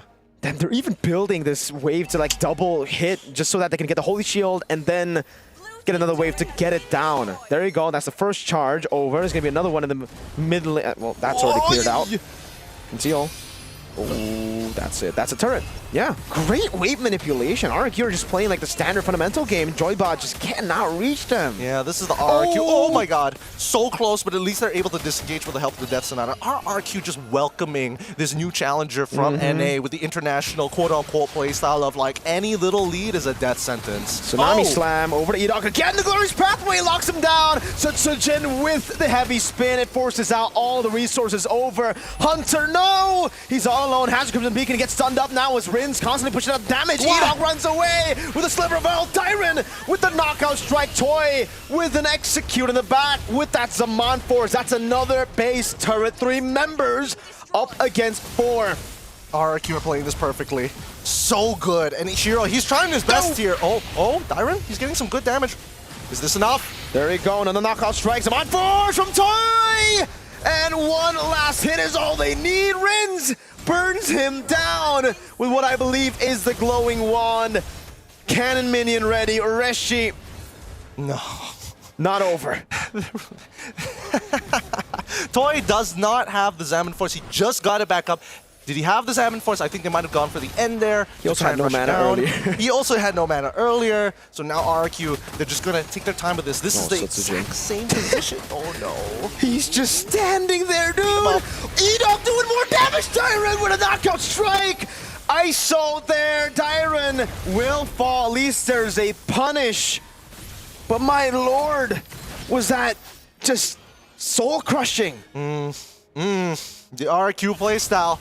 They know what they're doing here. They know what they're doing. They're an absolute brick wall. That's why they're considered a pillar in these international tournaments. They are. If you can't beat RRQ, man, it's going to be really, really tough if you want to get into the upper echelons of the internationals. But hey, keep in mind, Area 77, they're very new to this. Every single one of them. This is their first time at an international. So this could be a learning experience of their own. How macro leads to these devastating feeling fights. Depending on how they adjust for the next match. That's so offensive execution. Oh, he got gets to steal, but will fall to the heavy spin. I think it's a worth it trade at this point. They need to get anything they can. But can they defend now is the big question. Oh, it looks like it's going to spawn in a couple of seconds. I think the RRQ, they're going to back things off, right? Without their whole team together, more importantly, the Rins had to go for the initial recall because he got chunked out pretty hard by Shiro's side. As you can tell, I mean, Sutsujin probably not going to show much on his face, but is he gonna, another knock with Lantern Flare. Should be a free kill. Yeah. Edok, no, okay. Sky Piercer, thank God. Sky Piercer, there you go. A77, another, I think, breath of fresh air for them as they can prolong the game at least to a point where hopefully ISO and Shiro does enough damage. I can just imagine Keskute in the background. He's putting on the rings. That heavy left hand is coming real soon. Oh, the RQ boys might be shaking off that thought, man. Is that eyeshadow? Is that a bruise? Let's find out after the news. Look, as we see the items, they're building up. And you can see that even Sutsujin is getting a little greedy with it. He's like, Antikyraz, are we going to get any MR? No. I'm going to immediately go for the Guardian Helm. I'm going to sustain forever, boys. Look at the damage rankings, right? Toy and Rins are doing phenomenally. ISO is catching up, and same goes for Hunter. But Shiro making that initial steal definitely covers him this game. Yeah, and that's the reason you see Hunter at number 3, guys. There's just no magic defense. Like, RRQ have so many ways to deal with the Granger, the CC, and even the Lancelot, but not much itemization for the Juicin. That's why the Juicin has been doing more than the others. And that's a concern, because Juicin's not really a damage hero, he's a utility. It really is. And again, Hunter doesn't have a Sky Piercer as well. They want all those Sky Piercer stacks to fall into the hands of ISO ideally. Oh. Over to Edok, but the stun, no, 4-man Rins with the damage now as Toy pops in. The Chrono Dash has them on force, will be able to pop it in now. Shiro walks away, Bodge will fall. No flicker already used earlier. ISO, no flicker too. RQ might just be looking for the end here. Why are we always picking off Edok every single time? They can't seem to find a window to kind of break through this defense. And now inhibitors are going to fall. Sutsujin tries to make a play of his own. Another flicker, Diamond with 1v1 over. Knockout strike, doesn't get the last shot. Toy with the Zaman force now on ISO, jumping again. Base wide open, a few waves coming down as well. This will be it. RRQ takes a clean sweep against Area 77. A crushing defeat here as RRQ welcome Area 77 to the internationals. Their first best of 3. Oh, what a victory for RRQ Indonesia. Renmar, come on. What do you think about that match? Because to us, it was pretty soul-sucking, but that's the RRQ playstyle. Yeah, textbook and ruthless. It's unfortunate that, again, this is the first matchup that Area 77 is going to have for the group stages, because against a team like RRQ, they don't give you a lot of opportunities to shine if they really know just how much better they are compared to your team, and that's exactly what we saw. We needed to see resistance from Area 77. Force RRQ to kind of play your game. Force RRQ to kind of break out of that standard mold, because that's how we see RRQ lose their games, when they start to walk out of the template and make KezQ a little angry. Angie KezQ, never really a sight that you want to see if you're the RRQ players again, but hey, I think they played it clean enough to avoid an angry KezQ. I don't know. Dairen's couple of them there, and Sutsujin. Maybe Dairen. Yeah, maybe Dairen. Maybe Sutsujin is like, oh no, please. I'm sorry I lost the Lord, but Dairen died like twice. I'm guessing maybe KezQ gave them a chance. All right, how many deaths can I expect from you? At least 2 at most. At least 2 at most. And, well, I mean, they only ended up giving up 3 total kills as a team. So yeah, I think we can consider this as a very clean performance from RRQ. While for Area 77, I do like that we still saw the effort. Again, as Hero, yeah, I'm not calling him Shiro, he was a hero for getting that Lord steal for Area 77. But at that point, it was just delaying the inevitable. You can see just how much better RRQ are in terms of executing. The fact that Anakai really does mess up teams of this caliber, because one heavy spin ruins how you want a team fight, and they tried, but it's RRQ. And again, fun fact for you guys back at home, this means that there is no longer 100% win rate for Jusin anymore. Let's go! And no 0% for the Zetian. Let's go! All the Zetian mains and Jusin mains very happy right now with this result and outcome. Exactly what they sound like right now all over the world. But yeah, I feel like this is one of those series, one of those games that there's not much a lot to say, because again, we didn't see enough of Area 77 here. We can say they tried, we saw the moments, but again, it's RRQ. They're just so smothering in their gameplay. They really are. And I think at this point, it's clear that they want to do what they have to. But it looks like Sutsujin seems to be ready. Yeah. All right. Yeah, it's time for the interview with Eterna. Thank you, casters. It's Eterna now with Le Mercenaria. We have Sutsujin from RRQ. Once again, congratulations, Sutsujin. Thank you. All right. So coming into this, most of you are coming in with absolutely no MSC experience. Is that correct? Yeah. So how does it feel to finally come here for EWC to represent RRQ? Well, it's great, but I think because we already in many international tournaments, so I think it's okay. It's okay. It's just another day at work. It's fun. It's fun. Okay. How does Toy feel? Because considering your last official international Moonton appearance, you were with Skylar. Is he okay with everything? Any nerves? Oh, he's okay. He never nerves. Yeah. Never nervous. Okay. Confident Toy. So coming into this, is there any pressure? Considering you guys are representing RRQ, and RRQ has a very big fan base. For pressure, I think no pressure, because it's we've been through many tournaments, right? So I think there's no pressure anymore. Okay, so you're just doing what you gotta do right here. Impressive, right? 2-0 already. Now, this is kind of a tricky question. You can say no. You don't have to answer, okay? But a lot of people are awaiting your performance here at MSC, and on the way to MSC, there are talks that people have coined you the term local kings. Do you have a response towards that? I think it's okay. They say local kings because it's a fact, right? So we just need to try our best to prove in this MSC. Okay, so just try your best to. I don't think that's true. I mean, you've come to a lot of grand finals on the international stage. No, I feel bad for asking. Do you have a message to KB? Because that's what KB said. Yeah, it's the fact. It's a fact. Okay. So, considering next up, you are going to be either facing Onyx PH or Aurora from Turkey. Who do you think you're going to be facing up? I think Onyx PH. Can I know why? Yeah, because I think they're stronger than Turkey team. So yeah, I think it's gonna be Onyx PH. Okay. If you think it's going to be Onyx PH, let's close with a message for Onyx PH. For Onyx, if you win later, just give a good match for our match. Do you think you're going to win? Absolutely. Absolutely. You heard it from Le Mercenaria from RRQ. We're going to throw it over back to our casters. Good luck, Setsujin. The perfect man to represent the aura of RRQ. Stoic. Yeah. Truly, Just I think accepts it, dude. he really does. He's so down to earth, you know? If I close my eyes and I listen, he's Keskyut, Sutsujin, one in the same soul. He's too real. He's too real for MLBB esports, man. Someone save him.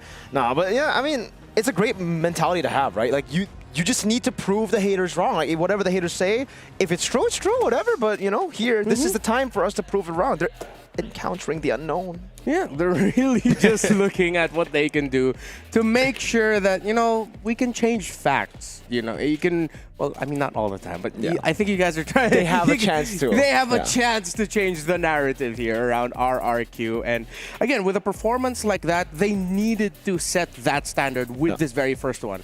Because, man, if they lost the game to Area 77, if Area 77 won the series, if this game or this entire series was significantly closer than it was, they would not hear the end of it. And that's going to be a long talk at the drawing board with Coach Keskyut about as to why this series was close. But that is not what we got. We got a dominating RRQ performance. I mean, no surprises here, honestly, throughout the board. I just wish that RRQ were able to kind of, try and push and extend their leads. Because a lot of it just comes down to a matter of inches. They're just, a bit of maximizing values, maximizing a couple of gold leads, but nothing really flashy. And I think the only person who got to have fun was Dyron. And I think, that's where the two deaths came in, where it was just like, okay, I guess fun has a price. Yeah, all right. Now it's time to find out who the Sony MVP of the match is. I believe it's going to be from RRQ, and it is none other than... And Toy on this Harith. Well, yeah, he played a perfect game. Yeah. I actually would have given it to Rins, especially game one. But yeah, 6-0-4, not to take anything away from Toy. He was playing incredibly here too. This is the normal take, I would say, on the Harith itemization. It's not the Enchanted Talisman that we did see from Innocent just yesterday. It's still Starlium Scythe, and it still works, especially if you're winning in lane level 1 to 3 against the Granger. Like, we need to see that, like, if possible, in replay or something. It's like, how?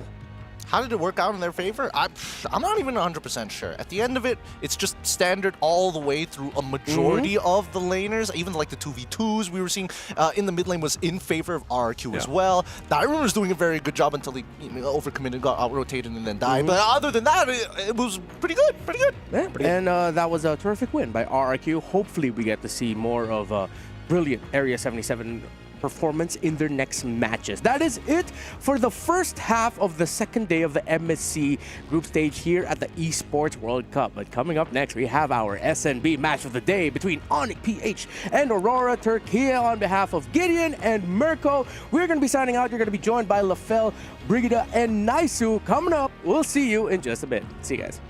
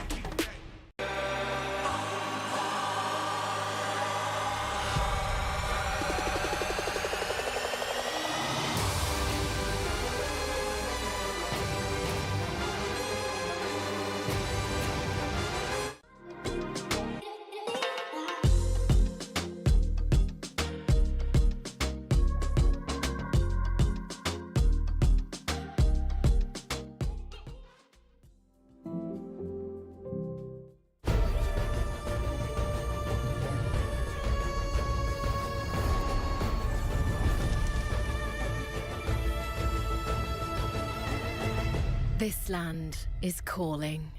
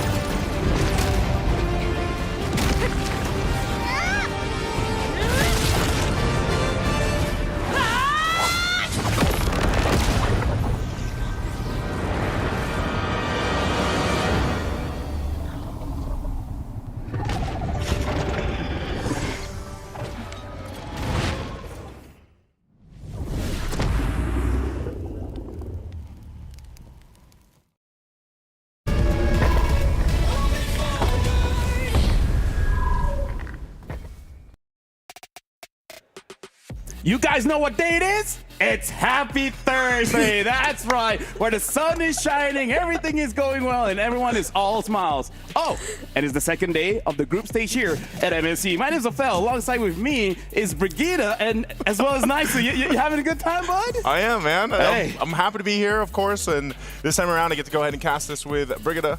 I know we've got 2 amazing matches ahead of us. I'm so happy today. I'm wearing pink.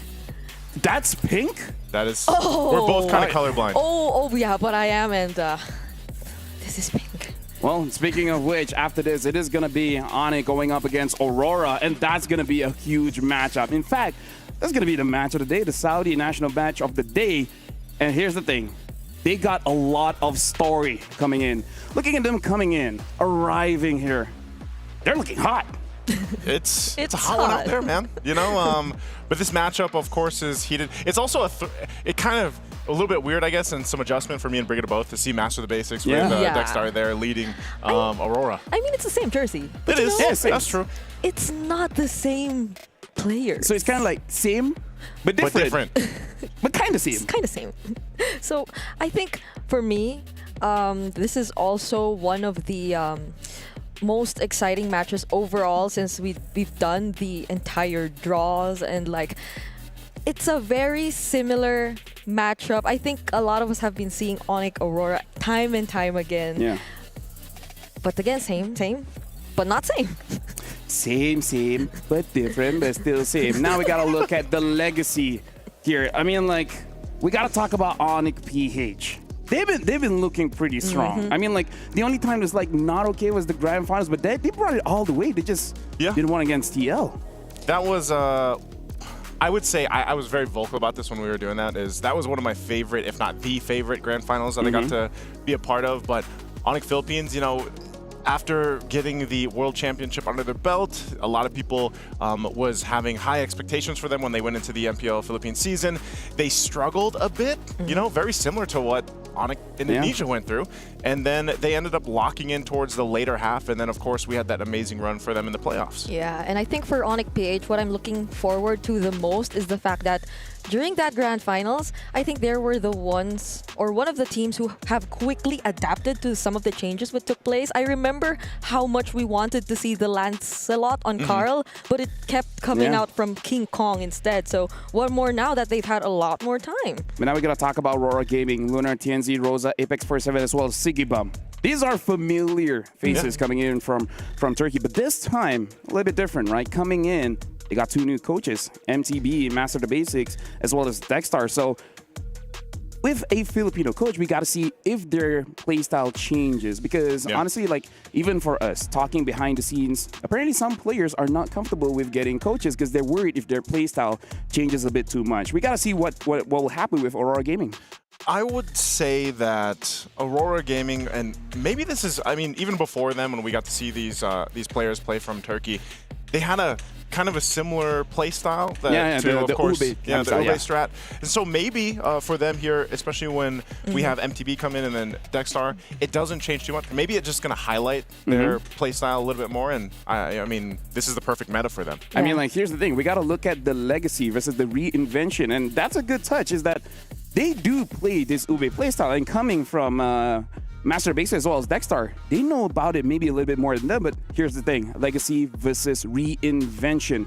Can the new Northern Light shine brighter than the Super Family? Because all throughout, we got to talk about the organizations. It's been very Onyx favored. Yeah, they've been part of the competitive scene long enough, and I feel like there's barely some.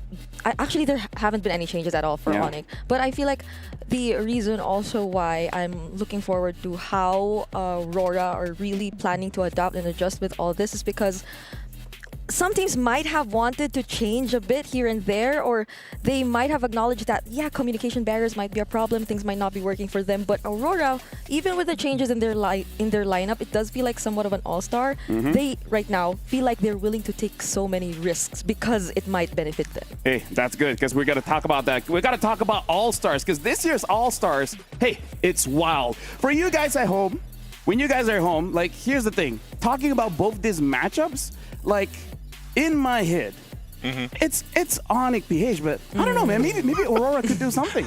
Anytime you mention in your head, I just always wonder. I always look at you and I'm like, hey, what is going on there? My head, there's a lot of voices, man. Like, it's insane. So you're saying in your head it's Onyx for this one? Are you talking about this specific matchup, or? I think it's Onyx, but whenever I have an opinion, something else happens. Oh, that's actually true. That makes me kind of nervous now. Because I want to think it's Onyx too, but the other day I was saying something else and then the opposite happened as well. So maybe, just maybe, well, if, you know what, so we've been here since yesterday. Group A has brought in enough surprises. I'm just keeping myself open to the numerous possibilities that might take place again for today. I think regardless, so far, our run from, wild cards, even MWI, now here for MSC, I know we're only on day 2, but there's already been a lot of fun things going on. Maybe some surprises here, but this is the group to make it happen, I feel like, especially for Group B, of course. So we'll see if it happens. Yeah, and for you guys at home, the MSC Pass is available now, and it's 20% off. So it's even cheaper than before. So make sure you guys grab it because there's a whole lot of goodies there, including the skin. So make sure you guys grab the MSC Pass right now. It's only up until, like, what? The 7th? Yeah, the 7th of 8. It's August. Yes, that's the one. Quick maths. Yep. It would be August. And by that time, MSC which is before September. That's true. Hey, See, you know what? This is what I was saying. You ever think about the LaFell's head. Oh, dude, I wish you guys can see what's in my head. No, because like yesterday he mentioned his neighbor, his father. I know, his I mom, heard, like- I heard. Yeah. So what do we get to today? Hey, you're running out of family, my man. sister. Well, that works too. Hey, if I run a family, I can just add more. We're gonna see later on the draft coming up for both teams. I do want to see if Aurora they stick with this Ube playstyle because the thing is, healers did get buff, They did. but we don't see a lot of teams actually utilize that. It's interesting because I feel like this is, again, a meta that can favor what we've seen in the past. Again, it's their first match that we're going to see from Aurora, so we got to see if they still stick with that. The Eztez, for example, the Florins, all that stuff could pop up here. Yeah. And here's the thing, like just to hype up the matchup, let's actually check out a video of Aurora going up against Onyx PH.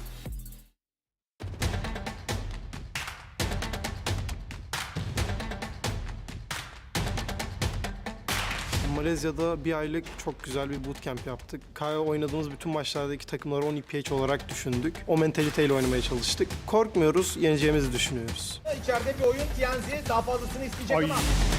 Onyx PH will fight Aurora Turkey in an aggressive playstyle because I think Aurora Turkey is not that aggressive, but the last time we fought in a scrim, I think they adjusted a little bit, so we'll make more adjustments too. Onyx Philippines, if they are playing good that day, most teams don't stand a chance. And I think as much as I love Aurora as a staple, strong team, this is really tough for them. Biz de agresif oynuyoruz, onlar da agresif oynuyor. Doğru düzeyde agresifliği yakalayabilen takım bence o maçı rahatlıkla kazanacak. Bunlardan biri Vassa'da bir absentte. Lunar'ın hasarlarına düşüyor olacak. I think the biggest challenger player for Aurora Turkey must be Tenzi, their jungler. I think he has insane mechanics and I think he's very good at making decisions inside the game. Raw mechanics is really going to define who comes out on top. Onyx Filipin'e bol şans diliyorum çünkü şansa ihtiyaçları olacak. Good luck and let's give the fans a very wonderful match.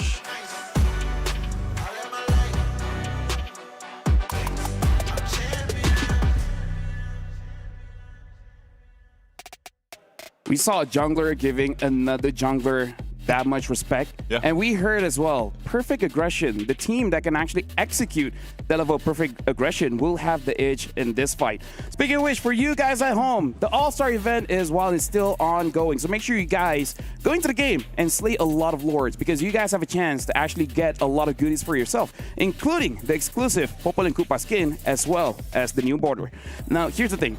In this matchup, they talk about perfect aggression. I kind of feel like when it comes to perfect aggression, I kind of feel like Onyx PH, they got it unlocked. So it kind of looks like their favorite in this matchup. Yeah, especially if you look at the roamers. Because like whenever you think of aggressive roamers, I feel like Brusco and his hero pool immediately comes to mind. Because I know we touched a bit on these healer utility types of roamers, and I feel like that's something you could associate a bit more to Apex 47, especially since the first time we saw him.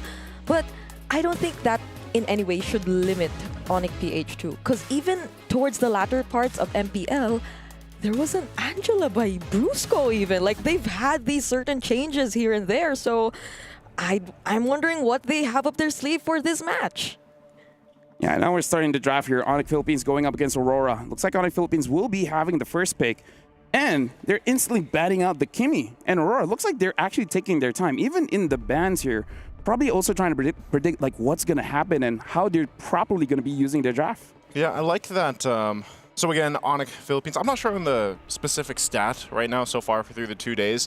I'll have to double check later, but the winning side being blue side or if it's the red side, but Onyx Philippines, they'll get that first priority here. They are going to be taking out the Kimmy, of course. We see the YSS. Teams' drafts, for the most part, though, have been pretty interesting. I mean, even the first two matches we saw today were some very unique picks that we got to see come through. Yeah, the Paquito. Even earlier on, we saw the Leo Mord. Yeah. I think everyone was shocked by that, if you will. For maybe that becomes a new thing in everybody's ranked games now. You're going to see a Leo Mord gold. Will they be brave enough to try it, though? Like, after that kind of unsuccessful campaign. I know it's just been a single series, but, you know, it's been almost a win for Team Flash, but it still wasn't. But now that we're looking at two teams who are led by Filipino coaches, I'm thinking we're more likely to see picks that don't veer too far away from the current meta that we have. So we're definitely be looking at all those oppressive mages, the ones that deal a lot of damage. Unless you can actually get an assassin jungler, then we might see the utility. Because I think something that we can bring up is that so far the first 2 days, teams are really liking that Jushin, which if we look back previously, teams really don't favor them. Or if they use them, they just don't get the wins. For Super Friends, though, I think it's one of his favorites. Yeah. Like the Jushin has had a very high win rate whenever he got his hands on it, which actually, now that you mention it, the Super Friends Rosa matchup might look pretty interesting. You know? Like, I feel like the Pharsa, if ever it does come through, could it be highly contested between these two teams? I think it's first pick priority because if it's not banned out, we could see the Pharsa go through, honestly, first pick if that seems to be the play here, especially for someone like Super Friends. But still, we also have seen them kind of opt to wait as the draft goes on because Super Friends as well has been one of those players that brings out, for example, the Selena. And he is just able to play the Selena very different than anybody else, like for some reason. Yep, the Jushin has been banned, so there is a chance that the Pharsa could get picked up. And if we're talking about the mid laners here, Rosa, if you look back in his history, he's not known as a one-trick. He has a lot of tricks in his pocket. Like we've seen the Valentina, we've seen the Lilia, and I believe he even had a time where he used the Lunox. So I kind of feel like, in terms of the matchup, you really don't mind letting Rosa just wait a little bit and then maybe even counter draft. Or maybe he can make Zetian look really good. Yeah, I don't even know if, like, wasn't Rosa one of those who was brave enough to bring out like those fighters in the mid lanes too? So maybe okay, there I was supposed to say maybe the R-Lot for now. If Naisu did mention earlier that Onyx tends to save the Super Friends heroes for later, since he does have such a wide hero pool, but that might lead Rosa to picking it up here. I think you can pick up the Pharsa. Pharsa is a bit difficult against Arlet. Oh yeah, that's true. I think, man, against the Arlet though, and this is still technically what we find the Arlet still in basically a flex position for the most part. So I feel like that's something that Onyx Philippines likes to do, and especially with Coach, why not kind of pick up one of the heroes that you can still flex in later on, depending on how this first phase plays out. So Phoveus will come up for Aurora, and then they get the Kalea, which was obviously open still. We see that banned out quite a bit, but this time I would say Aurora, you know, this is covering the groundswork of initiation, pick-off potential, but then that front-line tankiness too, and some of the sustainability that helps out the team here. I like that they pick up the Kalea because it really opens up their draft in case if they want to play more burst instead of giving it over to Onyx Philippines, where we know for them, aggression is a big thing. So if you give over a very aggressive roamer, it could cause problems. Yeah, and you have to be cautious about who you'll be putting in the front lines if you're Onyx Philippines, because the Kalea can just constantly try to go for these front lines, but they still pick up the R-Lot and Fredrin combo nonetheless. So just as I was thinking, we might be seeing some of the damage dealers for Onyx for now. They just went for the Moskov. They literally saved the mages for the second phase. And now we got a fun fact here. Kelra currently holds the record for most kills, 258 among all players throughout the history of MSC. That's a lot. That is a lot. That is a lot. I think the second place behind him, and I'm sure we'll get this a glimpse of this later, probably today. So I don't want to spoil anybody, but I think it's like 100 difference between the two. It's a quite big difference. Yeah. So that's just, again, Kelra's had quite a bit of experience in MSC throughout his career so far, and obviously this is something that Onyx Philippines wants to go ahead and achieve in, you know, hopefully getting this championship for them under their belt after being the M6 World Championship champions. So this Lancelot gets picked up. This is an interesting matchup in the jungle. Lancelot against Fredrin. I like that both teams, they're just delaying their mid lane pick.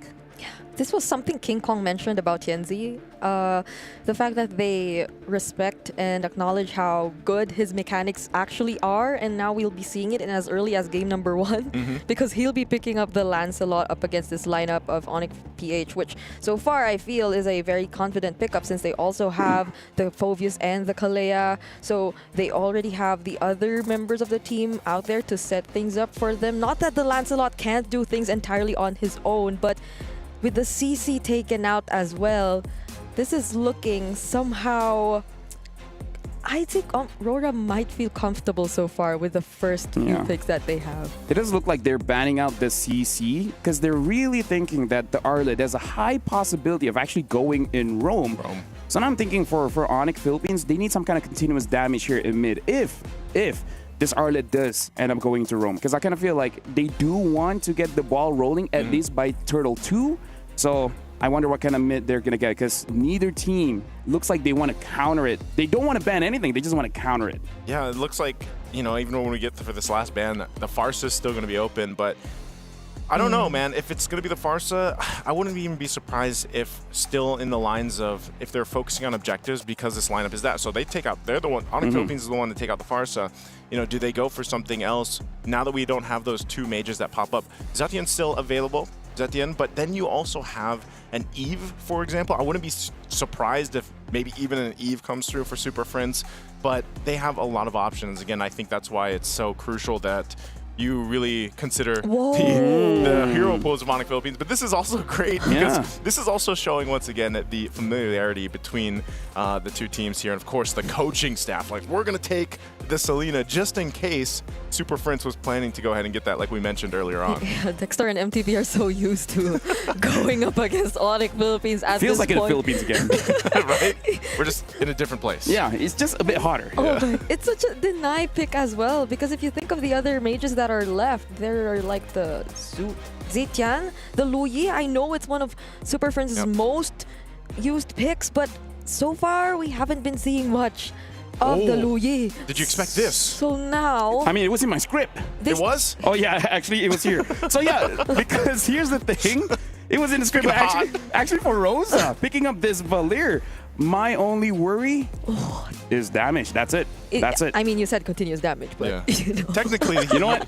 You guys need to take my nuggets of knowledge. Yeah. Because even I don't know I was saying the right things.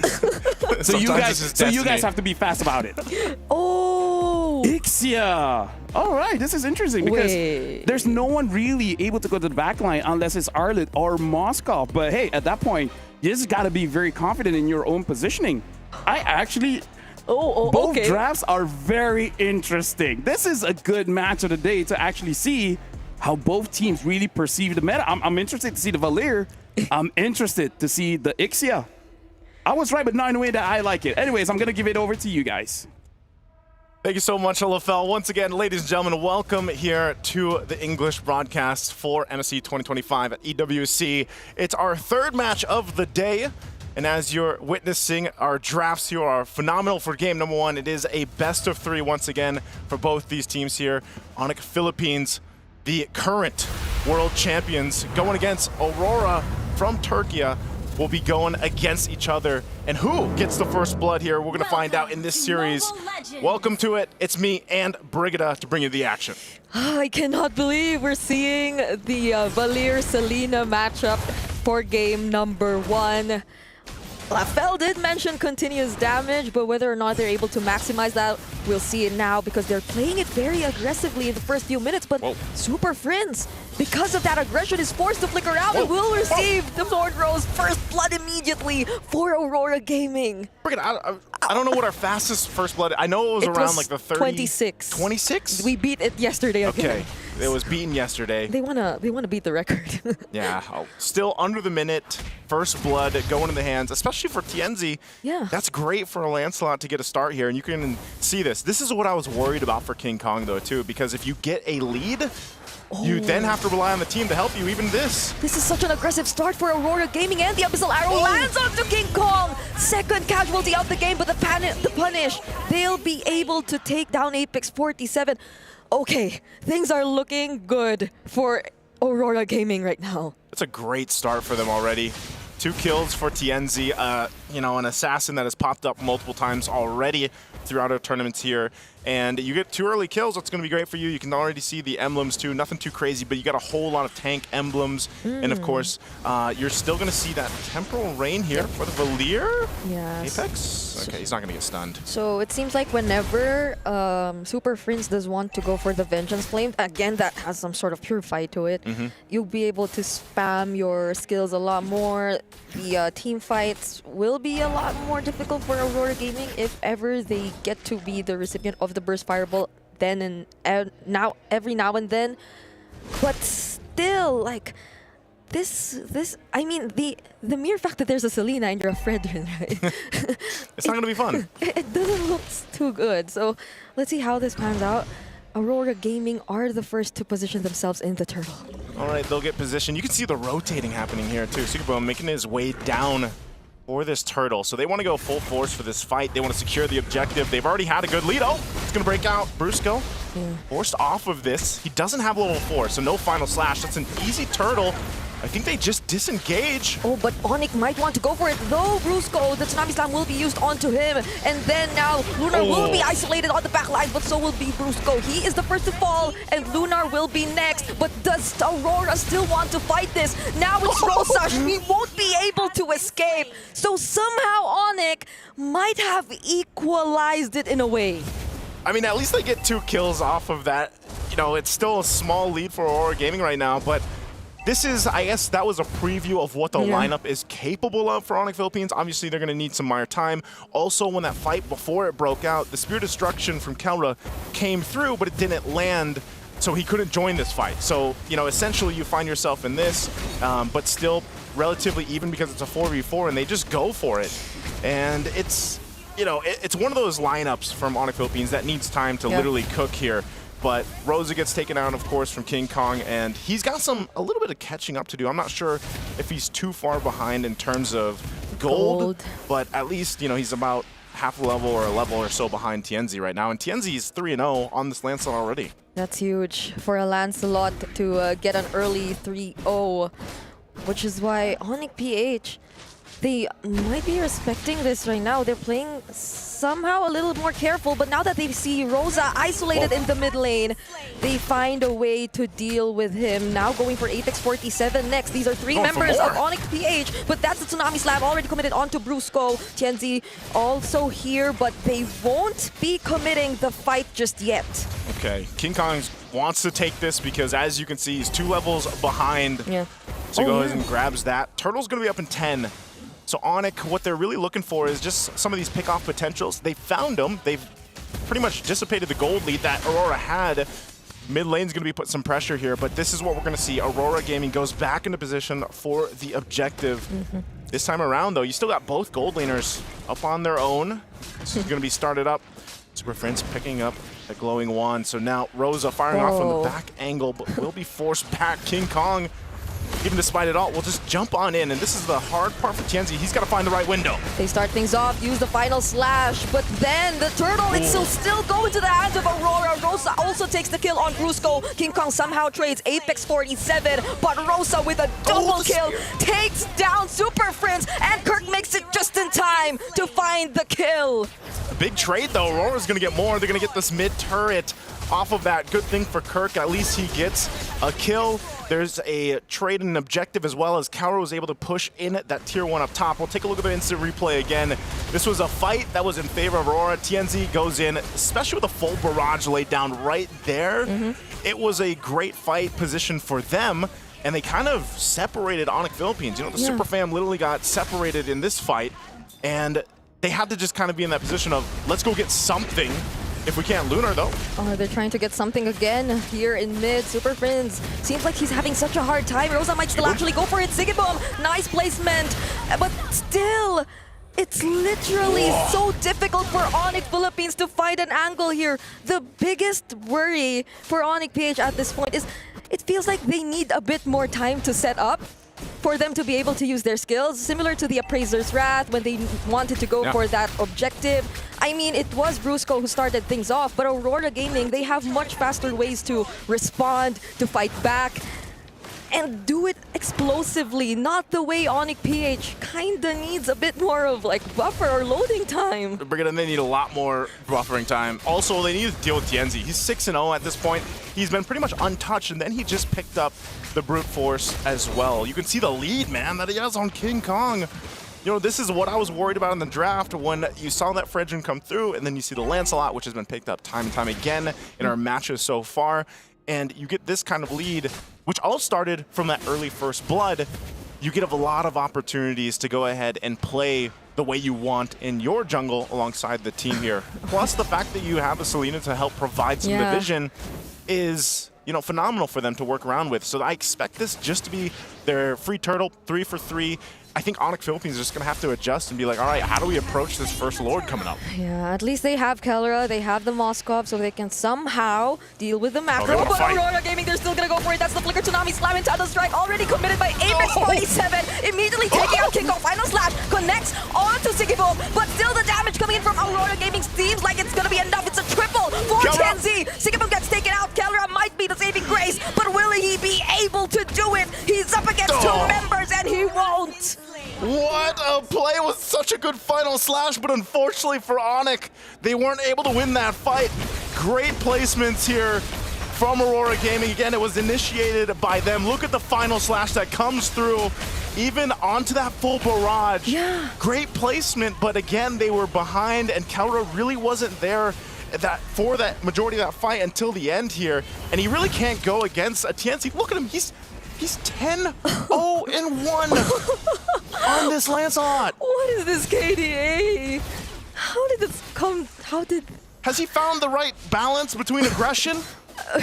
Okay, so out of the 14 kills, he hasn't been part of 3. Yeah. Just 3. The math is not Quick mathing, maths. but you know, Yep. it's just how surprising the game is. Imagine this much of a lead between Tianzi and King Kong. That's 3K? Around 3K? Between the Fredrin and the Lancelot. And you know that if it is a Fredrin jungle, then you basically are going to be the utility. You just want to set things up for your teammates. But Kelra, oh no, APX 47, there to protect his teammates, there to protect Sigibom. They have to reposition unless Onyx PH still want to take on this fight. There is somehow still a lead between them and Aurora Gaming, but it feels like they desperately want to at least get something. Yeah, it seems like Onyx Philippines right now is kind of scrapping for whatever they can get. No. That is a massive differential between the junglers right now. Tienzi, this is how confident he can be too, that he just takes things from King Kong. So, that's tough to see especially if you're in that position for King Kong right now and you're down multiple levels. Whoa, Super Fritz? Okay, at least the flicker was there. But that was a very close call. I mean, Super Prince was confident enough to not use the Vengeance Flame, not like it could do much anyway. But still, at least they still have, or he actually used it. No, the Vengeance Flame, not the Flicker. So now, how does Onyx PH deal with this? Kurt, will he try to look for a setup? King Kong up front. Oh, they seem to be bursting Lunar down. Gets to switch targets though, looks for Super Prince, and the full barrage immediately cancelled out. King Kong, however, he won't be able to tank enough damage. Kirk also next on the chopping block. Double kill for TNZ. TNZ wants more. That's enough members taken out from Onyx PH. It's only the KK connection left alone. Oh, Rosa, okay, throws down an arrow, but not going to connect. They get everything that they wanted here. They're also going to get this Lord. Time and time again, in fight after fight, Onyx Philippines just can't get one in favor for them. Even if they take someone down, it's just Lunar, because Lunar's just jumping in front of 5 dudes. And he survived. He's jumping for the Super Fam, yeah. And he's look at how long he survived. He went in back again, got a kill. He's like, oh, hold on, I'll come back.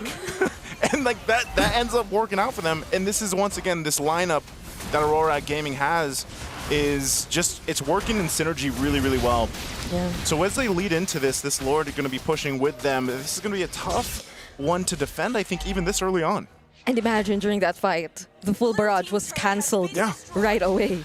So they didn't even get to feel the full duration of the full barrage just yet, but that was already the amount of damage and pressure that Aurora Gaming already showed them. There goes the full barrage again, though. T-Boom's like, let me at least just go ahead and use it on this wave so I can at least get a full. But he even ended it, so he's like, nah. Picks up the Malefic gun. T-Boom in a great position. This whole time, it's so funny because this is one of those instances, and maybe, Ixia is just one of those heroes where it's like, yeah, you're kind of just the covering fire hero or person on the team. Very similar to what we see with like Farsas in terms of, the magic damage burst. And what Ixia here is he's 0, 1, and 11, has massive assists because of the fact that, all he has to do is pretty much post up, pop the full barrage, and he's okay. He's able to pump out damage. He's even got that Sea Halberd himself. He did pick up with Sky Piercer, so it's like, if he is going to get a kill, it's going to be just, a one-off because everybody's low. What if he decides to use it late into the fight? then that's you gonna never be know. a problem too. Because either way, the Sky Piercer, if it does get some stacks later on, though, it's gonna be a problem for Onyx PH. Even if they try to run away, the lack of range is honestly getting to them. Yeah. They have no ways to deal with, again, Sigiboom. And even during the times where Brusco does find the final slash, does find the stun, who could you rely on to supply the follow-up damage, to burst down these damage dealers from Aurora Gaming? Literally none. You got to rely on your fam. That's why they're the super fam. But right now, it's not working out for them. And there's been some good final slashes from Bursco, but like you said, and earlier on, we need plenty of time before anything to happen for Onyx Philippines. If you really want to see them turn this fight around, they have a massive goal deficit to worry about and work against. Maybe something can happen around the Lord, but most likely not, because you're a Fredrin for King Kong. It's not like you're going to be able to just kind of surprise them. Like, Fredrin literally walks up with his hand in his pocket. You're not surprising anybody. So there's been some instances where it's like, all right, well, what do they do? It's either that final slash or Kirk. Kirk is the other option whenever that flicker is available to actually go in and, flicker in, Earth Shatter, onward somebody. Okay. It looked like they wanted to make a play on Sigiboom. Uh-oh. It's an immediate counter engage from Aurora. It's not that Onyx was even able to find the right engage. King Kong, the first pickoff. They look for Super Prince next, and Rosa catches up to him. Now that you take out the jungler, what else is there to worry about? But nonetheless, Tienzi might still try to go for the fight. Abyssal Trap does not connect to Kelra, but they might actually try to go for it here. These arrows are crazy. They've been on point from Rosa. It almost seems like Onyx Philippines just walking into them, and they try to hold on the best they can. They'll lose the top turret, mid turret, and Aurora will just make their way to this Lord here. Kirk's going to try to give them some vision. You still got a couple seconds for the rest of the team to be up, but they might be a little bit too late if they try to actually make this happen. It would be an absolute miracle. Almost 10,000 gold behind if they actually contest this, but it looks like that's not going to happen, but they fight anyway. Aurora still decide to fight this. The Abyssal Arrow doesn't connect onto anyone. Kirk, though, does the Primal Wrath, but this might be the opening for Onyx PH. SOT already committed. Lunar will be the target, but Sigiboom gets to use the full barrage and takes down 2 members. Rosa also finds the kill onto Kelra, and this is looking bad for Onyx PH. It's a maniac for Sigiboom. They finally find a way to deal with the Super Fam. And Aurora Gaming will take game 1 in this best of 3, a dominant one against the Super Fam. Oh my gosh. Is that what we expected? That was a brilliant draft. You see just how familiar they are. Yep. I cannot believe the surprises. I knew it. They just keep coming. It's one thing to have one maniac. It's another to have 2. And against Onyx Philippines. But here's the thing. There is a lot to talk about, and we have to talk about, number one, what is with the tempo here at MSC? It almost feels like the moment you get into game, someone's gonna die. And in this one, it was Onyx Philippines. They received the first blood, and then after that, I would say the good thing about Aurora Gaming is that with the draft and with their playstyle, they can fight at any time. But it looks like Onyx Philippines, they're waiting for their time. And this is something that I told my sister. Waiting sucks. Waiting sucks? Waiting sucks. Oh, waiting. Yeah, waiting. Waiting. Menunggu. But but like from behind, right? How else are they supposed to deal with it though? Just wait faster. Just wait just wait more. Yeah, just wait faster, Like do that, but faster. when you can like skip the waiting? Yeah. I wish that applied in real life. Oh yeah. Speed it up. Yeah. just get here and just start do your own thing. Now here's the thing. Honestly, looking at that game, there is a lot that we can talk about because even you guys during the draft, we're surprised because you thought there would be more damage coming in from Onyx Philippines considering the players that they had. It just looked like a bit of a mismatch between the playstyle and the heroes. I think it really started under minute 1, right? Yeah.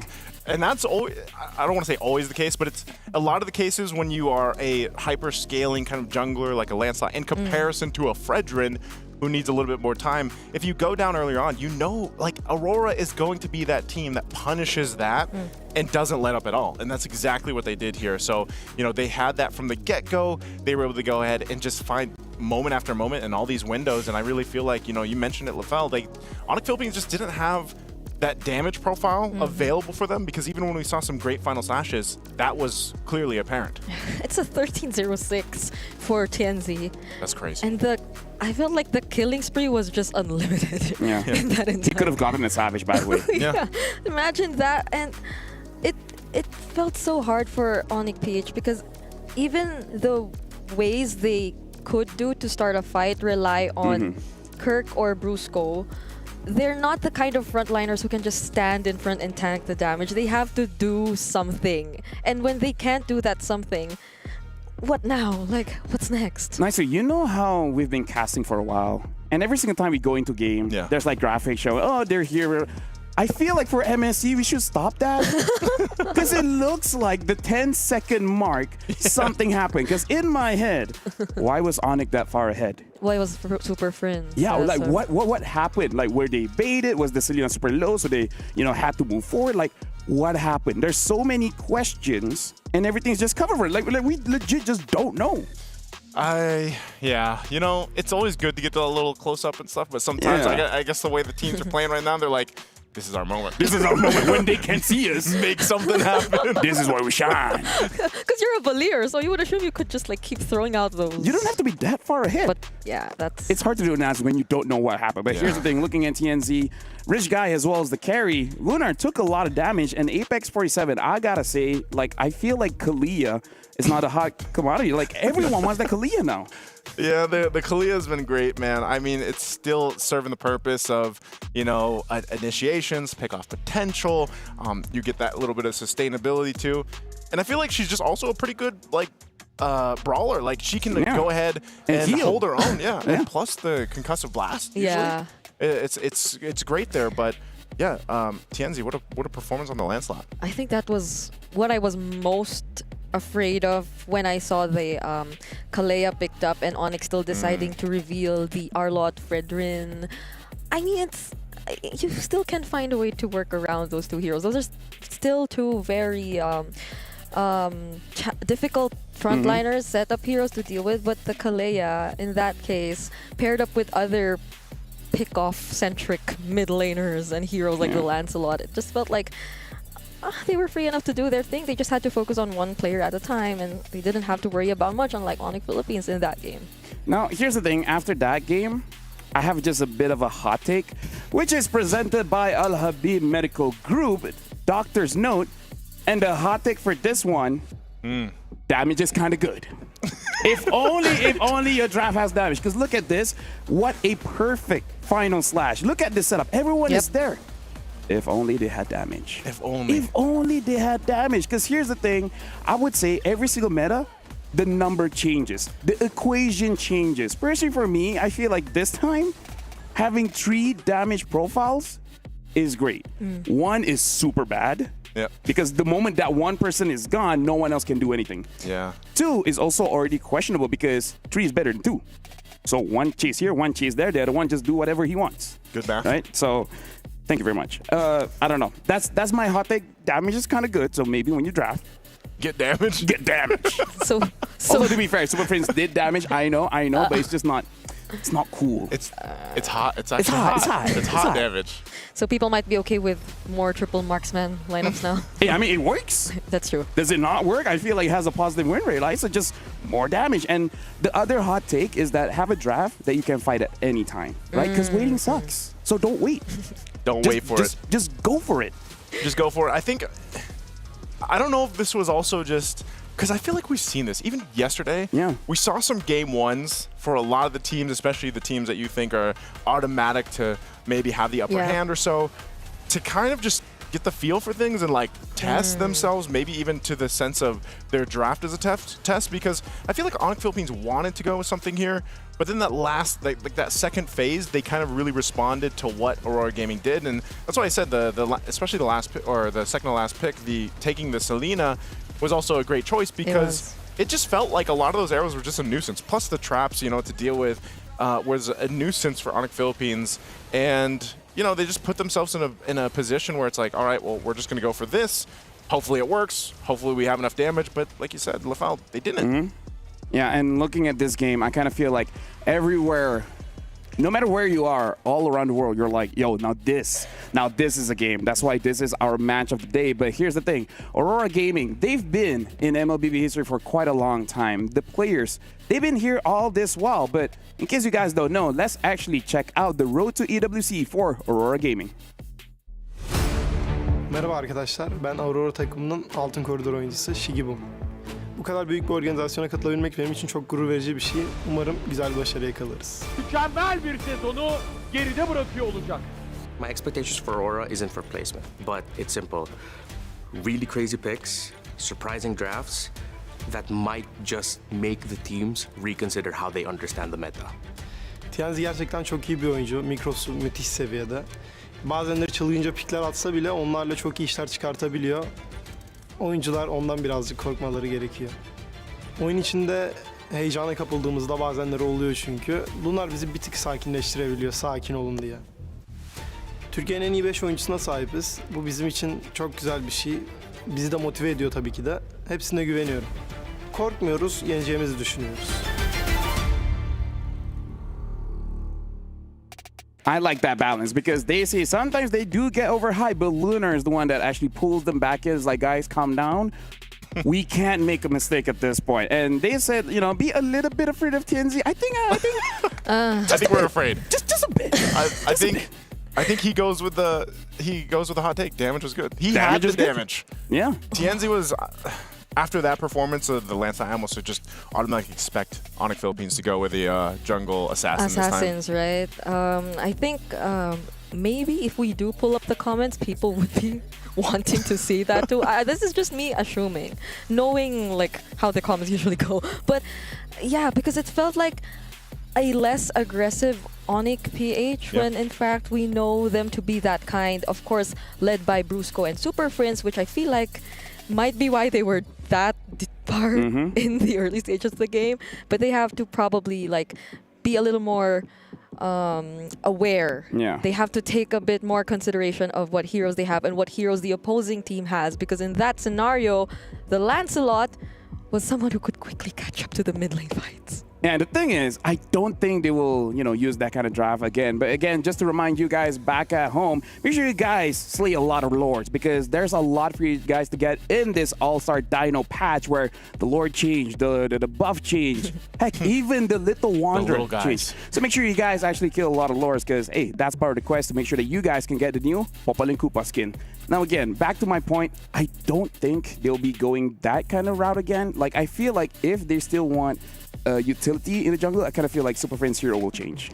That is probably the best case scenario, because I think even then, like, if we talked about the gold lane, like Kelra on the Mozcov would have been fine. I think he just didn't have enough time to catch up from the massive gold lead that was built up. That was kind of the main thing here. So yeah, I think mid lane really needs to change, and we'll see if we end up seeing that from Super Friends. Again, his hero pool is quite extensive, so maybe dig deeper than wherever Valir stands, like wherever on the list that is. Because earlier, like, majority of the picks or the mid lane go-to picks were already gone.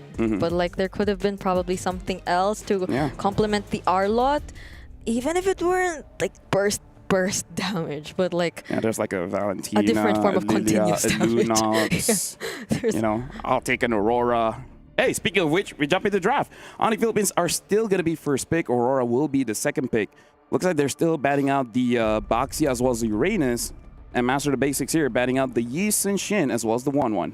Teams just really like the blue side. Like, which one is blue again? The left side. Which one's left?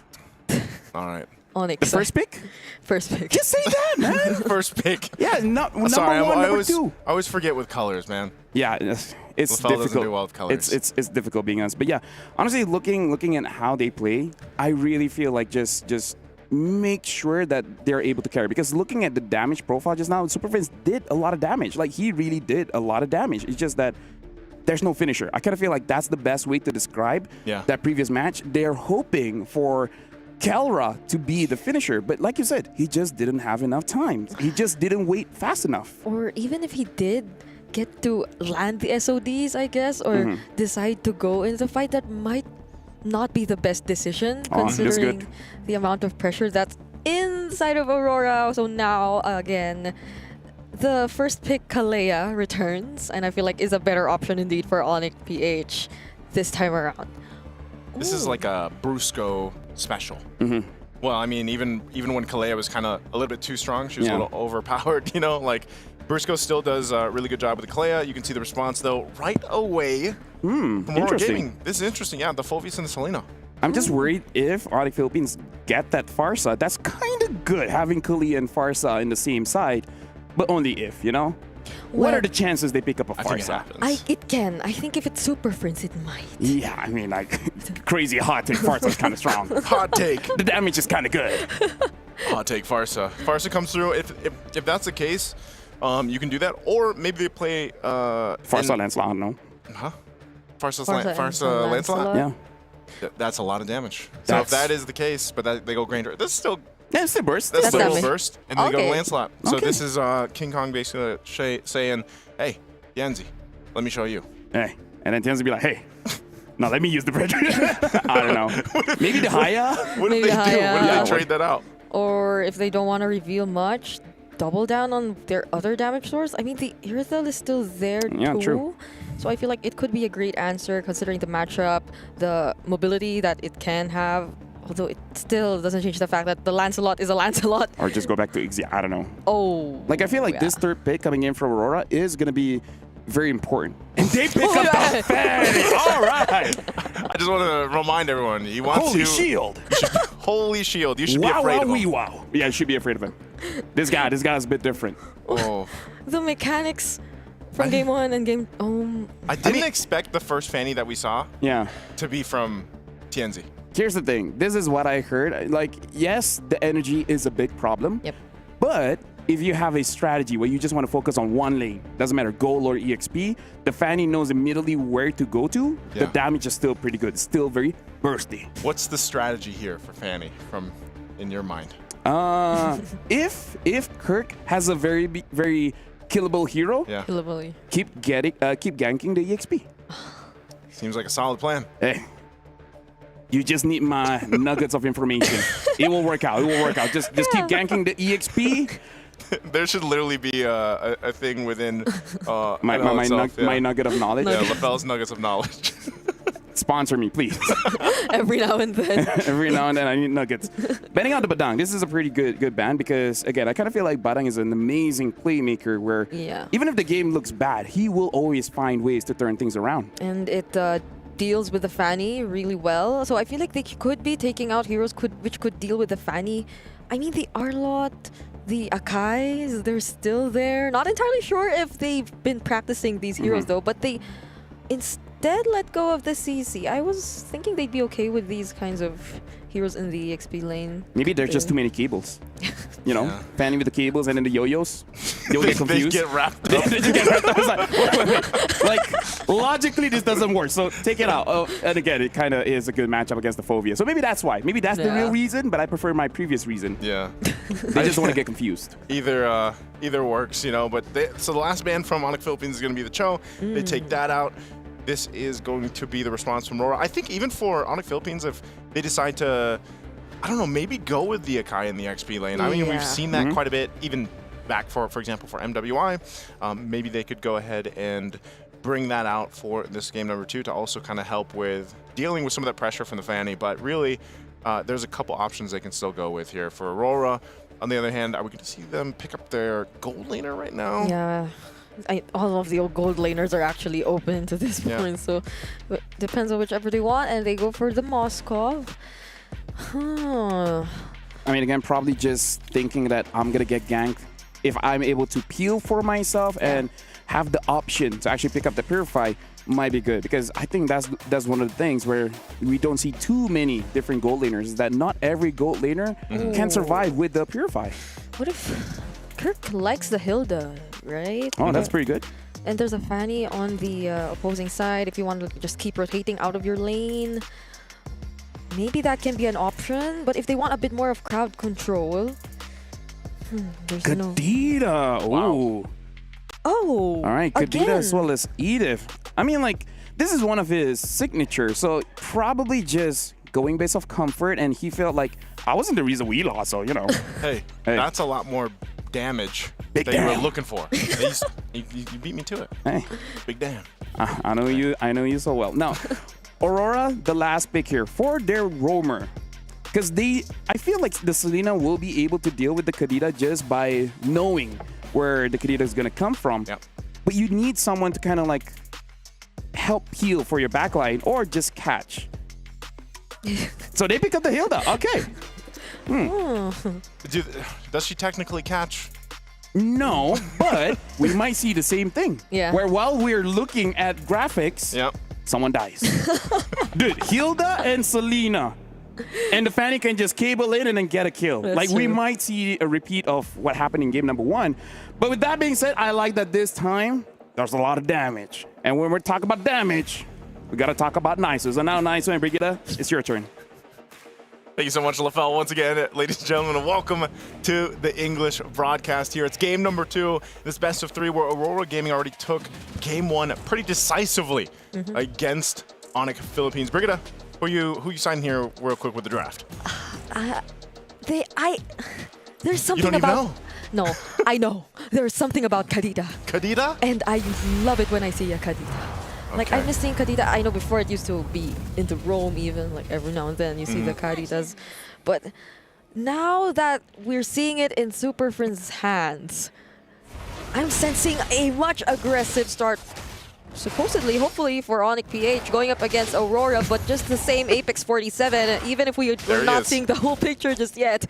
Look at where he is right now. Look at where he decides to show himself up. But Tianzi, he has something in mind. He actually tries to go for Brusco. Forces out the flicker in less than a minute. Early aggression is really what we're seeing from Aurora Gaming now, even in game 2. So they got a battle spell out. They get that flicker out from Brusco, so that's something, you know, Kirk, a little stutter step in there, but I don't think he's going to be able to do much. Mid lane, though, this is the thing. Can they actually go ahead and get an early start themselves for Onyx Philippines? Especially, like you mentioned, with a Kadita, that's going to be great. He already had to burn the Petrify, though, it looked like, so they weren't able to actually convert a kill here. You can see a whole lot of killing sprees, of course, a whole lot of Assassin Emblems for them. Pull yourselves together as well. And a little bit of the Festival of Bloods for Onyx Philippines, trying to extend some of those fights. And meanwhile, on the other side, you see Aurora Gaming. They just want to go for these kills. The lethal ignitions here. Lunar is going to do the same exact thing that he did in game 1. Like, he is the guy, the sandbag, to go ahead and tank up as much damage as possible.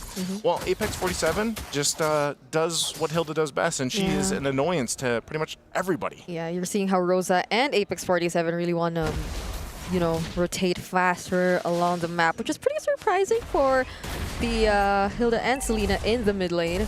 So that's pretty much how they're planning to play things out. I mean, I'm still not over the fact that Tianzi decided to wait there and try to get Brusco as first blood, but Onyx PH, they might secure the first objective of the game. Tianzi is nowhere near to contest for that objective, although they had some information though, so they might be trading it out for other things instead. But that other thing, could it be a kill onto King Kong? Tries to steal away the purple buff, but doesn't succeed in doing so. Okay, that was a good attempt, you know, from Tianzi. He had the information, like you mentioned earlier, Brigitte, but couldn't take the buff away. So Tianzi at this point, especially as he gets his orange, is probably going to start to look for that first kill, that first kill pressure if they can. Kelra gets the information here, and you can see Onyx Philippines rotating down to keep him okay.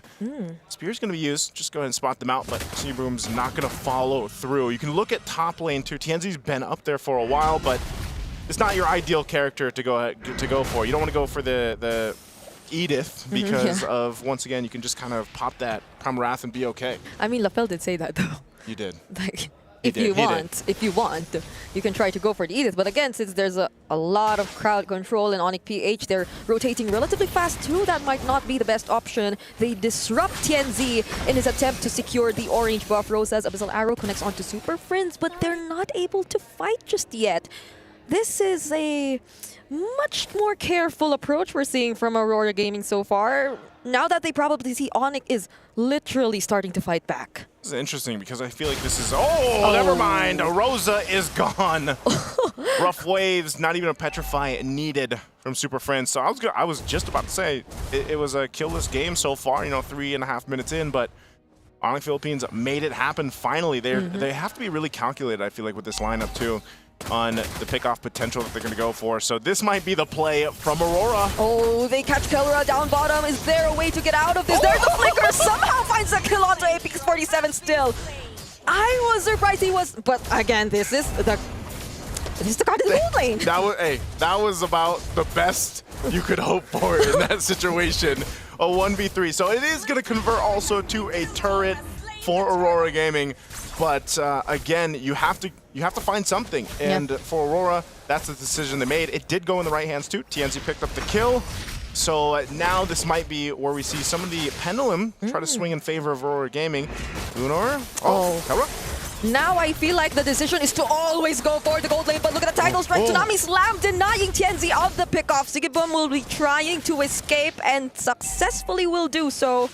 Great attempt, however, from Aurora Gaming, but you see just how alert Brusco is. He has to protect his gold laner this time. Brusco is so good at just protecting pretty much everybody, but especially there for Kelra.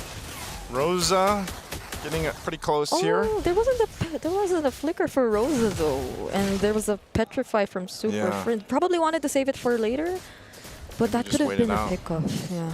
That's okay. Again, their Aurora Gaming seems to be going and just focusing on the macro for now. Yep. Really focusing on down, and if they can get some of these objectives, because you sort of have to be, like I said, very decisive on the fights you choose here. You can see this might be a moment for Onyx Philippines to start putting some pressure on their side of the jungle, but still they want to do it with caution, as Aurora's been doing pretty good at just farming up. They're not too far behind or anything like that at all. What is Apex 47 trying to do too? He is the vision. He is the visionaire right here. He's literally not letting go of wherever King Kong is, trying to go fully aware of whatever patterns they're trying to do. But does Aurora Gaming know that the plan is to actually attempt and go for the mid lane? Oh! The title strike was somehow denied by the Dark Wave from Lunar there. But Apex 47, he's still holding this spot. Yeah. He's not letting go of that area of the map. So he cut that wave. They dealt with that, and they might get a little bit of pressure. Won't be even able to use the SOD. TNZ tries to catch up, but I don't think there will be a fight breaking out anytime soon here in the top lane. There is an upcoming objective, so that's probably what they have to pay attention to. But speaking of paying attention, Apex 47. This is why I was saying earlier, like, Hilda is just a nuisance to everybody. Because this is what, actually. Now he gets to deal with him. All right, we see King Kong actually find the kill onto Apex 47. This time, though, TNC also finds the kill onto Kirk. Brusco barely making it out alive. The Abyssal Arrow also won't make it. Rough Waves already committed there by Super Frizz, but Kelra with the Sky Piercer stacks will be the one getting the kill onto Lunar. King Kong. Okay, disengage for Aurora Gaming. All right, they're going to disengage. The Turtle's up here. Onyx Philippines might decide to go ahead and start it up. They did lose Kirk earlier on, so he's back up, as well as Brusco making his way to this fight. So they might secure themselves this objective. Yeah. But Aurora Gaming, they'll go ahead and focus on getting TNZ his buff that he needs, and maybe just give this up. Apex will give them information. Oh! Sinking boom! What? What? Okay. What a steal! So the turtle still goes to Aurora Gaming nonetheless, and Onyx PH will just attempt to take the mid lane, but it's a successful defense for Aurora Gaming. Ooh, Apex 47 tries to go for Kelra. Tenzi makes it cutthroat, already committed, but he gets denied with that title strike. Once again, Kelra is protected by none other than Brusco. Brusco is the man right now. Just, he's got to be mentally high-fiving Kelra, or Kelra's got to be doing that, because time and time again, he's there to go ahead and save him. And that's the way, I guess, you deal with a Fanny. Hey, if they're going to go for a gold lane, you know what? We'll just go ahead and Tsunami Slam him down. Oh.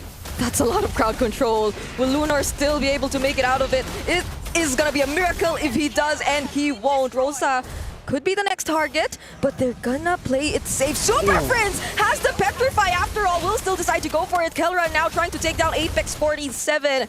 He's been such a nuisance, and now he's finding it hard to deal with everyone all at once. Onyx Philippines will get them the turret. Meanwhile, Aurora Gaming still working on the rest of the map here. They're not falling too far behind with everything that's happened in the last minute or so. You know, they still keep it relatively even. They're about 1,000 gold behind at this point. And I would say, even when this Lord does come up, we could potentially see them actually try to contest it. Now, the biggest part is, once again, avoiding Super Frints, avoiding that initial burst of damage, making sure that you don't get picked off from Brusco, because he's been online, and then the Malefic Roar is picked up. Now for Kelra, as they go ahead and put pressure on this purple buff, and you know, Tianzi's going to be fine from that. Fortunately, he's still able to get it, especially as there is an upcoming objective down bottom, but I feel like this is going to be the problem now for Aurora Gaming. This is why we see Sigibum and Tianzi majority of the time just on the opposite sides of the map. They're trying to deal with things right now through macro, since Onyx PH, it seems like they're grouping up most of the time. So they might be struggling to actually pull off whatever they intend to do. Now Apex 47 seems like the target for King Kong Phantom Execution. Everything is used onto Apex 47. A pickoff Bionic right before the objective. It might be time for Apex Lunar to be a little more careful, and could that be applicable to Lunar as well? Oh, somehow dodges the combo from Super Friends and sustains everything with the Infernal Pursuit. Will Rosa catch up and deal enough damage? Also, will Sigibum decide to join as well? It's a no for now. Aurora Gaming have already lost 2 members. They lost the 2, and yeah, maybe for Lunar, he's got to be a little more careful now, because this Lord is for the taking. Take note of the positioning here, though, for Aurora Gaming as they go ahead and go for it. Tianzi's not going to be getting there in time. A little bit too late towards that. So Lord secured here for Onyx Philippines. Great position for them to march towards the base of Aurora. We'll see how they kind of respond to this. Again, we really haven't seen Sigibum even be part of this a major fight just yet to utilize this Moskov here. So that could change. Kelra is going to be able to pick up a little bit more defensive-ness. He gets a Wind of Nature now. So an extra layer of protection instead of just relying on Brusco here. As we take a look at the items, you can see as well, Sigibum is in fighting form. But they actually want to try to go ahead and keep this together at the tier 2. I don't think they want to do that. Lunar jumps in though. Oh, he still decides to go in. Apex 47 also from behind, and the Infernal Pursuits, they just keep coming. Sigibum also decides to join the fight, and it seems like they already have enough damage. Thorndroid somehow denies Sigibum of his attempt, so he decides to dash away, but they still get 3 members from Onyx PH. Hey, great fight. They actually made it happen, defending under the tier 2 in the mid lane. They'll go deal with the Lord that's up in the bottom side. And they got 3 off of that, so it does slow down Onyx Philippines on that push. The Lord is cleared, and they hold on to the base shields. Yeah, they hold on to the Holy Shields. The Holy Shields. So somehow, Aurora Gaming, despite everything that's happened in the past few minutes, seem like they're still brave enough to risk a fight, especially if they have the right resources to do so. I think now, if they have Sigibum able to join them as well, because we see how things were a little different now that Aurora Gaming, they've already completed the Trinity build for Sigibum. He already has the enough amount of damage. The Wind of Nature as well is already picked up, so things could be a little different. Oh, but there's the onward. Earth Shatter wasn't committed though. Lunar gets isolated, however, might be the pickoff for Onyx PH now. Darkwave already committed, but Super Prince, once again, nearly dodges the combo. Won't have enough time to survive though. The Sky Piercer stacks on Kelra. They're starting to balloon. Yeah, they are. Tianzi's going to go ahead and just try to get this as quickly as possible. Gets a couple hits away. Not sure if that... Okay, the Cannonman does get that tier 2 turret. Might go for a kill in Kirk? Well, there's no Primal Wrath, but would that still be the right decision? He will no longer decide to engage. Oh, I thought Kelra was going to say he does that. Okay. Just a little bit late, but I was like, man, one shot in that bush.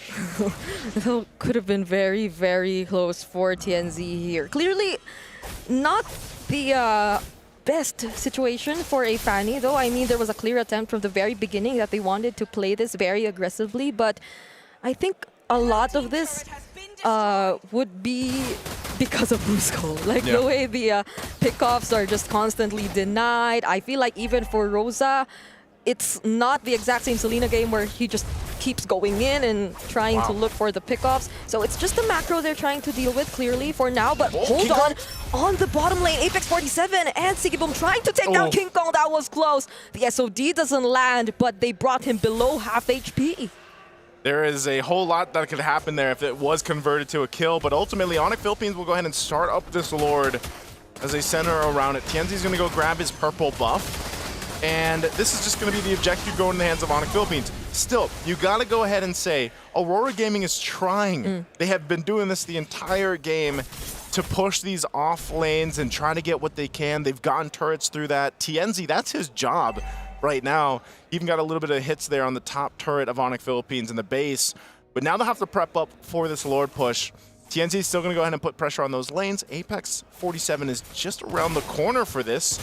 But I think ultimately y'all want to go back to the base to get ready to defend against that Lord, because we can most likely see that this is going to be a forced fight here. Apex 47 might just walk up from the back all the way from the bottom lane. It looks like they're going to do just that. And Tienzi, I guess they just rely on, hey, we can actually defend this ourselves. Yeah, they put enough trust in Sigiboom and the rest of the members. Oh, are they going to punish King Kong? Tienzi's going to push it. Darkwave doesn't connect, and Tienzi clearly has a different plan in mind. And Apex 47 might be the one stopping everyone else from just being able to return back to their base. But the damage coming in from King Kong is too much to handle. Now, at least Kirk gets to recall and defend that bottom lane turret. Again, you got to put respect here for Aurora Gaming on the fact that they are playing this at just the macro level. Because of the lineup that they have, this team composition allows them to do this. But how long will it continue to work? Mid lane, might see some action here. Brusco too being spotted out, but King Kong will try to keep them at bay right now. Taking some of these buffs. Purple buff's going to be taken next here, and you know, you got to take a look too. There's some immortalities that come into play now for Aurora Gaming. So we've already seen that preview of earlier on when Sigiboom was actually able to get in position to fight. The damage is there, and you see his last item, he did pick up the Malefic gun. He's got a little bit extra range now to work with. Kelro goes a little bit more defensively, picks up the Rose Gold. So he's got that now, and this is going to be interesting because even though Onyx Philippines is ahead by 4,000 gold, it could still be a really even fight out. Yeah. I think the toughest part, though, for Aurora Gaming is the way Tienzi can't get his hands on his purple buff anymore. And we know how important that is for a Fanny, which is why now it's probably there's no other choice than to just literally manage the sides for Tienzi, because it'll be very risky if they decide to go on and engage a fight against Onyx Philippines with the limited resources that they have. Although, yes, there is a significant gold lead. I think we're nearing the point where it might not just matter anymore, because majority of the heroes, majority of the players have already secured all of their items already. I think we've seen a couple already complete their item builds, and those are mostly in terms of the damage dealers. Both gold and jungle heroes have already completed their builds already at this point. Yeah, mid lane, if they get there, will help a little bit, but this Lord is up. Onyx Philippines will go ahead and start it up. I'm not sure if Aurora Gaming is actually going to be able to get in fast enough for this as King Kong secures it. Spirit Destruction going to be thrown out, but no follow through. So Aurora Gaming will find themselves once again in a position here, Brigida, to just defend. And, you know, they've held out for quite some time, I would say, but Onyx Philippines, I think on this one, might want to go ahead and at least get all the base turrets down. Potentially ending the game if they can. A little extra damage here. The Starlium Scythe now picked up for Kirk too, so they're going to be trying to make it a play here. Yeah, they have to close out this game as soon as possible if they really wanted to. Oh, Tienzi goes back. Might not be able to look for a lane that they can really manage, however, because Onyx PH, they've learned their lesson. They're dealing with all the waves all at once. All right, let's see how they handle this. The Lord is in the base, and they've done enough cutting of the waves too to kind of handle it. Brusco's going to jump in. Mid turret's going to go down. Aurora Gaming hold it out. Oh, nice flicker. That abyssal arrow lands onto Brusco as well. Could this potentially be the turnaround? Apex 47 still has the immortality, and now Aurora Gaming are taking down the members of Onyx Philippines one by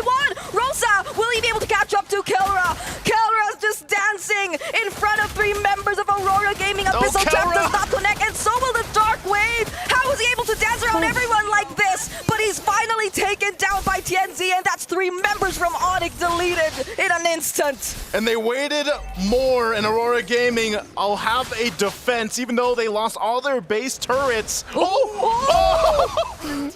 What an arrow! King Kong will try his best to get out of this, but TNZ just needs one hit! He won't find that one hit! He didn't have enough energy to go a little bit further, but Aurora Gaming off of that will go ahead and get a turret down in the mid. So close.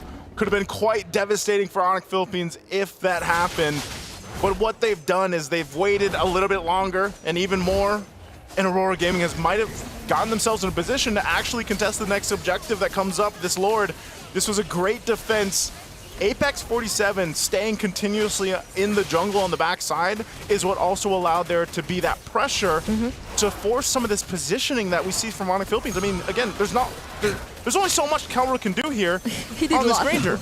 Yeah, he was basically dancing on the Granger. He can only shoot one way. Oh, but now they find Apex 47. Do they have enough damage? And they get to burst him down. Lunar next as well. 2 frontliners for Aurora in danger. Still goes in with the Infernal Pursuits, but that just converts into additional Sky Piercer stacks. All right.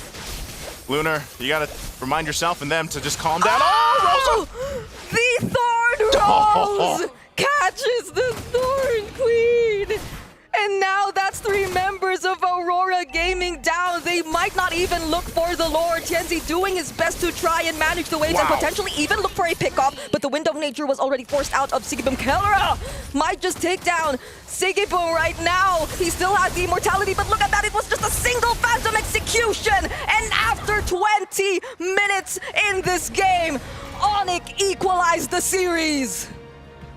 Took him a little bit longer, but Onyx Philippines will make it happen in game 2.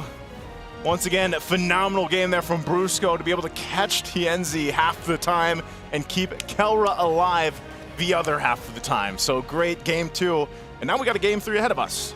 That was a banger of a game, because here's the thing, man. It's beautiful to watch when, okay, plan A doesn't work. You got plan B. It's both Tienzi as well as Sigibum making sure that the side lanes are looking good. And there were times where even Apex 47, he was the one that actually cut the waves to make sure that a push could not happen. I gotta say, this is very impressive coming in from Aurora Gaming, because even though they lost, they made a lot of amazing plays that could really transfer into a win. They were, like, I feel like when you guys were casting, like, if only this happened, if only more energy, if only this hit, if only that hit. A lot of things. There's so many what ifs in this game. Yeah, but majority of the what ifs, they were really on Tienzi, on the Fanny, I feel. Like from the very beginning of the game, there was that attempt to go for the first blood, right? He stood there. It wasn't an immediate transition to the next buff whatsoever in terms of his farming pattern. He literally wanted to look for a kill. And it looked okay. It looked like it was going good. Not until Onyx PH kept denying him of the purple buff as well. So it seemed like he was just left with no choice when we entered the latter portions of the game. I think that was a major point too. You know, Apex 47 a lot of times was providing the information that he had to. That's what Hilda does great at. But also the decision for Onyx Philippines at some points to just go ahead and take the purple buffs or what have you from Aurora Gaming really played its part in the bigger picture of the game. Yeah, it took them a little bit longer, but ultimately everything compounded for them to get the win. Let me just say, watching Lancelot the previous 2 games reminds me of the debut of Lancelot, the moment that he got released. He was one-shotting people with a Thorn Rose, and that's what we saw in the late game. Only before this was worse because he did it with no items. Lancelot, when he was first released, was too much. I mean, like, now he looks good, but at least, you know, full items. It's fair. It's much more fair. I really feel like Kalia and Lancelot are the heroes that you really gotta watch out for, because you guys were talking about it. This was the previous one, but don't forget about that. Yeah, that's a game 1 right there. Imagine Kalia, right? If the Kalia was not there, how much could Tienzi actually got in that game? Is Kalia just the best way to handle a Fanny now? I think after seeing that. Ever since she was first released, because even in my head, I forgot about this, but like, dude, the opponent has a Kalia. Why are you picking out the Fanny? That's actually true. It's so easy to catch a Fanny with a Kalia. Because like even during times where Kalia was first played in professional play and the Fanny 2 was a go-to ban, teams would just let go of the Fanny because they will be picking the Kalia either way. So I feel like that was something I wasn't able to completely realize as well. But then again, it denied a lot of the attempts. It made Rosa, it made Tianzi think twice about going in a lot of the times, just because even those clutch title strikes literally saved their damage dealers a lot of times. So Kalea, there's something about this hero for today. Kind of strong. MSC. Kind of strong, man. Kind of strong. Kind of strong. So it's definitely something that you got to watch out for, because we definitely see the pattern here in MSC where the spotlight is really on those junglers, because the junglers in this patch really does a lot of damage, especially on those Lancelots. And Kalea is one of the best counters for those kind of heroes. And maybe that's why we also starting to see all this Hildas, because Hilda is also a way to deal with the assassins. The only thing is the times change. People change. In the early game, sure, man-to-man defense, wherever the Lancelot goes, follow. If he needs water, give him water, right? And this changed too, because there was no early kill. There was no early kill. Yeah. Maybe they just needed that. Maybe they should have just been more aggressive in the early game. I feel like they tried. Yeah, they tried. They tried. But But this couldn't happen. Couldn't happen. They heard what we were talking about. But, you know, I think, I'm wondering if we get to a phase through MSC here where the Lancelot is starting to be banned out. Like from a lot of teams. Because they're just like, or is it always just going to be one of those open options, and the team that decides to take him gets that kind of, I feel like he is an advantage in a way. This is from the previous game as well. Yeah, I kind of feel like Lancelot is just, in a sense, he does a lot what the meta needs right now. He's good for Turtle, especially Turtle 2 as well as Turtle 3, because of that Thorn Rose. Unless an SOD comes in and you're just like, there's no way a Moscow can steal this turtle. But other than that, the Lancelot can do work. And also, we have a lot of good gold laners in MSC right now. So any kind of assassin that's able to go to the back lines, then that's the kind of hero that you want. And I kind of feel like everyone wants something like a Ling and etc. But they take too long. Lancelot, he doesn't. Yeah. At any point, he can just go for it. And when we saw the Lancelot get his full build, like the BOD, the full damage, you saw how he was able to deal with even the Hilda, even Apex 47. Like, it came to a point where he couldn't do the man-to-man defense anymore because King Kong could really deal with Apex 47 already all by himself. And like what you mentioned as well, I feel like there were multiple times wherein Sigibum clearly attempted or did a lot to somehow save the game, especially this moment. I think this moment we're seeing here, I mean, look at that clutch SOD and then him just surprising King Kong and everyone else from behind. But because King Kong was there, if this was anyone other than Kelra, should have died, and maybe they could have used that opportunity to end the game, right? Because he survived so long, a little bit too long. He took their attention. I feel like even they're like, guys, how is he not dead yet?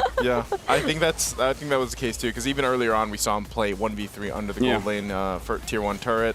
So, you know, those are things you can always expect from Kelra. But it's the changing, I'd say, of the meta that we've seen so far. Because even back in M6, right? I feel like that was very gold lane centric. Yeah, very gold lane centric. And now we have what? Jungle centric. Yeah, I kind of feel like the other one is like the third one that we really have to look out for is really that mid. But mid, at least for this matchup, is very subjective. Really depends on the heroes that they use, right? Because we've seen Rosa on the Selena twice. In game number 1, we saw the Valier. Still, in terms of the numbers, it looks good, but it was just not enough for the team. And now the Kadita. So I kind of feel like it's easy for us to talk about the jungle and the gold.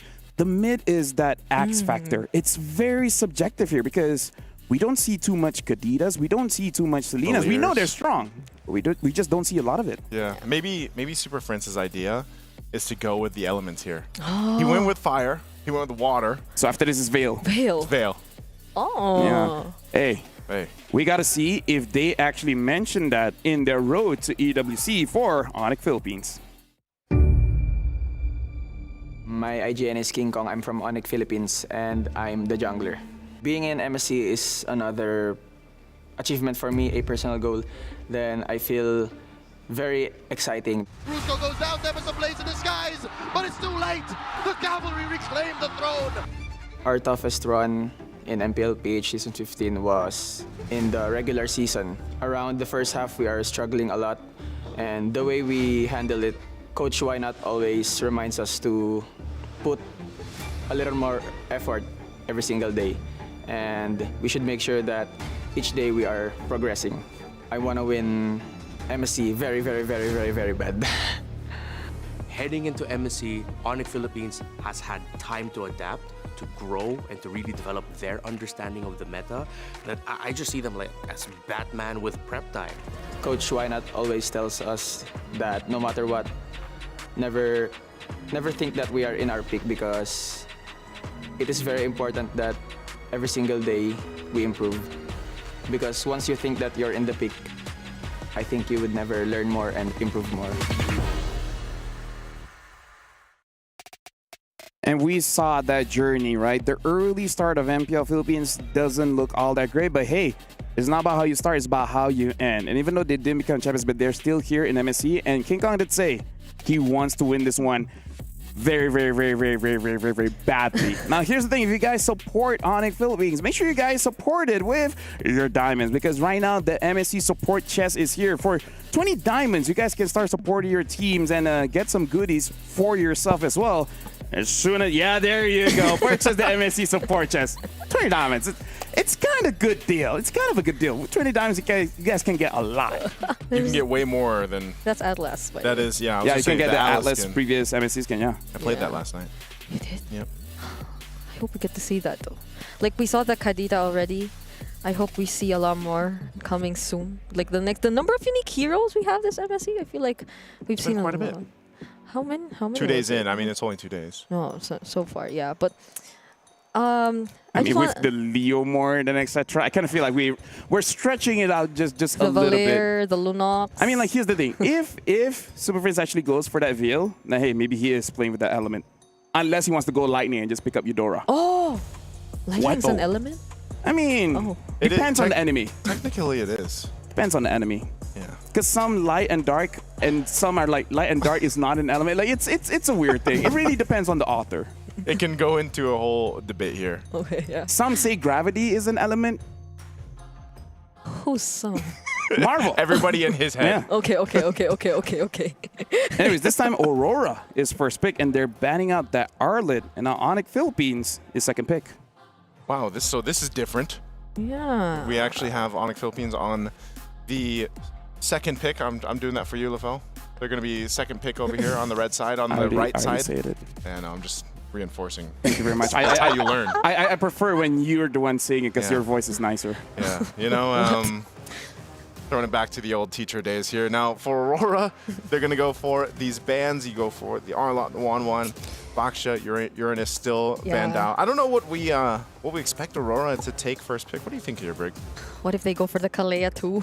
No, like legit, Kalia's so good. It denies so many things. Honestly, we haven't seen the Farsa at all, even though I thought it would be like one of the hot commodities between these two teams, knowing their mid laners and their playstyle, but maybe they're just that aggressive that heroes that are too reliant on positioning aren't the go-to option anymore. They ban out the Phobius though, so yeah, I feel like... Personally for me, if I'm going up against TNZ, even I'm like, yeah, no. No. I'm a little bit scared. Just a little bit. Just a little bit. So maybe the Jushin here again? Or what? Shout out to Mr. Fear. Shout out to Mr. Fear.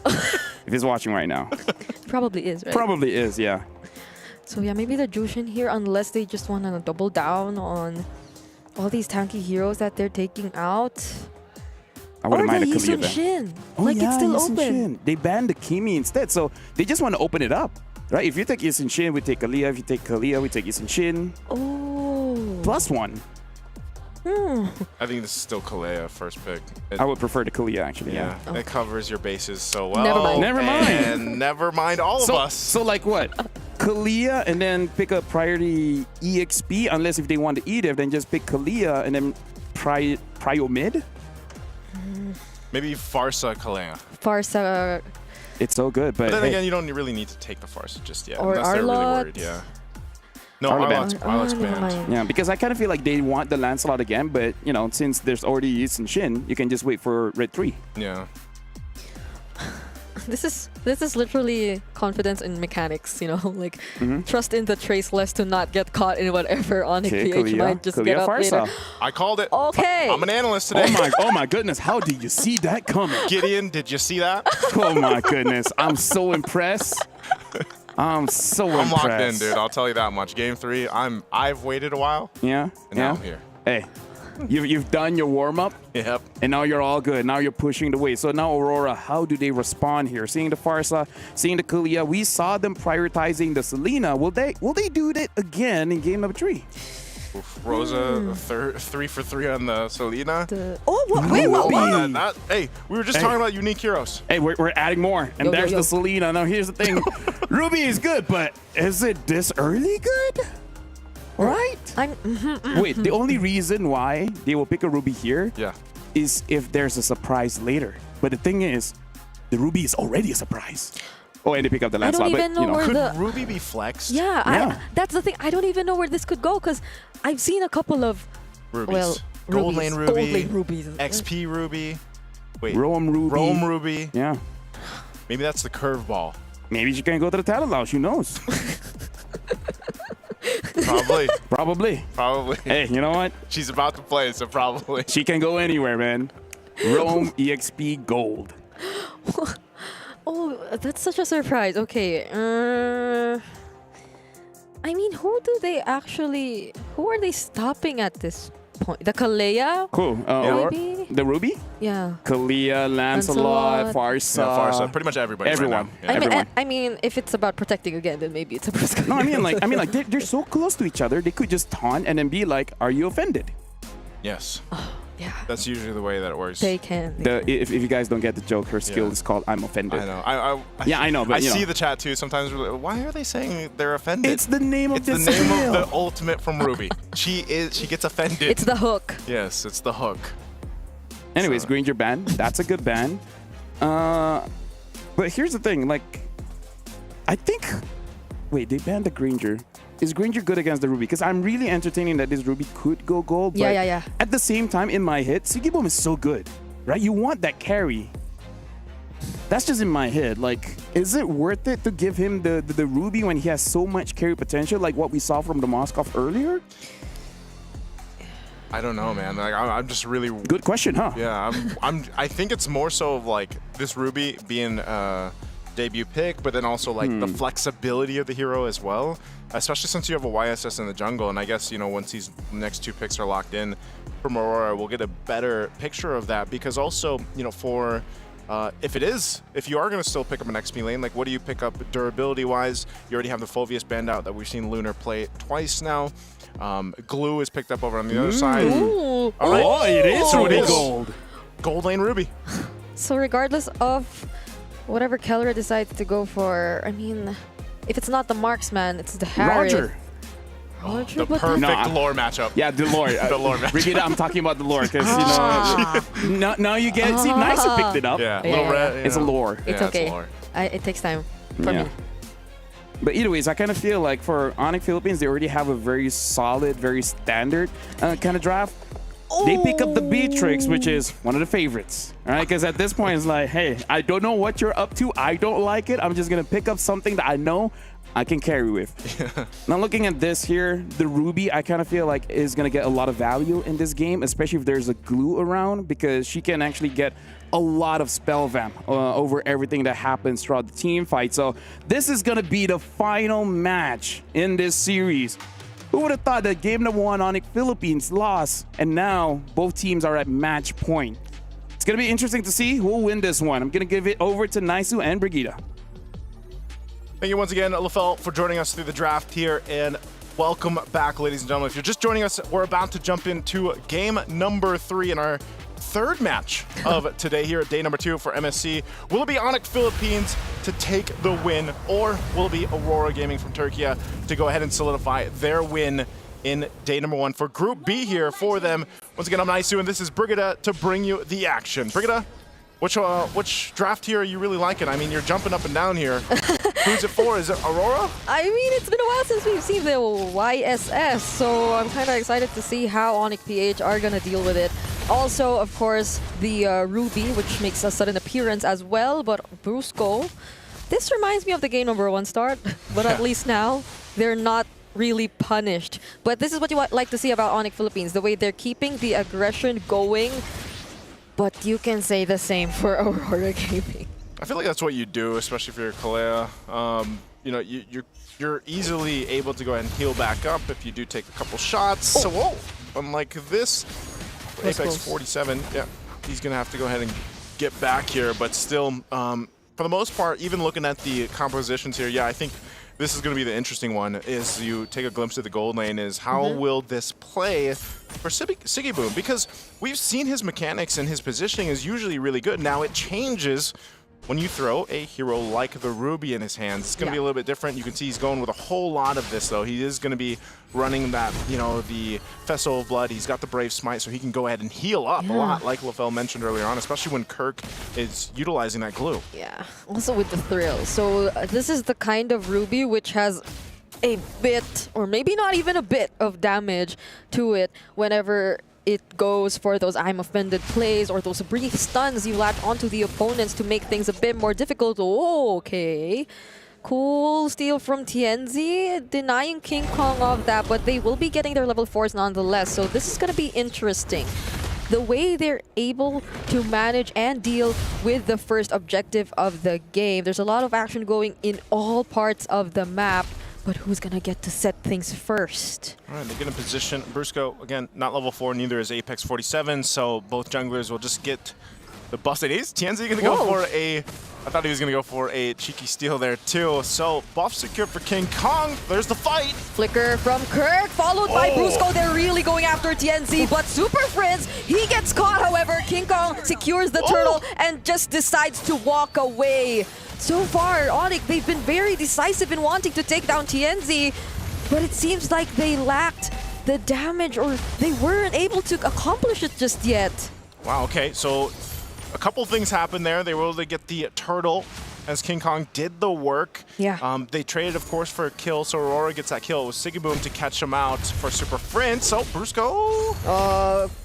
could still walk away. Okay. Brusco's going to be fine. But also, meanwhile, all that, as Kelra's going to be the next focus here, okay, nice Mountain Shocker. I think Kelra's going to be fine. He did go ahead and rush into the Sea Halberd. So he grabbed that. He's going to clear out this wave here. And he also got a whole bunch of gold in his pockets. Rosa! Goodbye, Super Prince! It's been a minute since we've seen the Farsa. He literally just landed and used the feathered airstrike.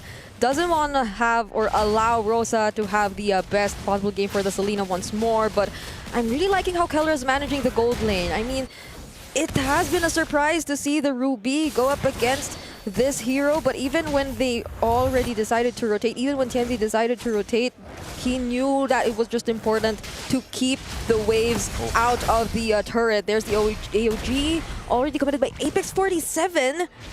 But they're being very particular about it. They don't want to engage in a fight that Aurora decides to set up for themselves. Yeah, Aurora's got a couple options to go ahead and start fights up if they want to. And information advantage as well, especially with the Mountain Shocker once it's used. So they can play to that advantage if they want to. The turtle's about 10 seconds away here as Onyx Philippines tries to get in positioning. We'll see if they go for it. Apex 47 won't land that Unbreakable. Not going to get the taunt off from Brusco. He decides to flicker. He actually tries to go for TNZ, but on the other hand, Lunar as well surprises everyone. The Primal Wrath won't last long. Gets bursted down by Kellera and the rest of the members of Onyx. So it's a 1-for-1 trade so far. It's the EXP and the Roamer that gets traded. It's going to be a tough one if they want to contest this. Super Prince doesn't have a Feathered Airstrike just yet, and he's quite low. Yeah. They might force it, but right now, Aurora will go ahead and secure themselves the turtle. So a good decision from them and good timing too. So now they go and get back into position. Kellera might have to be careful here. What we're seeing a lot is this Ruby being kind of a nuisance to deal with, especially with the Lancelot, for example, King Kong. Apex is here though. Okay, they have to protect their gold lane, but the Abyssal Arrow and the AOG nearly lands, but it misses by just a bit. They'll have to let go of their tier 1 turret down bottom. And we're starting to see the idea that Aurora Gaming actually has. It's pressure, constant pressure on the gold lane. It forces reactions out of Onyx Philippines. They'll try to get a kill, however, onto Lunar, and they have enough damage to do that.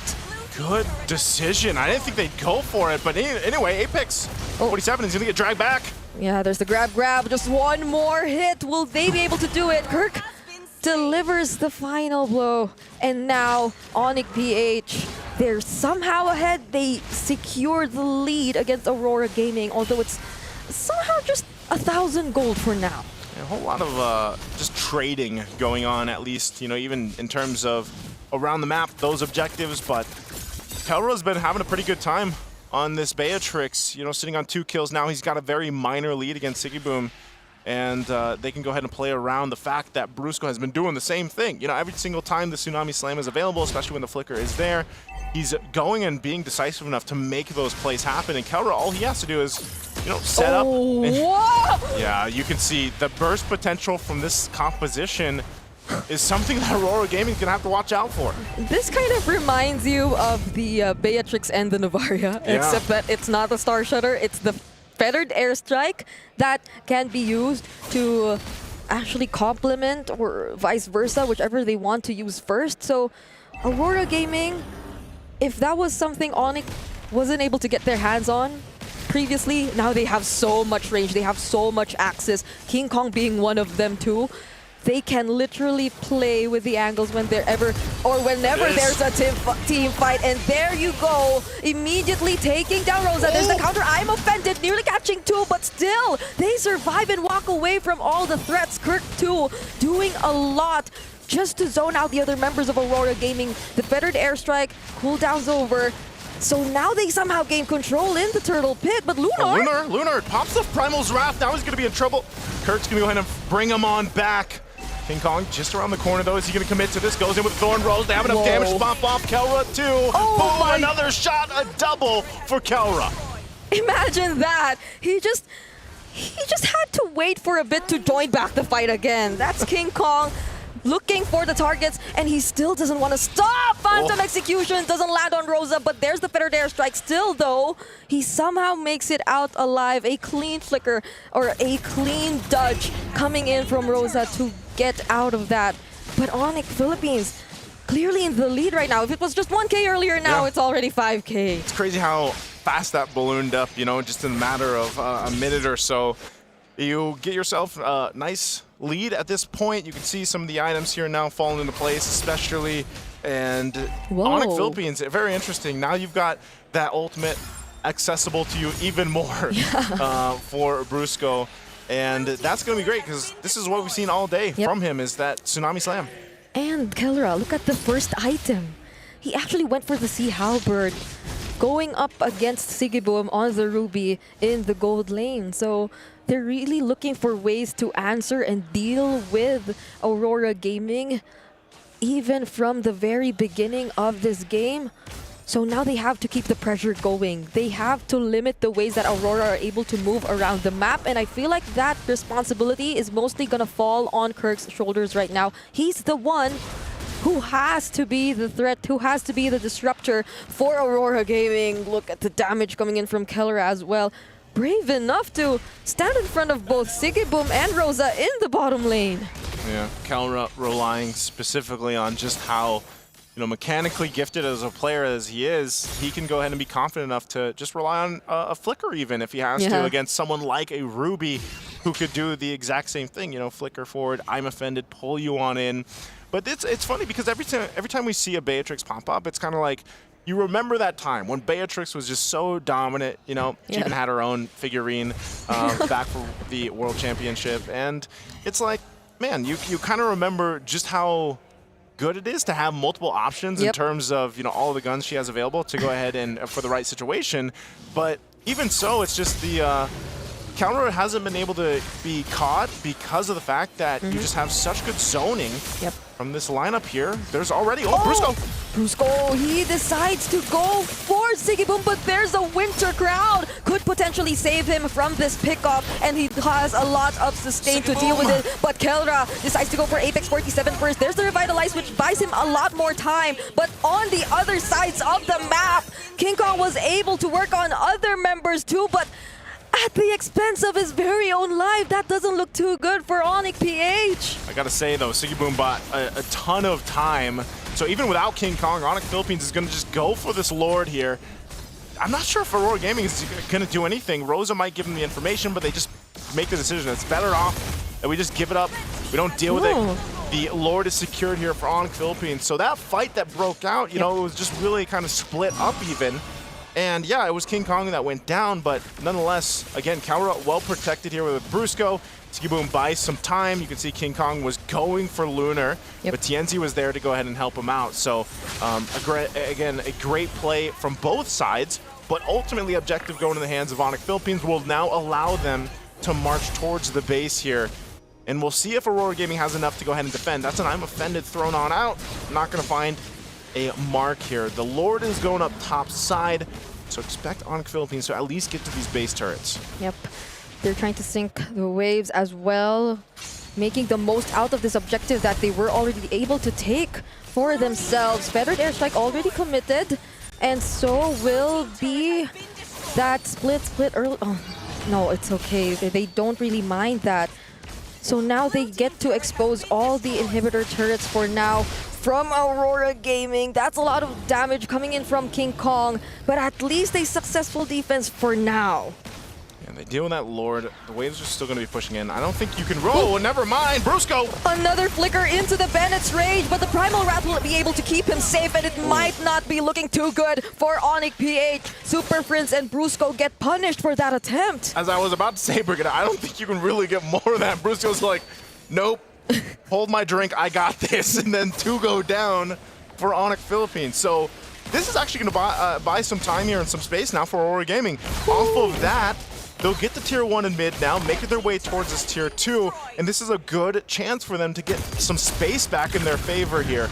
The wave is going to be cleared out though in the mid lane, so Onyx Philippines against it all will still hold on to the majority of the tournaments. Gotta keep track of that King Kong damage. Ooh, is King Kong gonna go for it? That's 5 members of Aurora Gaming though. I think I thought they were gonna delay them a little bit further, but yeah, nonetheless, they don't lose too much, so they only lose that mid turret tier 1. I think Brusco just has to pick his targets really well. He went for Lunar earlier, and although yes, Lunar does just have the flicker, or maybe doesn't have the flicker earlier, this is an Edith who could Primal Wrath his way to at least stay a little longer in the fights and throw out a bit more damage as well. So it's still going to be a threat if you're not able to burst him down right before he's able to do or use the Primal Wrath.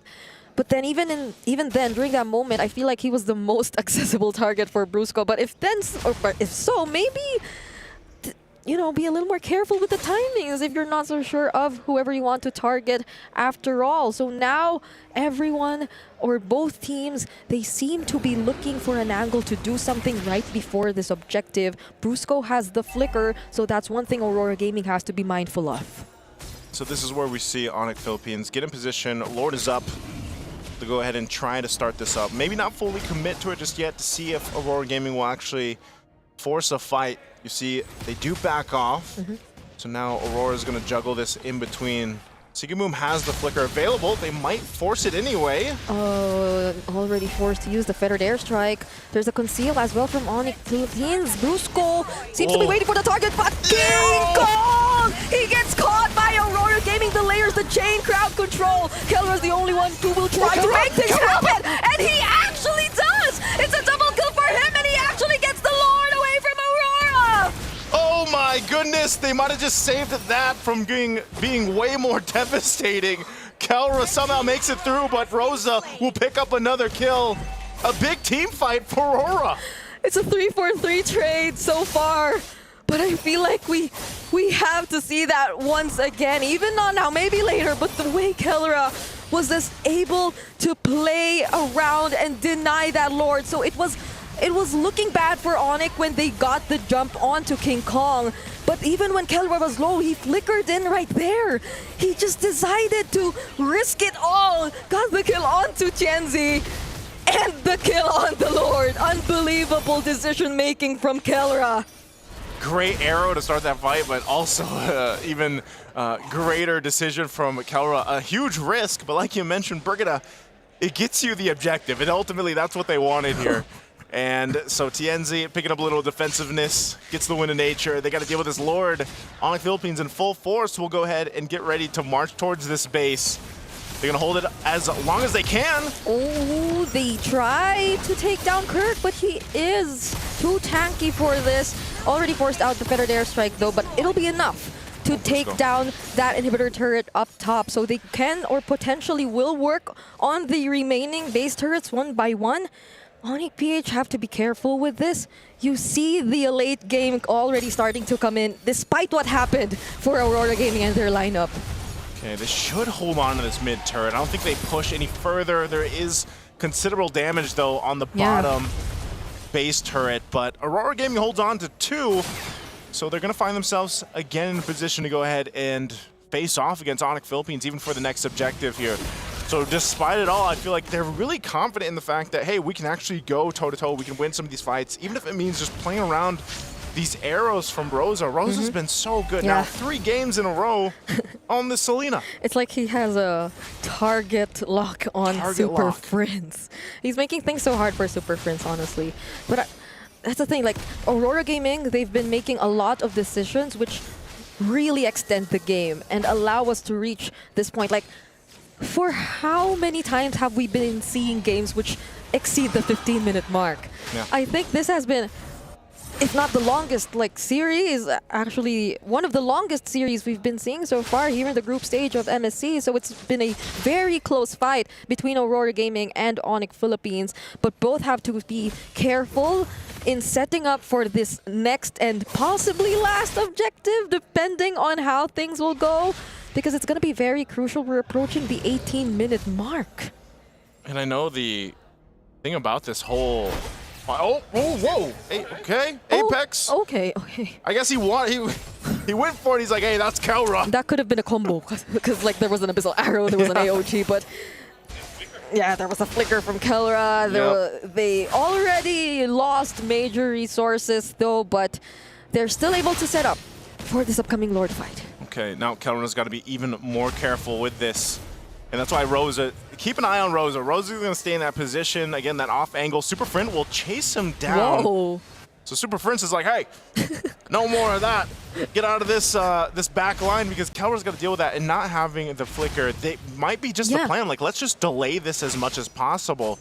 As the Lord has evolved now too, post the 18-minute mark, you can see the positioning here from Onyx. But Rosa's on point. Has all the information that he needs to go ahead and keep Onyx Philippines in check. So it's quite astonishing how Aurora Gaming has found themselves in this position where they were down quite a bit of thousands of gold minutes ago, 5+ minutes ago or so. And yes, they have one base turret down, but they're actually the ones with considerable control right now around this Lord. And they're going to be the ones to go ahead and start things up. Maybe that was what Aurora Gaming wanted. Just take away the flicker from Kelra, you know? So we might have a better chance at being able to take him out whenever the fight breaks out and not allow him to save the game once again for Onyx Philippines. But it's going to be up again soon. 30 seconds. And Onyx, like I said, they just bought delayed enough time. Yeah. Just wait longer, right? Or wait faster, like LaFell said. And they did exactly that. So buff secured for King Kong 2. Once again, Kelra will have it about 15 seconds. Aurora Gaming might know this too, and they might want to just force a situation here. So Brusco, Conceal was used. They're going to force the fight anyway. Apex 47 takes some damage, but still, no one wants to commit to this Lord. It is going to be more difficult to take too because it's evolved. So Brusco even picks up an immortality for himself. And we'll have just this face-off for now. I guess this is what they call the Lord Dance. The Lord Dance. It's been such a long dance between both of these teams. Lord currently at half HP. This is the new dance. This is the 2025 version. And all the while things were happening, a turret in the bottom lane was taken down by the minions. They've been getting pretty impatient as well with how things have been going. But will this finally be the start of the fight? They try to go for the onward or shatter combo onto Kirk, but it won't land. There's the better airstrike. Oh, TNZ's very low on HP. Fortunately, there's not the runner's apathy from Kelra to finish off the kill just yet, but will they still try to regroup? Oh, they go for Kelra! But King Kong still secures the Lord nonetheless, and I am offended connects on to 2 members of Onyx Philippines though, and it's Brusco and Super Prince trying to run away, but Aurora, they're gonna chase after them. They're not letting him go. They pop the immortality, and it's only Super Prince who's able to return to the base. Oh no! It's a disaster for the Super Fam. Super Fritz tries, but Aurora Gaming made it happen, and Sigiboom did it too on the Ruby. What a game 3 for Aurora Gaming. In a split second, that single decision that mattered the most. They're able to switch things up and turn things around. This could potentially be the first successful upset we've seen here in MSC. It is, and at this point, I think it's safe to say this MSC is kind of scary. It's scary. You gotta be a little bit afraid, because here's the thing.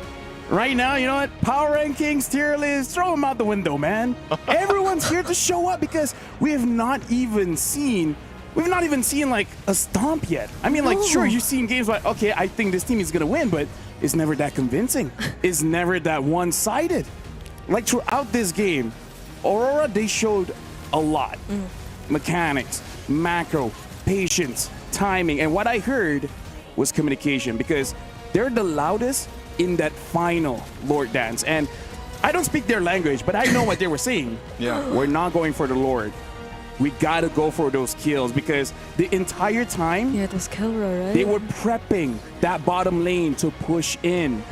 They were just buying the time for the minions to do work, and then just reminded each other, we're not going for Lord, we're going for kills. You know what they did? What they did? They mastered the basics. They mastered the basics. There you go. What they did. I can't believe it. Like, they seemed like they were just after Kelra at that point. That one play which happened in the bottom lane, okay, it wasn't successful, so we wait a bit more, and we thought it was Onyx buying some time, but no. Before they actually decided to commit to the Lord fight, it was the AOG, it was the flicker from Lunar. They just wanted to get rid of Kelra. Yeah, and now, like, I gotta say, this is too insane. This is too crazy, too scary. I'm actually gonna be throwing over to Eterna to start the interview. One of our biggest upsets here at the MSC group stages with a 2-1 victory. Congratulations, APEC 47 from Aurora, Turkey. How do you feel right now? Anladım şimdi. İyi hissediyorum. İyi hazırlandık. Güzel bir galibiyet aldık. I'm feeling really well. We prepared really good and we got a good win here. Amazing, amazing. Everyone is shocked right now. I'm still shaking from that match result because it's been a while since we've seen your region do well on the international stage, right? I mean, flashbacks to M6 under S2G and Ulfetnar, you guys didn't do as well. Now, was that one of the reasons why we're looking at a little bit of a merge here now for Aurora? Global sahnede böyle bir başarı yakaladığınızdan beri bayağı bir zaman geçti ve M6'da da iki farklı takım altında oynarken yine bu başarıları yakalayamadınız belki de. Bu yüzden mi iki takımı birleştirmeye karar verdiniz? Biraz evet. Çünkü 3 sene beraber olan bir kadroydu. Çok iyi başarılar geldi diyemeyiz. O yüzden bir değişikliğe gitmek istedik. Bu kadro da iyi gidiyor. Yeah, I would say so. That was one of the reasons for the merger. We have been playing for many years together, but we didn't get this kind of success, and that's now we're feeling really good as this team. So what were the challenges adapting together? Because technically you were from a different team as well, and then, you know, Sigiboom came in too as your brother. What was like the biggest challenge, you would say, before we headed over to MSC group stages? MSC'nin grup aşamasına gelmeden önce sizin için peki bu iki takım bir araya gelmesinde nasıl zorluklarla karşılaştınız? Özellikle sen vardın, sonra Sigiboom'da kardeşin katıldı. Bu sizin için nasıl zorluklar getirdi? Ya aslında çok zorluk getirdi diyemem. Zaten bir tanesi kardeşim olduğu için çok yakından tanıyorum. Lunar'ı da uzun süredir tanıdığım için çok zorlandık diyemeyiz. Bizim için hemen çok hızlı bir şekilde adapte olabildik. I would say it wasn't really difficult for us because I already know Gunnar for a long while, and one of them is my brother, so it was fairly easy for us and we didn't face many challenges. So on the topic of your brother, you were the one to bring Sigiboom over, right? How has his growth been over the years? Ve şimdi az önce kardeşinden bahsettik. Yani Sigiboom'un bu takıma katılması senin için nasıldı ve onun aslında kendi gelişimini sen nasıl izledin, nasıl gördün? Ya ben Sigiboom gelişmesini çok görmedim. Bir anda turnuvaya girdiğinde gördüm. Kardeşimle aynı takımda oynamak hep istiyordum. Böyle oldu. To be honest, I wasn't even expecting this kind of growth, and I didn't see it before. But when he joined our team, then that was when I saw the growth in him, and I was also really surprised. And yeah. That's really sweet. That's really sweet. What about Master the Basics? So he came on as your coaching staff. What was his impact on the team? Peki Master the Basic koçunuz katıldığında onun sizin takıma etkisi nasıl oldu? Ya bence Nicky'nin gerçekten çok hakkını veriyor. Master the Basic gerçekten. Çok basit bir şekilde öğretip çok iyi şeyler öğretti bize. 25 günlük kısa bir sürede Malezya'da çok iyi bir bootcamp süreci geçirdik. Ve bunu da sahneye yansıtabildik. Harika. Okay, so he lives up to his name. He really is mastering the basics, and he taught us a lot of basic things in a short amount of time, in 25 days after Malaysia. And yeah, this is where we stand now. Okay, we're clearly seeing, the impact of it. Amazing stuff. Now, to close things out real quickly, Sutsujin earlier on said they're going to be facing Onyx PH, not your team. They said that they were the stronger team compared to Aurora. Now, what do you have to say to Sutsujin from RRQ? RRQ'dan Sutsujin daha önce onunla röportaj yapıldığında Onyx'le karşılaşacağını söylemiş. Onların daha güçlü takım olduğunu söylemiş. Şu anda sen ona ne söylemek istersin?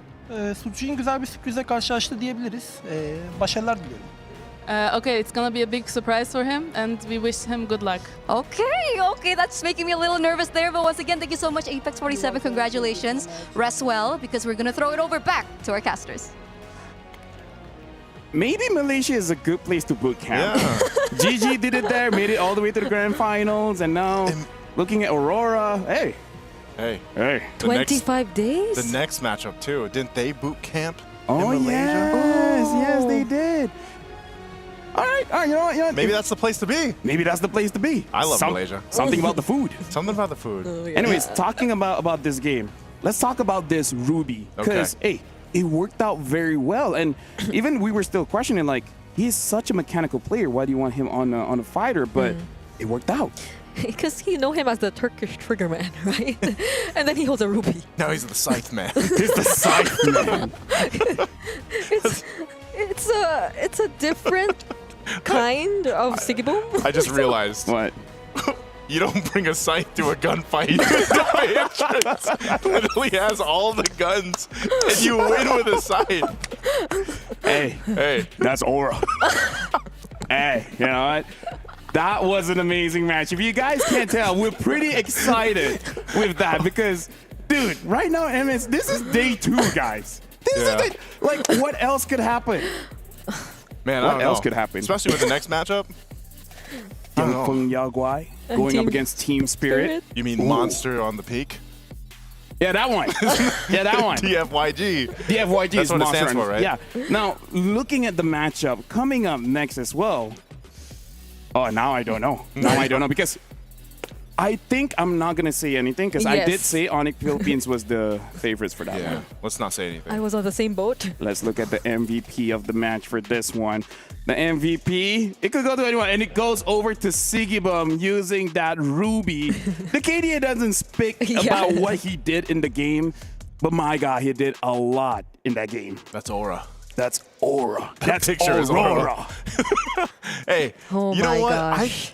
I'm so surprised because it took a while, like, to see the value of the Ruby, I feel like, but especially in that last team fight, and like Brigitte was mentioning, it was so great to see how it actually played a part. And then even when they tried to disengage, because they have a Ruby, you can't run away. And that was amazing. But after this, I wonder what kind of surprises we're going to see. After this, it's going to be Team Spirit going up against Tianfeng Yaoguai. We're going for a break, but after this, it's going to be the final series of the day.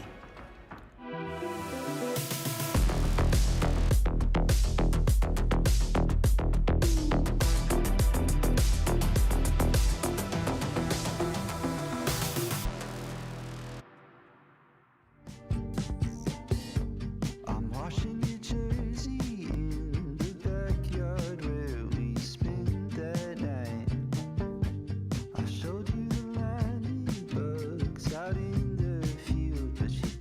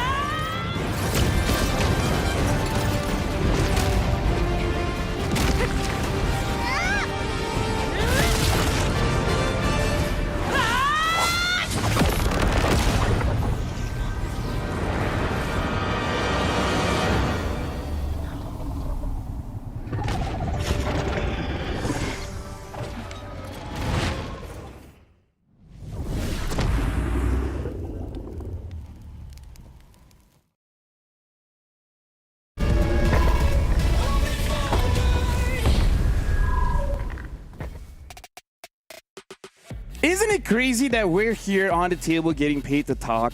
Where I kind of feel like one of these days the team will be like, don't. Welcome to the MSC. My name is Afel. Alongside with me is Brigida as well as Naisu, where I'm going to be careful with my words to say who's the favorites for this matchup. But hey, I know which team Mirko likes, so I'm tempted.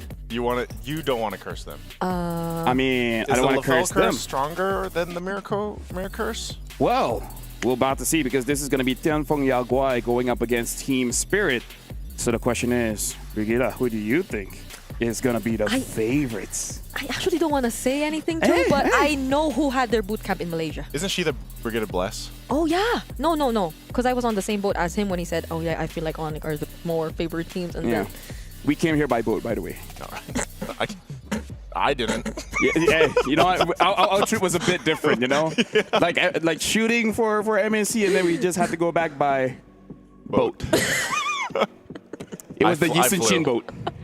Yeah. Yisun Chin, he was there. He was like, hey, yo, guys, you like the boat? Jump on my boat. Yeah, and then I'm like, hey, I didn't know turtles have boats. But here's the thing. This is going to be an intense matchup. Yes, one of them did have a boot camp in Malaysia. I wonder, what if Team Spirit secretly had a boot camp there as well?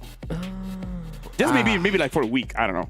Wait, well, I watched one of their videos about their boot camp experience. It seemed like they had a great time, and they were actually mentioning that they had not only enjoyed the food, but also just the experience boot camping. Yeah, and now for you guys at home, just a reminder, because right now the MSC Pass is still live. There's 20% discount right now, so make sure you guys grab it while it's still live. Because here's the thing, I understand, enjoying the game is all amazing, but you guys are playing a game, and you guys want to get that skin. Heck, you guys might even get that Atlas skin. Now, jumping back into this one, they had fun with their own boot camp, so Team Spirit is in good spirits. I see. Yeah. Yeah. Right now we're looking at a team arriving onto the stage, and well, actually they're already here. I mean, like I was gonna say. I mean, like Either way, we gotta make it dramatic and nice. Come on, like yeah. See, here they are. Yeah. We gotta manage this a bit better. Maybe just not show the camera, you know? But we're like, oh, okay. This is them coming here, like just yeah. a few minutes ago. It was at what time? It's not that hot anymore to do right now.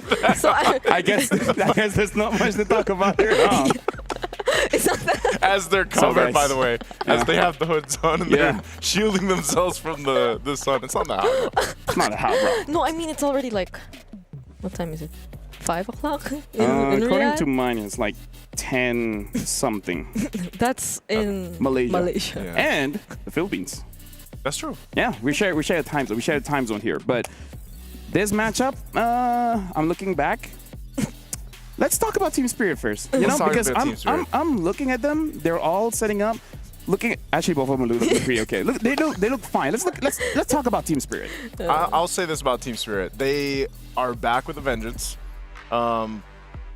Let's take a look at this because the lineup that they have here is familiar faces, familiar names for all of us. I think the most significant change, I guess, for Team Spirit heading into MSC would be that they are no longer with the same coach they had back in M6. So that probably helped them overcome some of the challenges they probably think could have been dealt with better back then, because I feel like M6 was a great way to identify the things that have to be addressed or somehow fixed, you know. And so now all those language barriers, they're probably not much of a concern anymore for them, so that probably has something to do with how they're going to perform today. I know Bomba's a favorite here, Kid Bomba, of course, but also I'm gonna have my eyes on Hiko, man, because the Hiko mania and the Hiko hype all started. I think wasn't he the first one to get the Savage? Yeah. Back in M6. Hiko mania. Was it Beatrix? Yeah. Yep, and he's also I think he's still the youngest. He's one of the youngest. One of the I think he was 17, or is he still 17? Right. Hey, 18. I don't keep track on their ages. Same. Kind of weird. Yeah. You know. That's true. But he's pretty young. He's pretty young. He definitely has that mechanics and he has that confidence, because even during interviews, they speak their mind, right? Yeah. They just let people know how they really feel. And I gotta say, Hiko, we're talking about the new guy, but there's a lot of veterans coming in from Team Spirit as well. And one of the things that they are known is that in terms of the roamer position, quite a lot of crazy picks.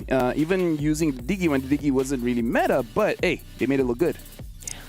I could not forget that Diggy. I think it was. Yeah.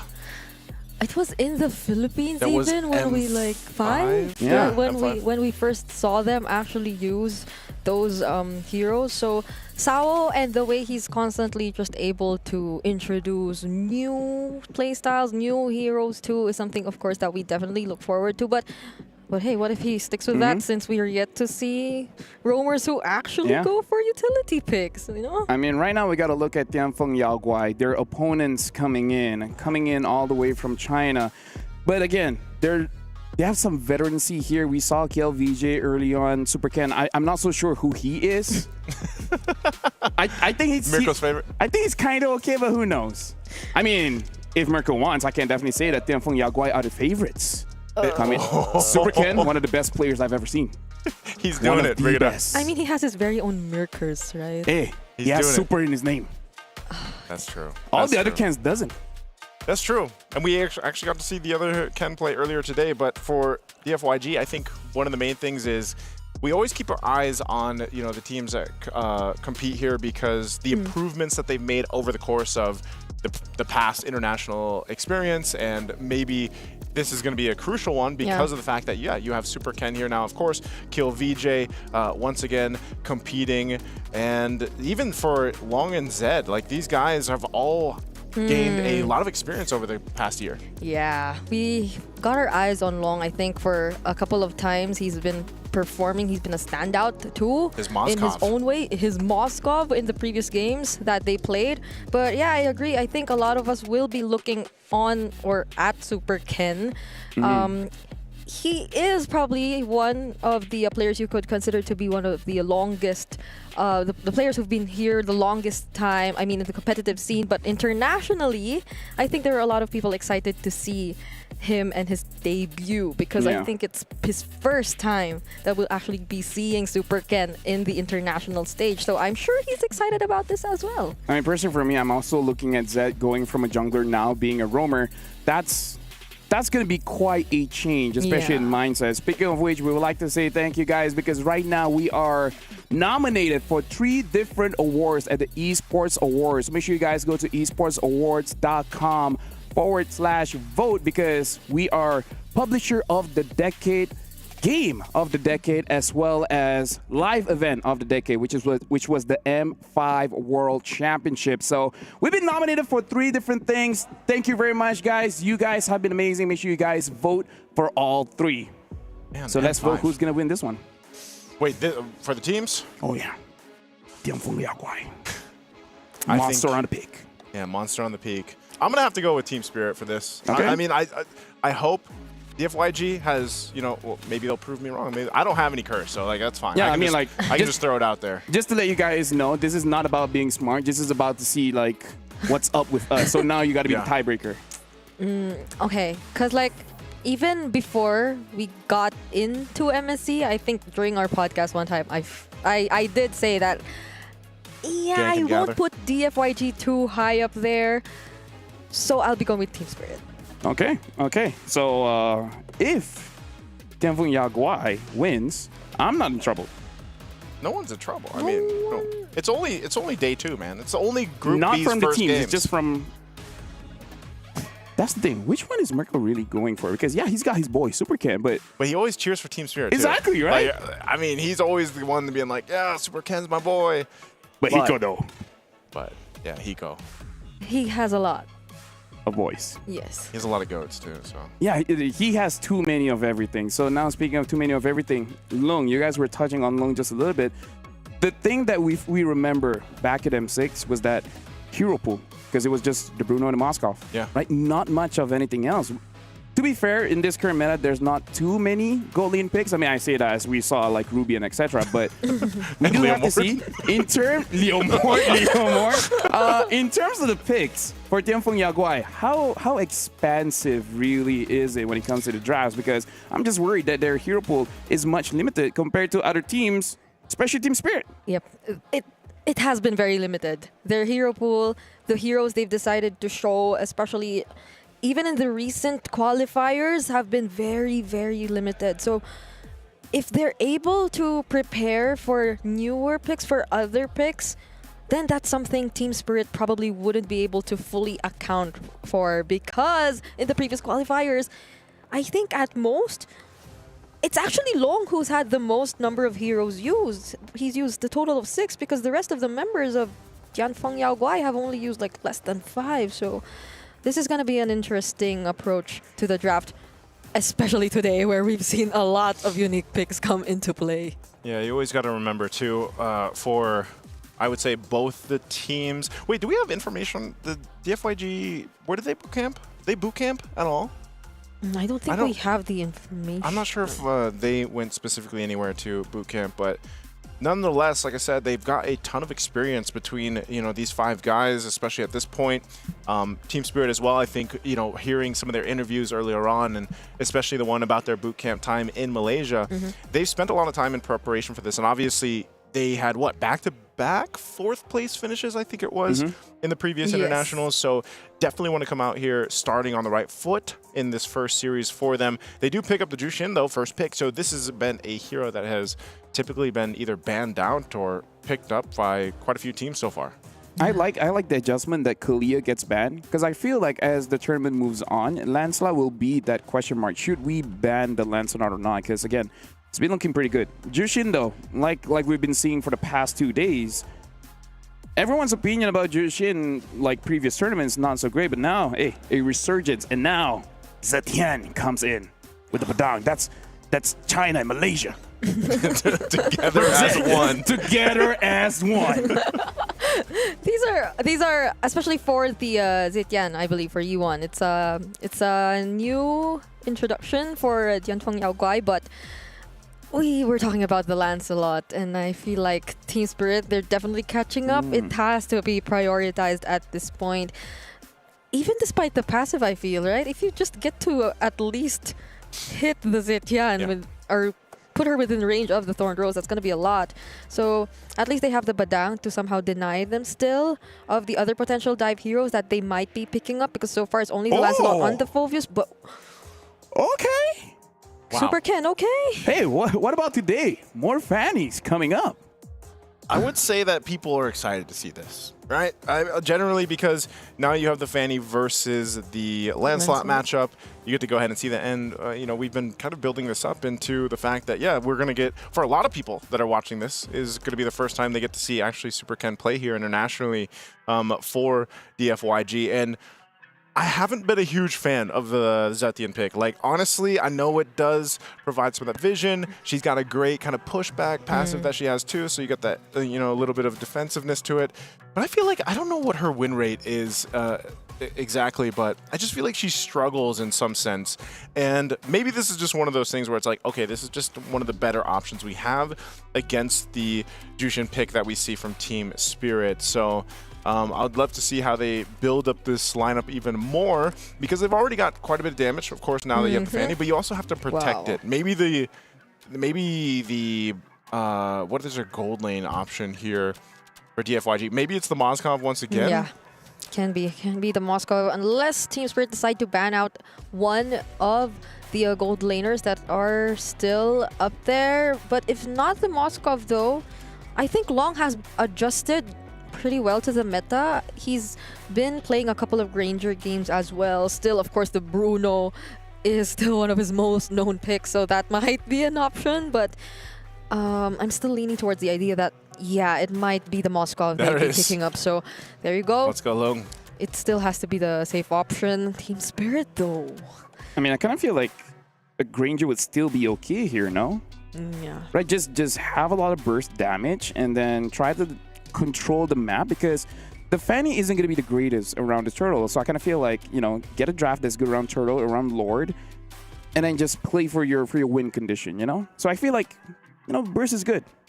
Ranger, Bruno, etc. Yeah, maybe, let's see, because the Wanwan's banned out, so they actually go to Harith instead. It's a whole lot of magic damage, of course, that they're going to go with, but also they're covered really from the front. They have great initiation too here for Team Spirit. And the last pick for DFYG is going to be that Esmeralda. I mean, how could we forget? I think this was KLVJ's most used pick, especially in the qualifiers, and it does so well against the lineup of Team Spirit right now. Yeah, but right now, if we're looking at the draft here and we're hearing the cheers coming in from especially Team Spirit, it looks like they're very happy with that draft. And I gotta say, it's a very easy to execute draft compared to Dianfeng Yaoguai. So I want to see how they're able to pilot it. So now I'm gonna throw it over to you guys for the first game of the final series of the day. Thank you so much, LaFell, for breaking it down with us through the draft. Once again, ladies and gentlemen, welcome to the English stream here for MSC 2025 at EWC. This is the final match for Group B today. Once again, I'm Naisu, joined here with Brigadier to bring you the game number 1 in this best of 3. We take a look once again at the junglers here. It's going to be an assassin matchup for One Shot and Super Ken.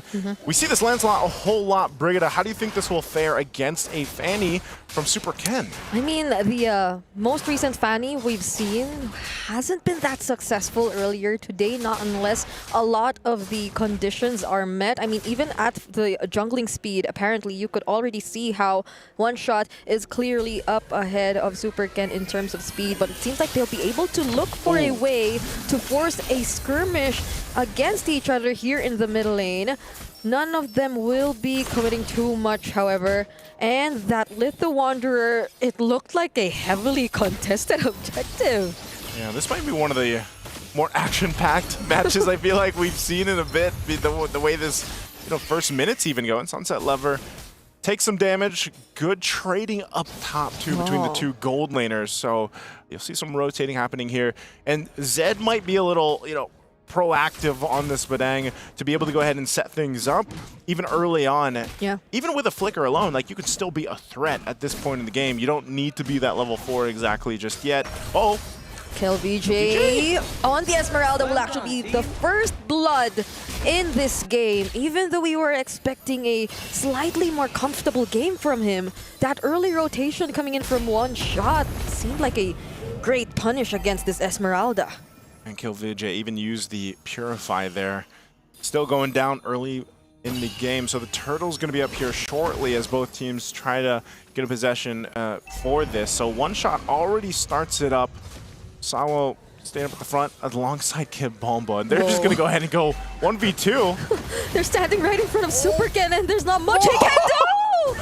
What? Kid Bomba actually tries to chase after him, but then the damage won't be enough. One shot using the Phantom Execution takes down Zed and they transition into the purple buff. This is going to be massive if they deny it immediately for Super Ken, but at least E1 was there. They're going to calm down for now. Yeah, it was so close. If Kid Bomba, I feel like, would have got that. We probably already started the dance moves here, but, going on, the aggression from them at this point in the game gets them a pretty good start. Nothing too crazy. The FYG is going to be okay. They just have to go ahead and adjust from this. And that's always the case with a Fanny in tow. He even flickers forward for that, but it's just unfortunate, Yeah. You can't hit him too far. I don't even know what Phoveus holds. Is it like a piece of an obsolete or something? Like, yeah. You could see it right there, too. He thought he could get it. It was so close. But Hiko needs a few more shots just to take down Zed. And I feel like I also wanted to mention Zed in that moment because it doesn't feel like Team Spirit acknowledges the Badang that much. It's like they bypass the entire presence of the Badang and just go straight after Super Ken, which I feel like for Team Spirit is clearly one of the more important things to deal with at this point in time, because if they deny the Fanny in as early as the first 5 minutes, then it's going to be a lot more easier for them to pull off their lineup. And that's not to mention the fact that they've been sort of winning the side lanes, even with very minimal rotations coming in. Yeah, you can see this too. Taking a look at the emblems, nothing too crazy. A little bit of common emblem though for Sunset Lover on this Jushin to go ahead and work around with. Some hybrids too being built over here for DFYG. And I think that's the main thing for Super Ken really is he going to be able to actually utilize the Fanny? Because if you're just kind of pressured enough, you almost find yourself in this position where it's like, all right, I'm just going to be getting my buffs, and yeah, he's got to deal with Kid Bomba all day. All day. And hope that you can find something on the map. Oh, Kid Bomba gets out of that fist break, fist crack combo. Beauty of the Phoenix already committed, but Kid Bomba again finding Super Ken. Literally does not want him to be able to land those cables as efficiently. Team Spirit are just doing such a great job sustaining everyone, but then it changes when Long goes in. But Team Spirit, they respect that too. They just disengage. Okay, Super Ken has the information. This Turtle's just going to be taken by one shot. So another objective for Team Spirit. So all of that, you know, no one goes down, but ultimately Team Spirit's like, okay, we stalled them enough to go ahead and secure ourselves the Turtle. And that's, you know, job well enough done at this point in the game. So they hold on to a very minor lead.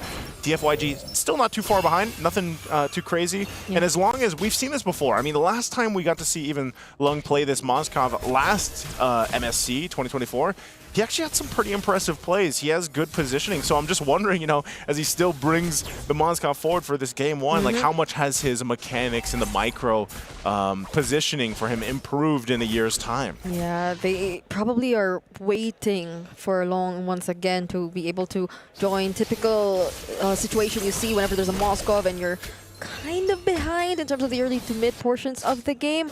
But I feel like even when Long gets to join, there are just so many ways that Team Spirit are gonna be able to deal with him. Like, you know how AoE is a huge, or is gonna like be such a huge problem for these kinds of compositions who really want to be able to find that right positioning. There's the threat of the AOG, Sunset Lover, who's just gonna look for the stacks on the Lantern Flare and is kind of one of the tankier mid lanes who can just go in whenever he wants to. But speaking of one shot, he'll be the target this time around for Super Ken, and Zed lacks the damage though, but this might be Oh, this is a a response. fight. This might be something Team Spirit will try to go for. That first casualty is actually going to be long, and Hiko still doesn't use the Zaman Force. Oh, there you go. Finally takes down Zed as well. And Team Spirit might be able to convert it this time around. Yeah, it looks like they might even get themselves the third turtle. One shot's gonna go grab the buff. Super Ken has no option but to just push one of the side lanes here for now. But you saw how Team Spirit, they just literally walked down to the bottom lane because DFYG was not able to convert anything with the amount of time they spent down there. And they just collapsed down under the tier 1 turret to capitalize on it. So interesting takes there. I think still for Team Spirit, you can see Brute Force picked up now for one shot, so he's got a little more of that defensiveness to help him out with this, because so far we haven't seen this like big team fight by either team break out just yet, and DFYG definitely needs time for that. Because honestly, I feel like the way Team Spirit is playing right now is they have their eyes set on something, and when they get that something, they don't overstay anymore, or like they just get out immediately and divert their attention to other things. And that's the difference for DFYG. They try too hard, but E1 is the first to fall. Look at the damage coming in from Hiko and the Zaman Force. Zed will have to walk away. And even just as Super Ken wanted to take his purple buff, there's trouble once more. Kid Bomba denies that from him. And look at Fun Shot, 5-0 on the Lancelot right now. And how many times we're going to see the Lancelots just get games like this where they get all the kills, they don't die, and he just picked up the Brute Force, like I mentioned, so, you know, very tough position to be in. And you were just mentioning this, Brigid. I think a big part of this is the fact that Team Spirit is just playing very clean. I mean, they're disciplined. They're going in for the right opportunities. They get what they take, and they don't push for too much more, unless maybe for Kid Bomba to an extent, but he's allowed to be able to do that on the Phoveus, and that's okay. So what you're seeing is for DFYG is just how do we contain this, because so far we haven't been able to utilize the fact that we have a Fanny. We also have to start considering the fact that we're not going to be able to just let Super Ken get the purple buff. I mean, the whole game he's had to deal with Team Spirit in his jungle. So how do you control so many of those things falling apart here around the map? That's such a problem. Honestly, it's DFYG who's being contained for majority of this game. Another Zaman Force and a massive threat as one shot is just right in front of the other members. AOG committed by Sawo, but could this be a counter engage for DFYG? KLVJ goes in, but he won't be able to tank the damage. Super Ken trying to fly over the members of Team Spirit, but you don't see the damage just yet coming in from this Fanny. Yeah, it's too bad. I mean, they're going to try to hold on to this tier 2, but they're just cut off. What? The Zaman Force? Hiko has it again. After being able to previously use it, probably the talisman. Super Ken, just as we mentioned the damage, he finally finds a pickup onto Hiko. And they'll probably be very happy with that. That's actually the first kill they're able to get in this game. Yeah, 9.5 minutes in, your first kill, and it goes in the hands of Super Ken. I mean, at least they got something out of that, because right now Team Spirit has been in complete control. And, you know, you're wondering, you know, the damage, where is it going to be from DFYG? Lung needs plenty of time on the Moskov. He has to go ahead and build up, and you're thinking that, you know, Super Ken is going to be able to be the guy to do that. Well, maybe if he gets a couple more of those kills in his pocket, then he can build up from there, because you can already see, right, the disparity between him and One Shot is quite apparent. He does have the War Axe, he does have the Blade of Hepsis here to help him out a little bit more, and that's why that burst is there. But unfortunately, I think they just have to watch this objective being taken.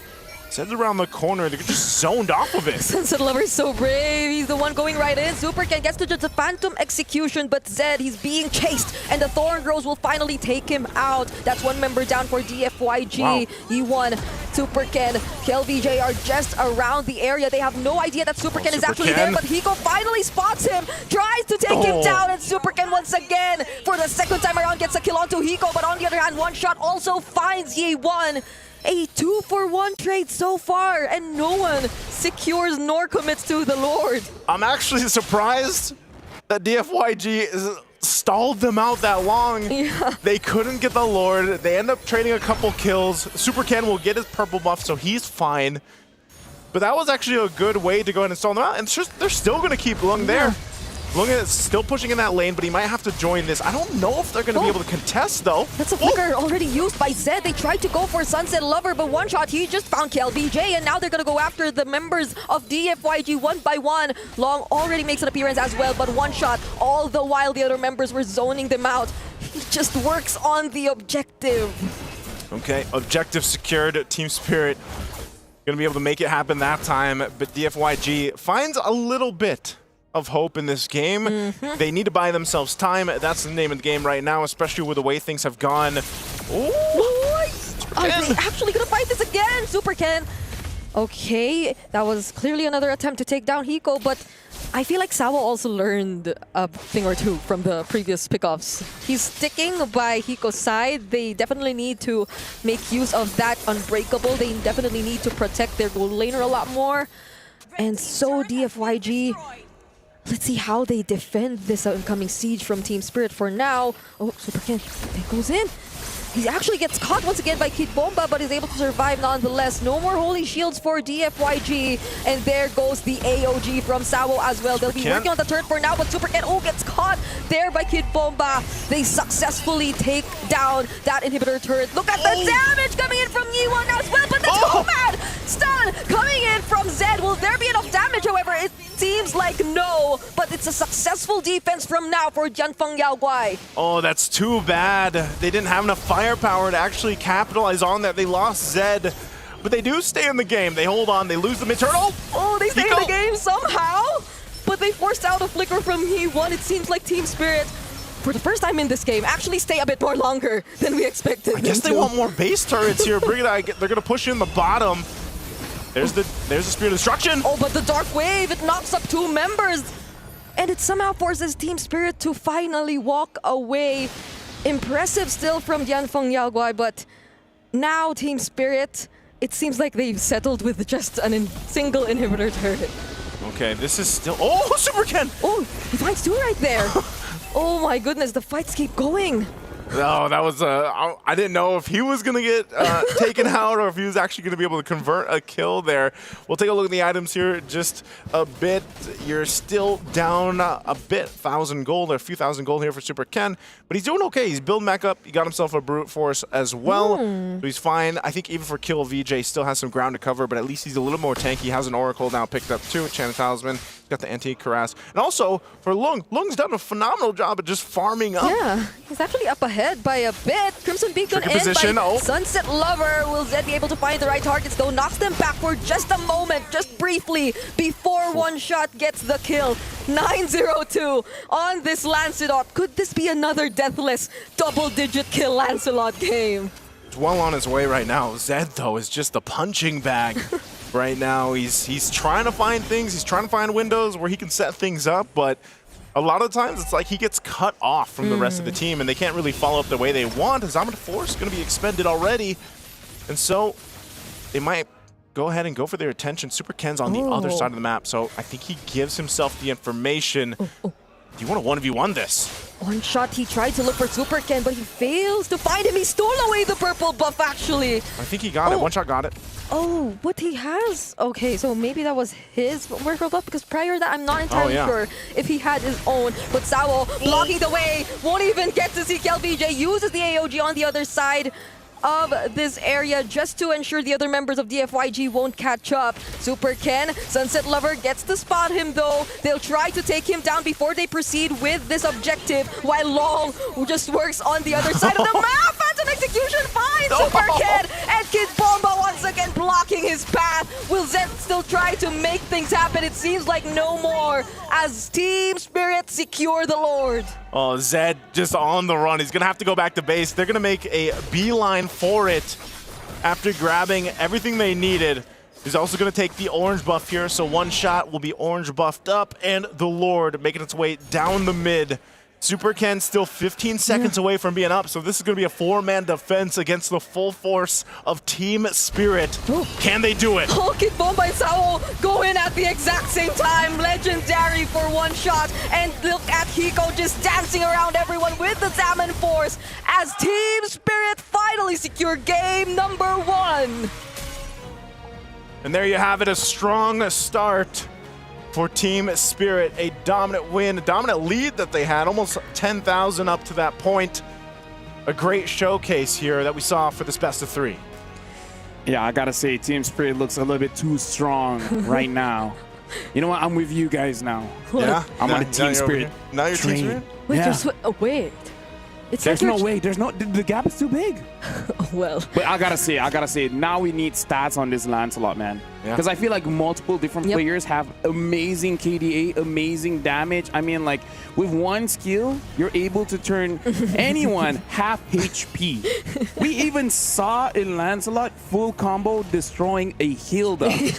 Dude, at this point, it's like, guys. Something's wrong. Or is it right? I'd rather let go of the Boxia and bat out this Lancelot, man, because that's not fair. Hey, remember when I said this at the beginning of our shift here? I was like, is it going to be time that teams start to ban out the Lancelot? Maybe they should hear us when we're not on air. I think they should. But how? Maybe that's day 3. Check out of his the- vlog. I don't know.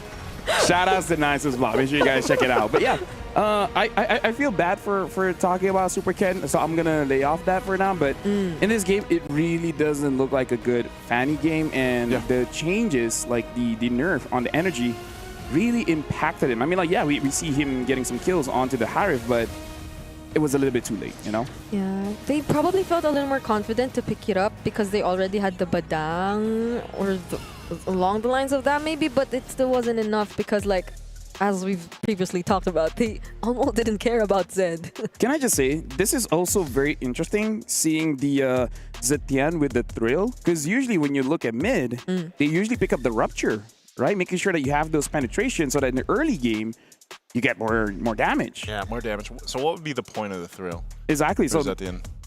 the only reason you would pick up something like a Thrill is that if you're going for a very heavy burst build with a Holy Crystal so that you have a lot of magic damage to convert for Holy Crystal more value, right? But I kind of feel like I think Zetian can be played that way, but I kind of feel like as a team, maybe it's just better to make sure that the early game, early to mid, you're able to get enough advantage so that Lung feels more comfortable joining the team fight. Yeah, because I feel like Brigida pointed that out in the game too. It's like, you know, when Super Ken was obviously just dealing with so much pressure in his jungle, and then Lung was just trying to like pop off on the side lanes, trying to get turrets. It's like, who is going to be that person to provide that damage in a lot of those team fights when they actually broke out? Because that was a big problem that I feel like DFYG just couldn't solve.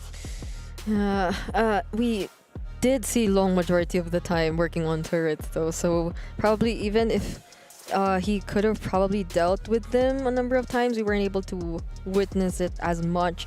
He did get full build though. I believe there was a time where when we saw the last item check, he was ahead of Hiko in terms of farm, but I feel like for Team Spirit, it didn't really matter because their execution relies purely on the team fights, and when they constantly forced these fights against DFYG, who were either incomplete or were just unprepared, then it was a clear win for them even before the fight started. I mean, these are not so good KDAs for frontliners.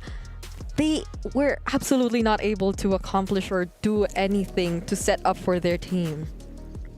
I gotta say, I agree with you there, because to break it down very simply, the FYG, they couldn't do their jobs. Yeah. The frontline couldn't do their jobs. The damage dealer couldn't do their jobs. The Fanny, able to take down Hiko like once or twice. That's his job, but he's not able to do it constantly. And when we're looking at a draft, it makes sense, right? The Jushin making sure that the frontliners don't do their jobs. And then when you have the Harif really spamming out that Zaman Force just to make sure that there's a lot of distance, making it so that the FYG can't even start a fight, even if they wanted to. So the FYG, they were choked out of opportunities. Like before the fight even started, there was a lot of denial coming in from Team Spirit. Yeah, that's what I was saying. I think from the very start, it was like they were just struggling to be able to utilize the composition they brought, because even when you look at the key players here broken down, again, One Shot had all the time in the world to do what he wanted to. Hiko too, at some point, it almost felt like he was like jumping in with his Zaman Force very aggressively, because he's just like, hey, I want in on the action, you know, like he was hungry for those kills, but again, it was just in a situation where DFYG struggled to even get space to work with, buffs, resources, and I think a big glaring issue was overall the team composition that they had. Yeah, even for KLVJ, who tanked so much of the damage, their source of crowd control couldn't convert all those time or all this time that was bought by KLVJ into something for his team, because if he does put himself out there right in front of let's say Team Spirit or a couple of members from Team Spirit, then that's all he can do, because he'll be forced to run away either way, and the other members would be afraid to engage either way. So the sequence, like how they wanted to do the fights, we didn't see that as well from DFYG. Because honestly, even Esmeralda, she's conditional tankiness, right? If she's able to stack the shields, then she's tanky. When you compare to like a Phoveus, he was born that way. Like, mama, I'm tanky. He was born with that weapon too, man. Yeah, it was a rough birth, but hey, they made it work. He came out like that. Yeah, he just came out like that. And it's like, I'm ready to play. Inferno Pursuit. Yeah. It took a while for him to get a new skin. Maybe that's one reason, but hey, he's just by existing, the Phoveus is already pretty tanky. And this is where we're seeing in MSC, if you're ready to fight at any time, then your draft just is much smoother, much better. Compared to other teams, like, I need ABC first, and then we're going to be looking good, because that's the FYG. They need this to happen, and then that to happen, and then I need this stack, and then I need this item, and then we're good. But by that time, it's too late. I always feel like that's the kind of risk when you pick up a Fanny, because you're so worried about securing your buffs, especially early on. Because if you get delayed really early, then the rest of the game is actually really difficult. Yeah, and now Team Spirit is looking pretty good. So we have to see, like, what is the journey? So we're going to see the road to EWC for Team Spirit. Hello, I'm Kid Bomba from Team Spirit. I play XP lane. Feels great to be back in Riyadh. Our journey was pretty simple, because this time in playoffs we didn't lose a single series. We would really like to face SRG again, just because we felt like we didn't give our maximum in that series. I don't take any discredit from the win from them. They won us fair and square. But we would still like to face them again, just to get even at least. Team Spirit are incredibly battle-hardened. For 2 or 3 seasons now, they've been tested in their home region. And the last time we saw them in the M6 World Championships, they were able to make it to the top 4 spot. I think our playstyle has become more synergized. We are connecting our skills way more often and have the same plans in the game already, even before speaking them out. We've been training now in Malaysia for 3 weeks, adapting to the Asian meta, and I think we've been doing a really good job at that. So I have high hopes. Individual player skill. Every player in the team has what it takes to be at the top, and it just comes down to mental and execution at this point.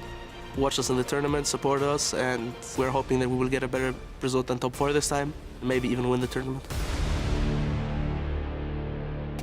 Nice to know. So they were boot camping in Malaysia, so they look pretty strong. Anyways, another thing that I really liked was that he was saying, like, we want to face up against SRG because we feel like we didn't give it their all, and he didn't take any credit from SRG. They were just playing better, and then they just want to face back. Like, I really like that kind of mentality. Like, we lost, that's it. Yeah. No real like excuse for why we lost, but we want to fight again. I think a lot of the teams here, man, are in that mindset. Yeah. Like, we've heard, I love the journey video clips that we get for all the teams, because I know not everybody can keep track of all the different regions competing and qualifying here. So they all come in with, I feel like, that sentiment that they want to get the trophy. They want to get to the grand final even. And so far, it's been a really interesting 2 days that we've had. I know we got to finish up this match, but it's been great so far. Yeah, and there's still a chance we see them go up against each other again if they both make it past the group stage. Like, if one would actually want to choose them immediately heading into the knockouts, if that happens though. But the bigger question is if they're able to win their first fight here in the group stage against DFYG. But basing it from what happened earlier, there are so many things that DFYG actually have to address if they want to take away a point from Team Spirit. I feel like let's start with tempo. You know, have a draft that activates much earlier, because going up against the world's best, like, they see a mistake coming a kilometer away or a mile away, depends on, you know, which metric that you use. Which metric? Yeah. Because I kind of feel like once players or coaches see a draft and then they're like, okay, they messed up here. We can start to exploit because ABC are their weaknesses, so we're just going to go through. Legit, I feel like day 2, we're not going to see Lancelot banned, but looking at the performance today, either ban it out, because even the games that Lancelot lost, it was not the Lancelot's fault. Yeah. Right? I think, again, you always have to look at group stages, especially for international tournaments, and specifically here right now for MSC is like the testing grounds, especially because we're in that we have the teams having the double elimination, and no one's eliminated yet. Yeah. So you can go ahead and look at it as almost a testing grounds for the first couple days. Obviously, once we get to tomorrow, day number 3 of the group stages, things will, I think, be even different than what we've seen so far. But as we get through this first phase of the bans, it doesn't look too different, but the Jushin's actually going to be banned this time, and it's FYG. That's like, you know what, Super Ken, it's your time to shine. Kalia Farsa? It's come to a point where they just had to first pick the Lancelot. It's almost like they're right next to us. Maybe they hear us. Maybe. No, hopefully not. No, probably not. The headphones are pretty good. Headphones are pretty good. They're really good. So is it gonna be Kalia Farsa? I mean, there's a Lancelot, yes, but you gotta be brave. they took out the Jushin too, either way. So maybe that could be an option, not unless... Or you want to take the Phoveus first so that it doesn't get taken away. Yeah, because it answers the Lancelot too. Yep, there you go. This is already all the tankiness in the world that you need. Like, these two picks alone. Any teams that get the Phoveus and the Kalea, you have a bunch of tankiness, a bunch of durability, so you can initiate fights if you want to, and whether that's the Phoveus or the Kalea. And that's why it actually works out so well. Pick-off potential, too, because even if the Kalea kind of, like, whiffs it, you also have this, like, hidden passive. It's not actually a hidden passive, but you also force the team to take some purifies. I kind of want to see, like, a CC Farsa or CC Granger here, just so that they have some answers for Team Spirit. Yeah. I'm wondering if Long would actually be open to picking the Granger here, though. If he seems much comfortable with the Moskov. Although if they want to play it safe, I feel like we've observed it even for yesterday. That might be the way to go, especially with these two frontliners that have already revealed themselves in the draft so far for Team Spirit. But I think we'll have to wait for a bit more. I feel like it's fair. It's fair for you to delay the gold lane just a little bit. The only reason is we just don't know their hero pool. But I kind of feel like when you have a Kalia, you do have to worry about mages that can fight instantly. I'm looking at Lunox, I'm looking at Farsa, so at least take one away. If they pick up something like a Zitian here, I'm just not sure how it synergizes well with the Lancelot. Because yes, the Lancelot does a lot of damage, but you kind of want to give him space just to farm up a little bit first. Yeah, it looks like we do have a little bit of a break here in the draft. So, you know, once we get this situated for our players, looks like it is on DFYG's side. We'll get back to it. But yeah, that's the thing. I think when you have a Lancelot, there's actually some good options to complement the Lancelot. But it's funny because even having this discussion with some of the other casters out there, it's just like Lancelot's so good that like you can almost just rely on yourself to an extent. You know what I mean? Like you can be selfish. You can be selfish if you want to as a Lancelot. I've never played him because I'm not selfish. No, I mean I have, but people tell me don't. That's same. I feel like they should give me more chances, but at that point they stop playing with me. I wouldn't. We would give you chances. He didn't hesitate. You did. No, I was thinking if I should say I or we. Hey, you hesitated. If you were selfish, you'd say I. We. Right now, looking at the situation, like we're hearing quite a lot coming in from Team Spirit. I heard clapping. Clapping. They're loud. I looked over. Pico was doing hand signals. So they're in high spirits. There you go. You said that earlier. I'm not taking credit for it. I already forgot about it. That's all right. I got a lot of trauma. Okay. I got to see a therapist. We can talk about it later. Yeah, we can. Do you have a therapist? I don't. All right. Well, we're in trouble. DFYG here. Still, I want... All right, CC and Kimi. Not going to lie, I already forgot about Kimi. Not gonna lie. Isn't it funny? Kimmy was all over the highlights yesterday. Because it's been banned always for like all of the games we've seen today so far. But then the Farsa's still open. Yep. If Team Spirit wants to get it. But still, I kind of feel like it's a good opener for both because it's like they're playing their own game, right? Yeah. A lot of burst and tankiness coming in from Team Spirit, and then the FYG picking up that Lancelot burst. CC has a lot of CC and damage towards Forvius. And Kimmy also have CC and damage. So kind of the same. It's kind of like so many heroes have CC and Yeah, damage. it's kind of like most heroes have CC and damage. Crazy. I don't know what else those abilities would do, but I mean, look at Zetian. She has CC and damage. Yeah, you know what? Hey, I got nuggets of knowledge, man. that's definitely a valuable one for all our players out there. You should see what's in my head. Yep. A lot of CC and damage. I'm so curious to see what's in it, honestly. So maybe back to the damage topic, not the CC and damage topic, since I feel like we'll see a lot more difference in terms of that. So far, both I'm liking the damage we're seeing, at least from the FYG and Team Spirit in the first few picks, but I'm wondering what one shot will decide to go for up against the Lancelot. I mean, if there are other assassins, Hayabusa? They took out the Joy, the Hayabusa's there, but it's mostly just the Hayabusa and the Lancelot that we see in the assassins in the jungle. What if he plays the Fanny too? We haven't seen the Ling. It's kind of okay going up against the Kimmy, but I mean, I think it's okay because you have a Farsa, so you're kind of protected in your own jungle. They banned the Haya. So might have to look at the Ling. Is there anything that we're forgetting? Oh, they took the Moskov. Oh no! Now what? Lung. Hey, Bruno's not bad, you know? Bruno's okay. Bruno is okay. Or if they don't want all this tankiness nonsense, something like a carry. Yeah.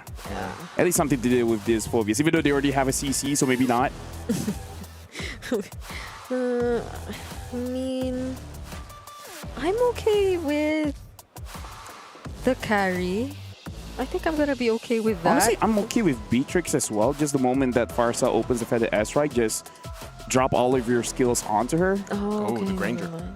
Yeah, Granger Cho. So honestly, pretty standard draft coming in from the FYG because I kind of feel like the win condition is pretty clear, which is CC and damage. CC, I was just about to say, CC and damage. I'm worried though because it's a very squishy lineup. It's all about mindset.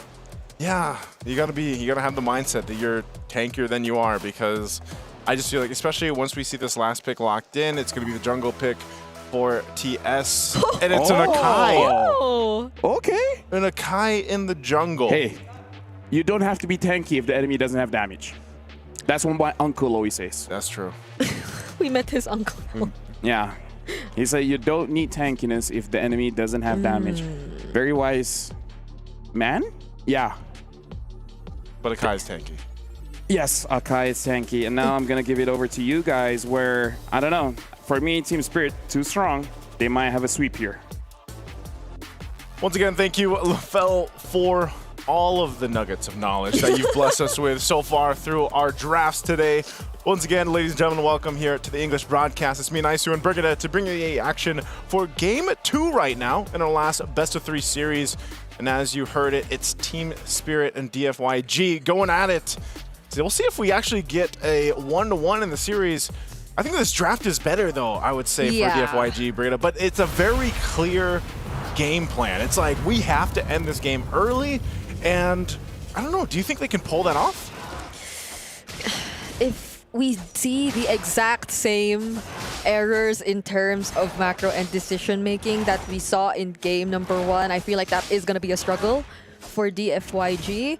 But things are pretty different right now. They got their hands on a lot more of the power picks, on a lot more of the priority heroes that we see in the draft. So, I mean, that's probably also why we're seeing them kind of being a lot more aggressive in the early stages of the game, because this is what they have to capitalize on, and this is probably what they're trying to do, denying one shot of getting a smooth experience in the farming. But I feel like he doesn't mind either way. This is still again, a very tanky jungler. This is the Akai. I was gonna say, as an Akai, I don't think you worry too much. If you lose a little bit in the early game, especially against Super Ken here with the Lancelot, it's not that big of a deal.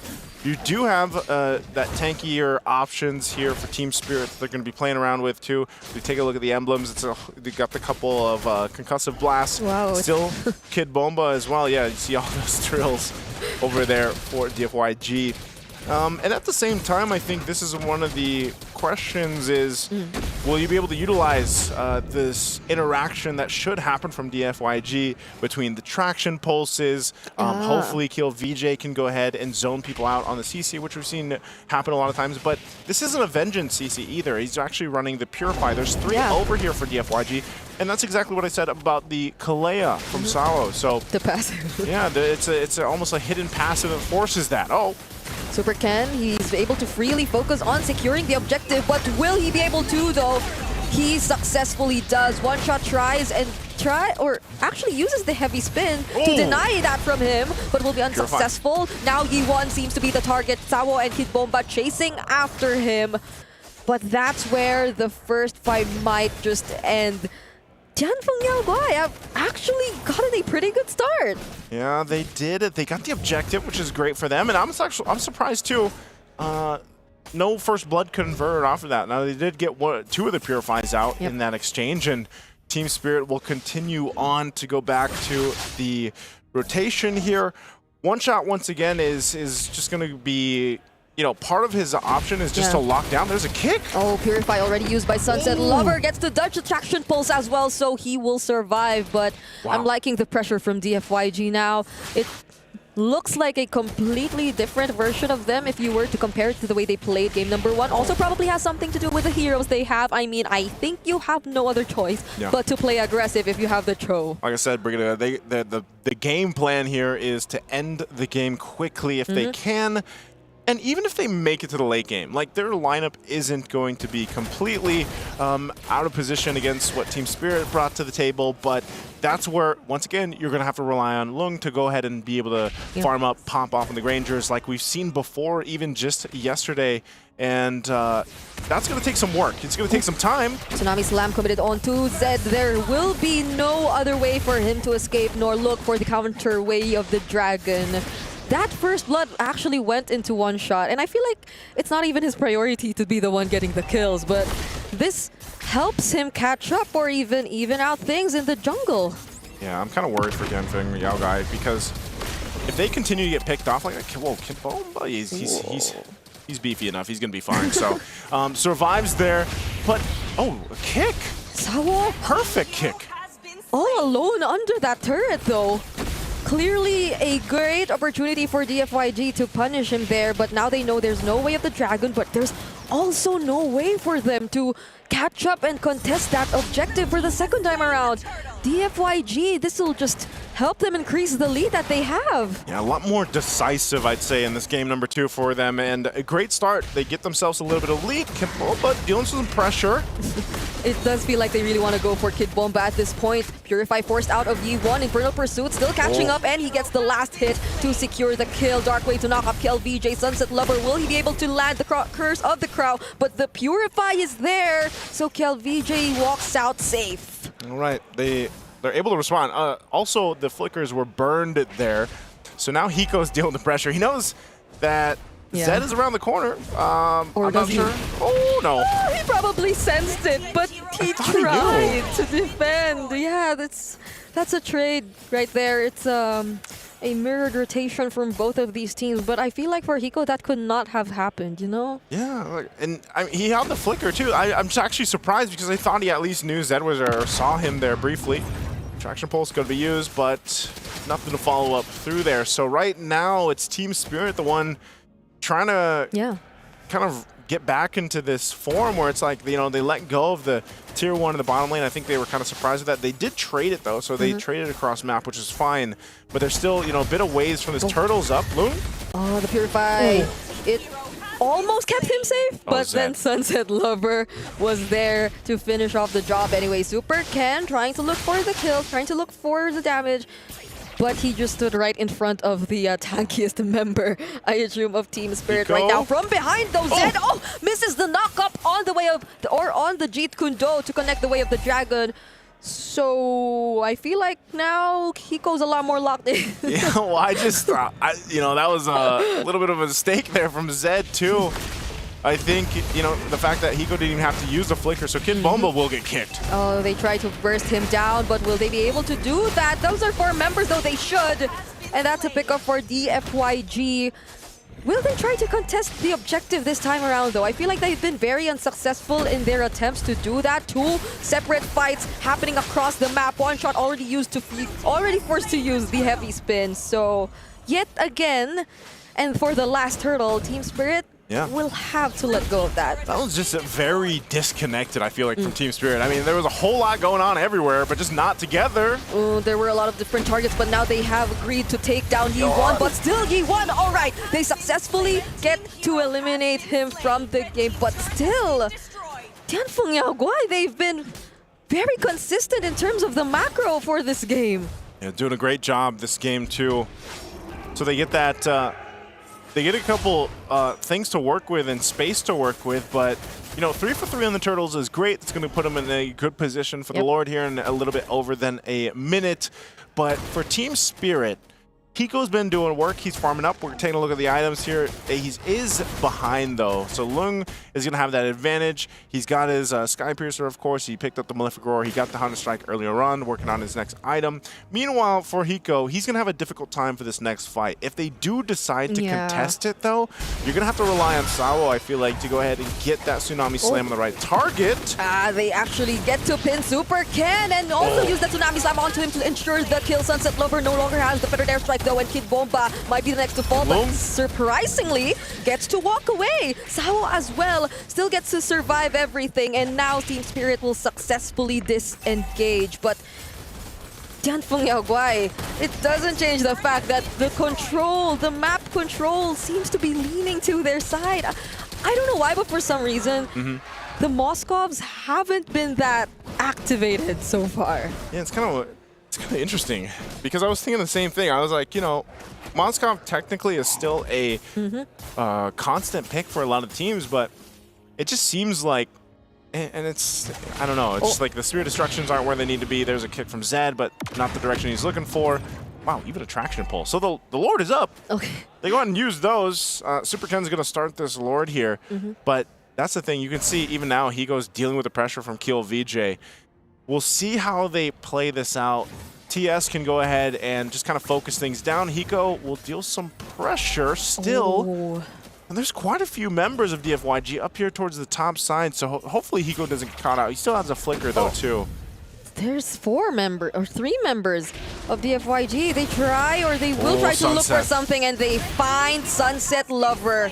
SOD will not connect onto Lung, but the other members of Team Spirit have already caught up. They seem to have found the way to look or to deal with Lung, and they finally get to trade out Sunset Lover, but all the while this was happening, look at Super Ken. But going back to the fight happening here up top, it's a double kill for Hiko.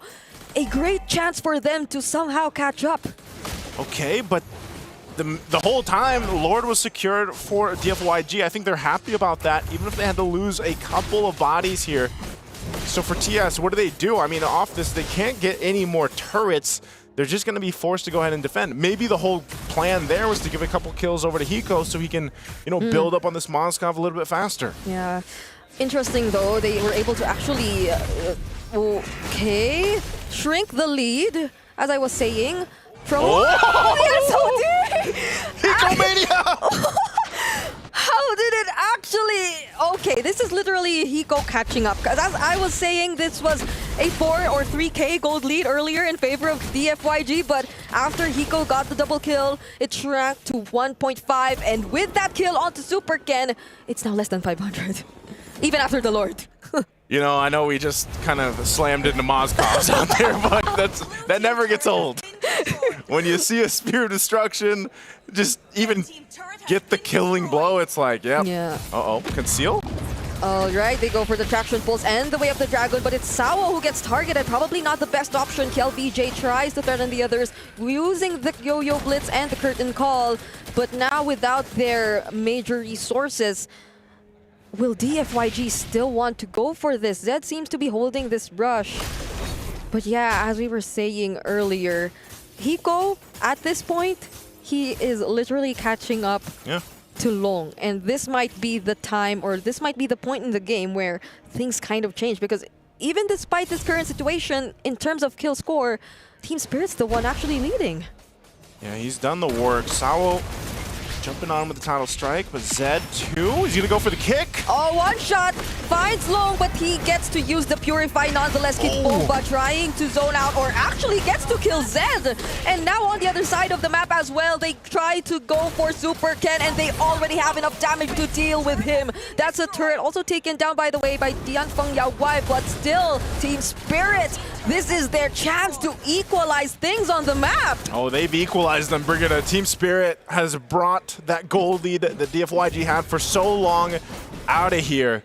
And Hiko, again, aggressively going forward, really relying on the team. We're going to look at the instant replay. This was great to find in the Feathered Airstrike. Kid Bomba leading that charge. You see them go for it. So him in one shot will deal with this. Meanwhile, Hiko's completely fine as he's covered with Sao and Sunset Lover to be able to get Super Ken. So great decision for Team Spirit to fight that. Now still, they're going to put themselves in a position. This Lord is coming up here in just a couple seconds, and they'll rotate up. They're in a much better fighting position, but one of the main things is a lot of these flickers are not available, so they really have to watch out. Oh, they're not even able to use the Way of the Dragon Traction Pulse combo because Sao, he was the one who looked for the initiation, now trying to regain some of his HP back, but one shot jumping in, doesn't use the heavy spin just yet. Zed trying to look for another target, but multiple members are actually knocked up by the Lord, and it's Zed who falls down first. Super Ken, nonetheless, actually secures the objective, but Hiko goes in! He actually takes down the other remaining members of Dianfeng Yaoguai alongside the Feathered Airstrike, but it's a shutdown from Super Ken instead! Super Ken! Staying alive through it all after getting the Lord too. That might have just been huge for DFYG. Now Team Spirit back on the retreat. Hiko got a little aggressive there, thinking that he could get it, and that, oh man, that Thorn Rose saving the day there for Super Ken. So they'll clear out this push. Again, they do have a pretty good defense lineup to deal with this Lord. But again, they have to be careful in how they approach those fights, especially around choke points. Yep. Again, the KDA honestly doesn't matter at this point. The impact Super Ken has, or actually has in this game, is impressive. That was all the while there was a heavy spin from one shot, by the way, but he was still able to secure that objective, and look at the damage! Dealing with Hiko, of all members of Team Spirit who were close and nearby. Yeah, it's unfortunate. I don't think Hiko... Yeah, now he gets the Wind of Nature. I was going to say, if he had the Wind of Nature for that, that would have been a completely different fight, but he went the Malefic Gun first before that Wind of Nature. So, nonetheless, Team Spirit still in a pretty good fighting position. Same with DFYG, and so they didn't convert too much. A conceal can be used. Oh, KLBJ, will he survive this? He unfortunately won't, but Super Ken might look for the trades, already using the heavy spin by one shot just to keep them safe. You have to respect the damage that's coming in from Super Ken at this point, and Team Spirit are probably okay with that single pickoff, but Dianfeng Yaoguai, they actually want more. There's a beautiful knockoff coming in from Sabo, though, and they capture Super Ken. Now Hiko finally wants to look for the kills as he was denied of them earlier. Feathered Airstrike also committed, but Zed and Long are the only ones left alive. Yeah, and that's not going to be enough to go ahead and defend against this push. They might get in the base too. Hiko takes a couple Rhapsody shots. But now the base turret, Lung should be able to clear this out. They might just go ahead and scrap up what they can, the buffs, and pushing the rest of the waves here. So slowly but surely, Team Spirit grabs control of this game, but DFYG still going to be okay. See if they're going. Kid Bomba will get kicked. Again, not in the angle they wanted. And Kid Bomba just spamming the recalls. Oh, another Tsunami Slam onto KLBJ. Sao gets to flicker out to safety, but gets punished by Long. So it's a 1-for-1 trade so far, but Team Spirit, just with that attempt, got to take down the inhibitor turret in mid. They got the base turret, that's what they wanted. Lord's still a bit away. Not sure if they actually want to try to contest for it without Saulo. Also, the flicker being burned by Hiko is a major battle spell that he needs. Once again, picks up a little more defensiveness, has the Rose Gold now available. So Lord is up here. What are they going to do? How are they going to play this out? Kill VJ as well, a few seconds away from coming up. Again, this Lord will be started up at this point. Yep. The Team Spirit gains control. Zed, though. Oh, they get to poke him. Oh, but Sunset Lover has to cancel that feathered airstrike immediately because there was a threat from DFYG to actually go for the fight. But still, they're able to position themselves around the objective. Zed, not full HP though. Tao tried to look for Super Ken, but the reactions were fast enough. There was the Thorn Rose to actually keep him safe, but the Dark Wave, it landed to kill VJ. He will be the first casualty for this fight, and the Tsunami Slum gets denied from the Purify, but Zed is next. 2 frontliners once more taken out. Team Spirit again just showing how good they are at the team fighting. So they go and get 2, they make their way for this Lord, they're going to be able to go ahead and take it. Will Super Ken try to pull something of a miracle off, but I think it's going to be too late as Team Spirit will blitz through this Lord take. So now, will we see DFYG? How do they play this defense? How do they get ready for it? Even down at that mid-base turret already. How do they deal with this? I mean, the lineup that they have, like I mentioned for Team Spirit, their defense on the high ground is pretty good. But for DFYG, it's kind of like they have to play into the ultimates that they have available to them. And how do they use this? You know, how do they use that traction pulse? How do they use the combination? And honestly, even down to the fact that the kicks just haven't been on par. Like, they haven't found the right angles that they're looking for. And that's the struggle always with the Cho, especially later game, is you kind of are in this position where it's like, all right, I need to survive enough to get the kick off.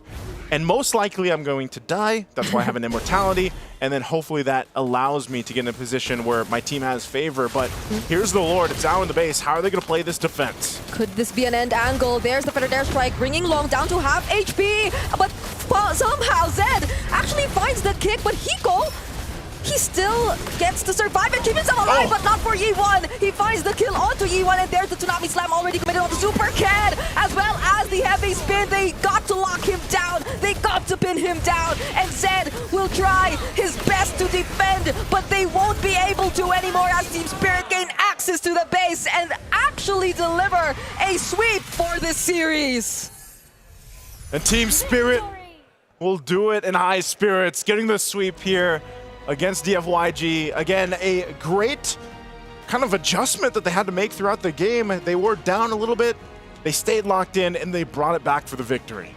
I gotta say, they got all their bases covered, but DFYG, there's a lot that they need to fix, because I kind of feel like for every single role, there were definitely mistakes that was very apparent in this game, and they don't exactly have too much time to actually readjust all of those. I mean, I don't know. They only have like, what, a few hours, maybe a day at most.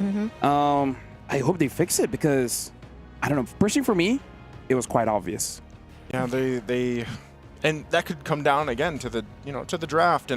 But they showed some signs of hope and brilliance throughout the game. It was just seemed like for DFYG, it's like at some point, things just kind of fall apart for them. They don't get in a position where they're actually able to capitalize on the things that they need to.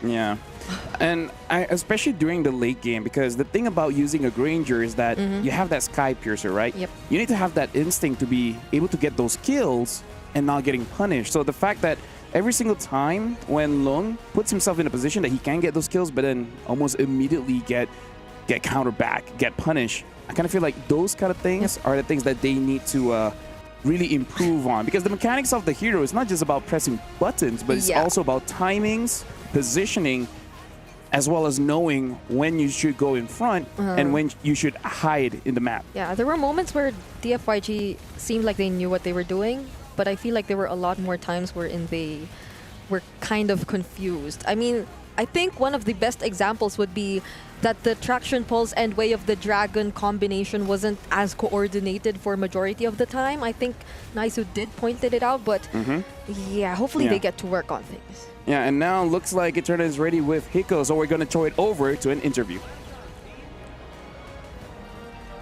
Hi everyone, it's say Turna over here with Hiko Mania as he strikes again here at the MSC group stages. Welcome, Hiko. Hello, everyone. Hello, everyone. So cute. So you are one of the youngest here at the MSC group stages. You're 17, is that right? Yeah, you're right. I'm right. Okay, I think you're like top 2, top 3 youngest. And who is the youngest, you know? Youngest is Boye. Oh.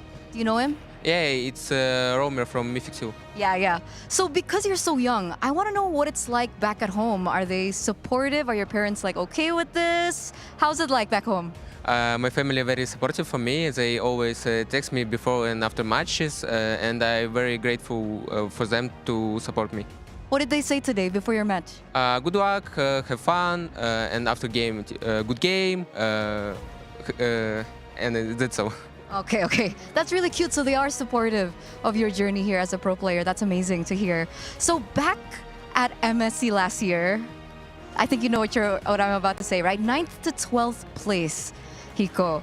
So considering that now here at MSC, you're 1 game away or 1 match away of coming to the knockouts, that would be the highest you've ever placed at MSC. Do you think your next match will be easy? I think it will be not easy because this match 2 was not very easy, and we need to try hard to win them. So it will be not easy, but I think we will fight them. Confidence level, good? It's okay. It's okay. Okay, hopefully that confidence level, rises. Because considering from last time we saw you on the M Series stage as well. You have been, changing everyone's mind about you. Everyone is talking about Hiko Mania. And let's talk about your personal growth a bit. How far and what difference is it now here this time around? Right now I'm feeling more like consistent. I'm talking more with team, and it's helped me a lot because when you communicate with team, you play better for me. Okay, so you play better as long as the communication is there. Okay, because back at MCC, we were looking at the past matches, and it looks like there was like a global ban system that was in place. Yeah, I was top 1 Granger in ranking. Wow. Of all Granger players in their league. Okay, so are we going to be expecting a Granger pick soon? Maybe, we will know. Okay. So watch out for Hiko's Granger, okay? And considering that, Homeboys is next up in your upper bracket match, is there a little bit of a revenge match going on? Because, technically you did mention, well, not you, but Kid Bomba mentioned that there is a little bit of revenge that they want to take against SRG. And I know it's a different team, but they're from the same country. Is there a storyline there that we can, talk about? Every international when I play, I always meet Homeboys or Team Vamos, like they have same organization, and now it's same organization but different roster. So I always meet Homeboys, and now my score versus them is 1-2, and I wanna make 2-2 for me. 2-2 for Hiko. So message to Homeboys for your next upcoming match. Yes. Yes? What's this? The message. Like, what do you want to say to Homeboys? Good luck, have fun, and I will beat you. I will beat you. There it is, Hiko Mania from Team Spirit. Once again, congratulations, and good luck for your next match. We're going to throw it over back to our casters. So many clip of moments. So, do you have anything to say to your next opponent? Yes. Hey, how confident are you? It's okay. It's okay. And I gotta say, hot take saying Vamos and Homeboy, same thing. Are you offended? No. It's just kind of saying like Blacklist and Aurora, Same difference. Same difference. Yeah. You know what? Let you guys know what I'm talking about. I do. Yeah, I love that he ended it with, "I'll beat you." Good luck, have fun. I'll beat you. And the laugh. Yeah. He always has to insert the. No. Try it. I can't. No, it's just a single syllable. Okay, try it. It's a single syllable? Oh. That's how you do it. We can't even confirm because he already went away. But that was a very convincing match. It's nice that he said that, game number 2, it wasn't easy. They had to try for that one. Overall, they're still looking pretty good. And Homeboys, I kind of feel like they do have to worry a bit because even though Homeboys won, but did they really? Why are you asking that? Oh wait, yeah, I'm the Malaysian. Sorry, my bad. You want me to repeat it? Tomorrow there's more matches. tomorrow is going to be very interesting matches because if I'm not mistaken, there might be some eliminations because now we already have the 1-0, the 0-1, and here's the thing. Here at MSC, you win twice, you move forward. You lose twice, you don't move forward. Just backwards. Backwards. Why did I have a feeling he'll actually say that? It's just to keep people on their toes. Mm-hmm. You know?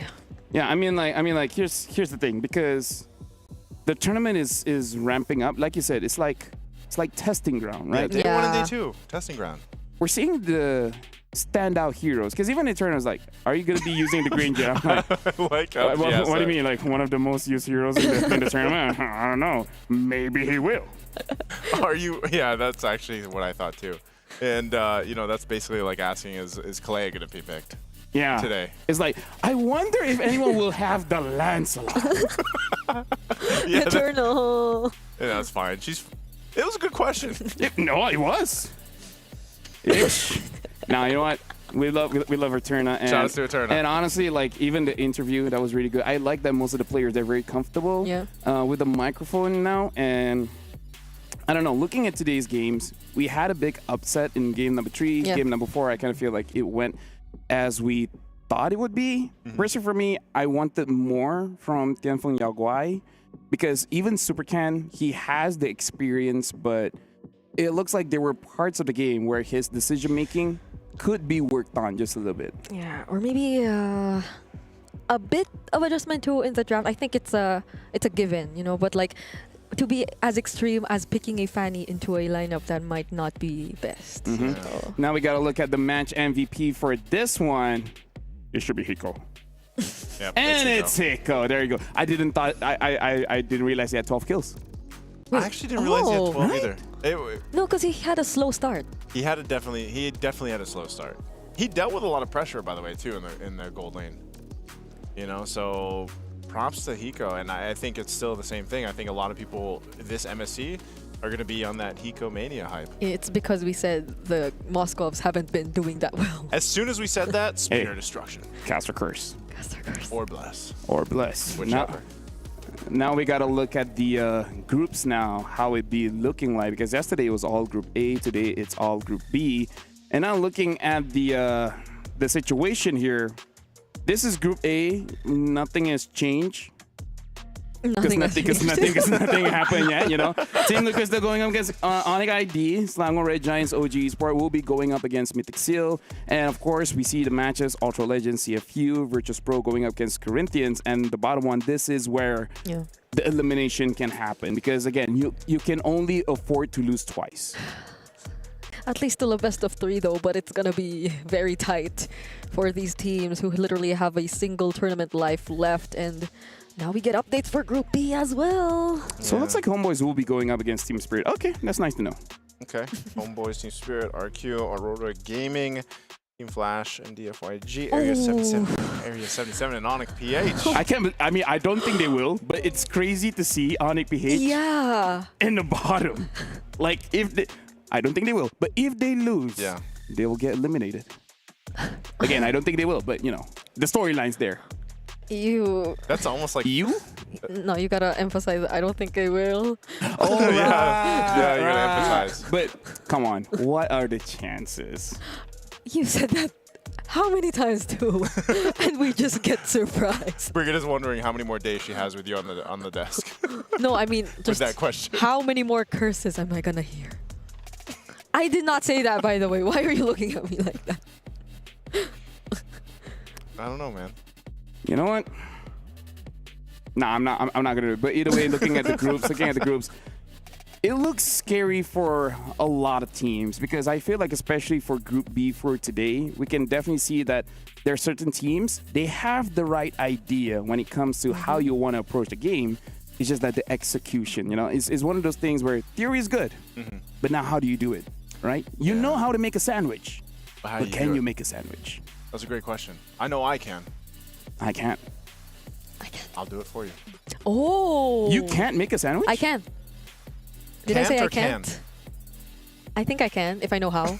Okay, you know what? I feel like that's it. We're already talking about sandwiches, so we're going to be ending the show here. Thank you very much for everyone watching, and tomorrow is going to be more amazing matches. My name is Fel. This is Niso and Brigida, and let's check out the Kadia Top Plays of the Day.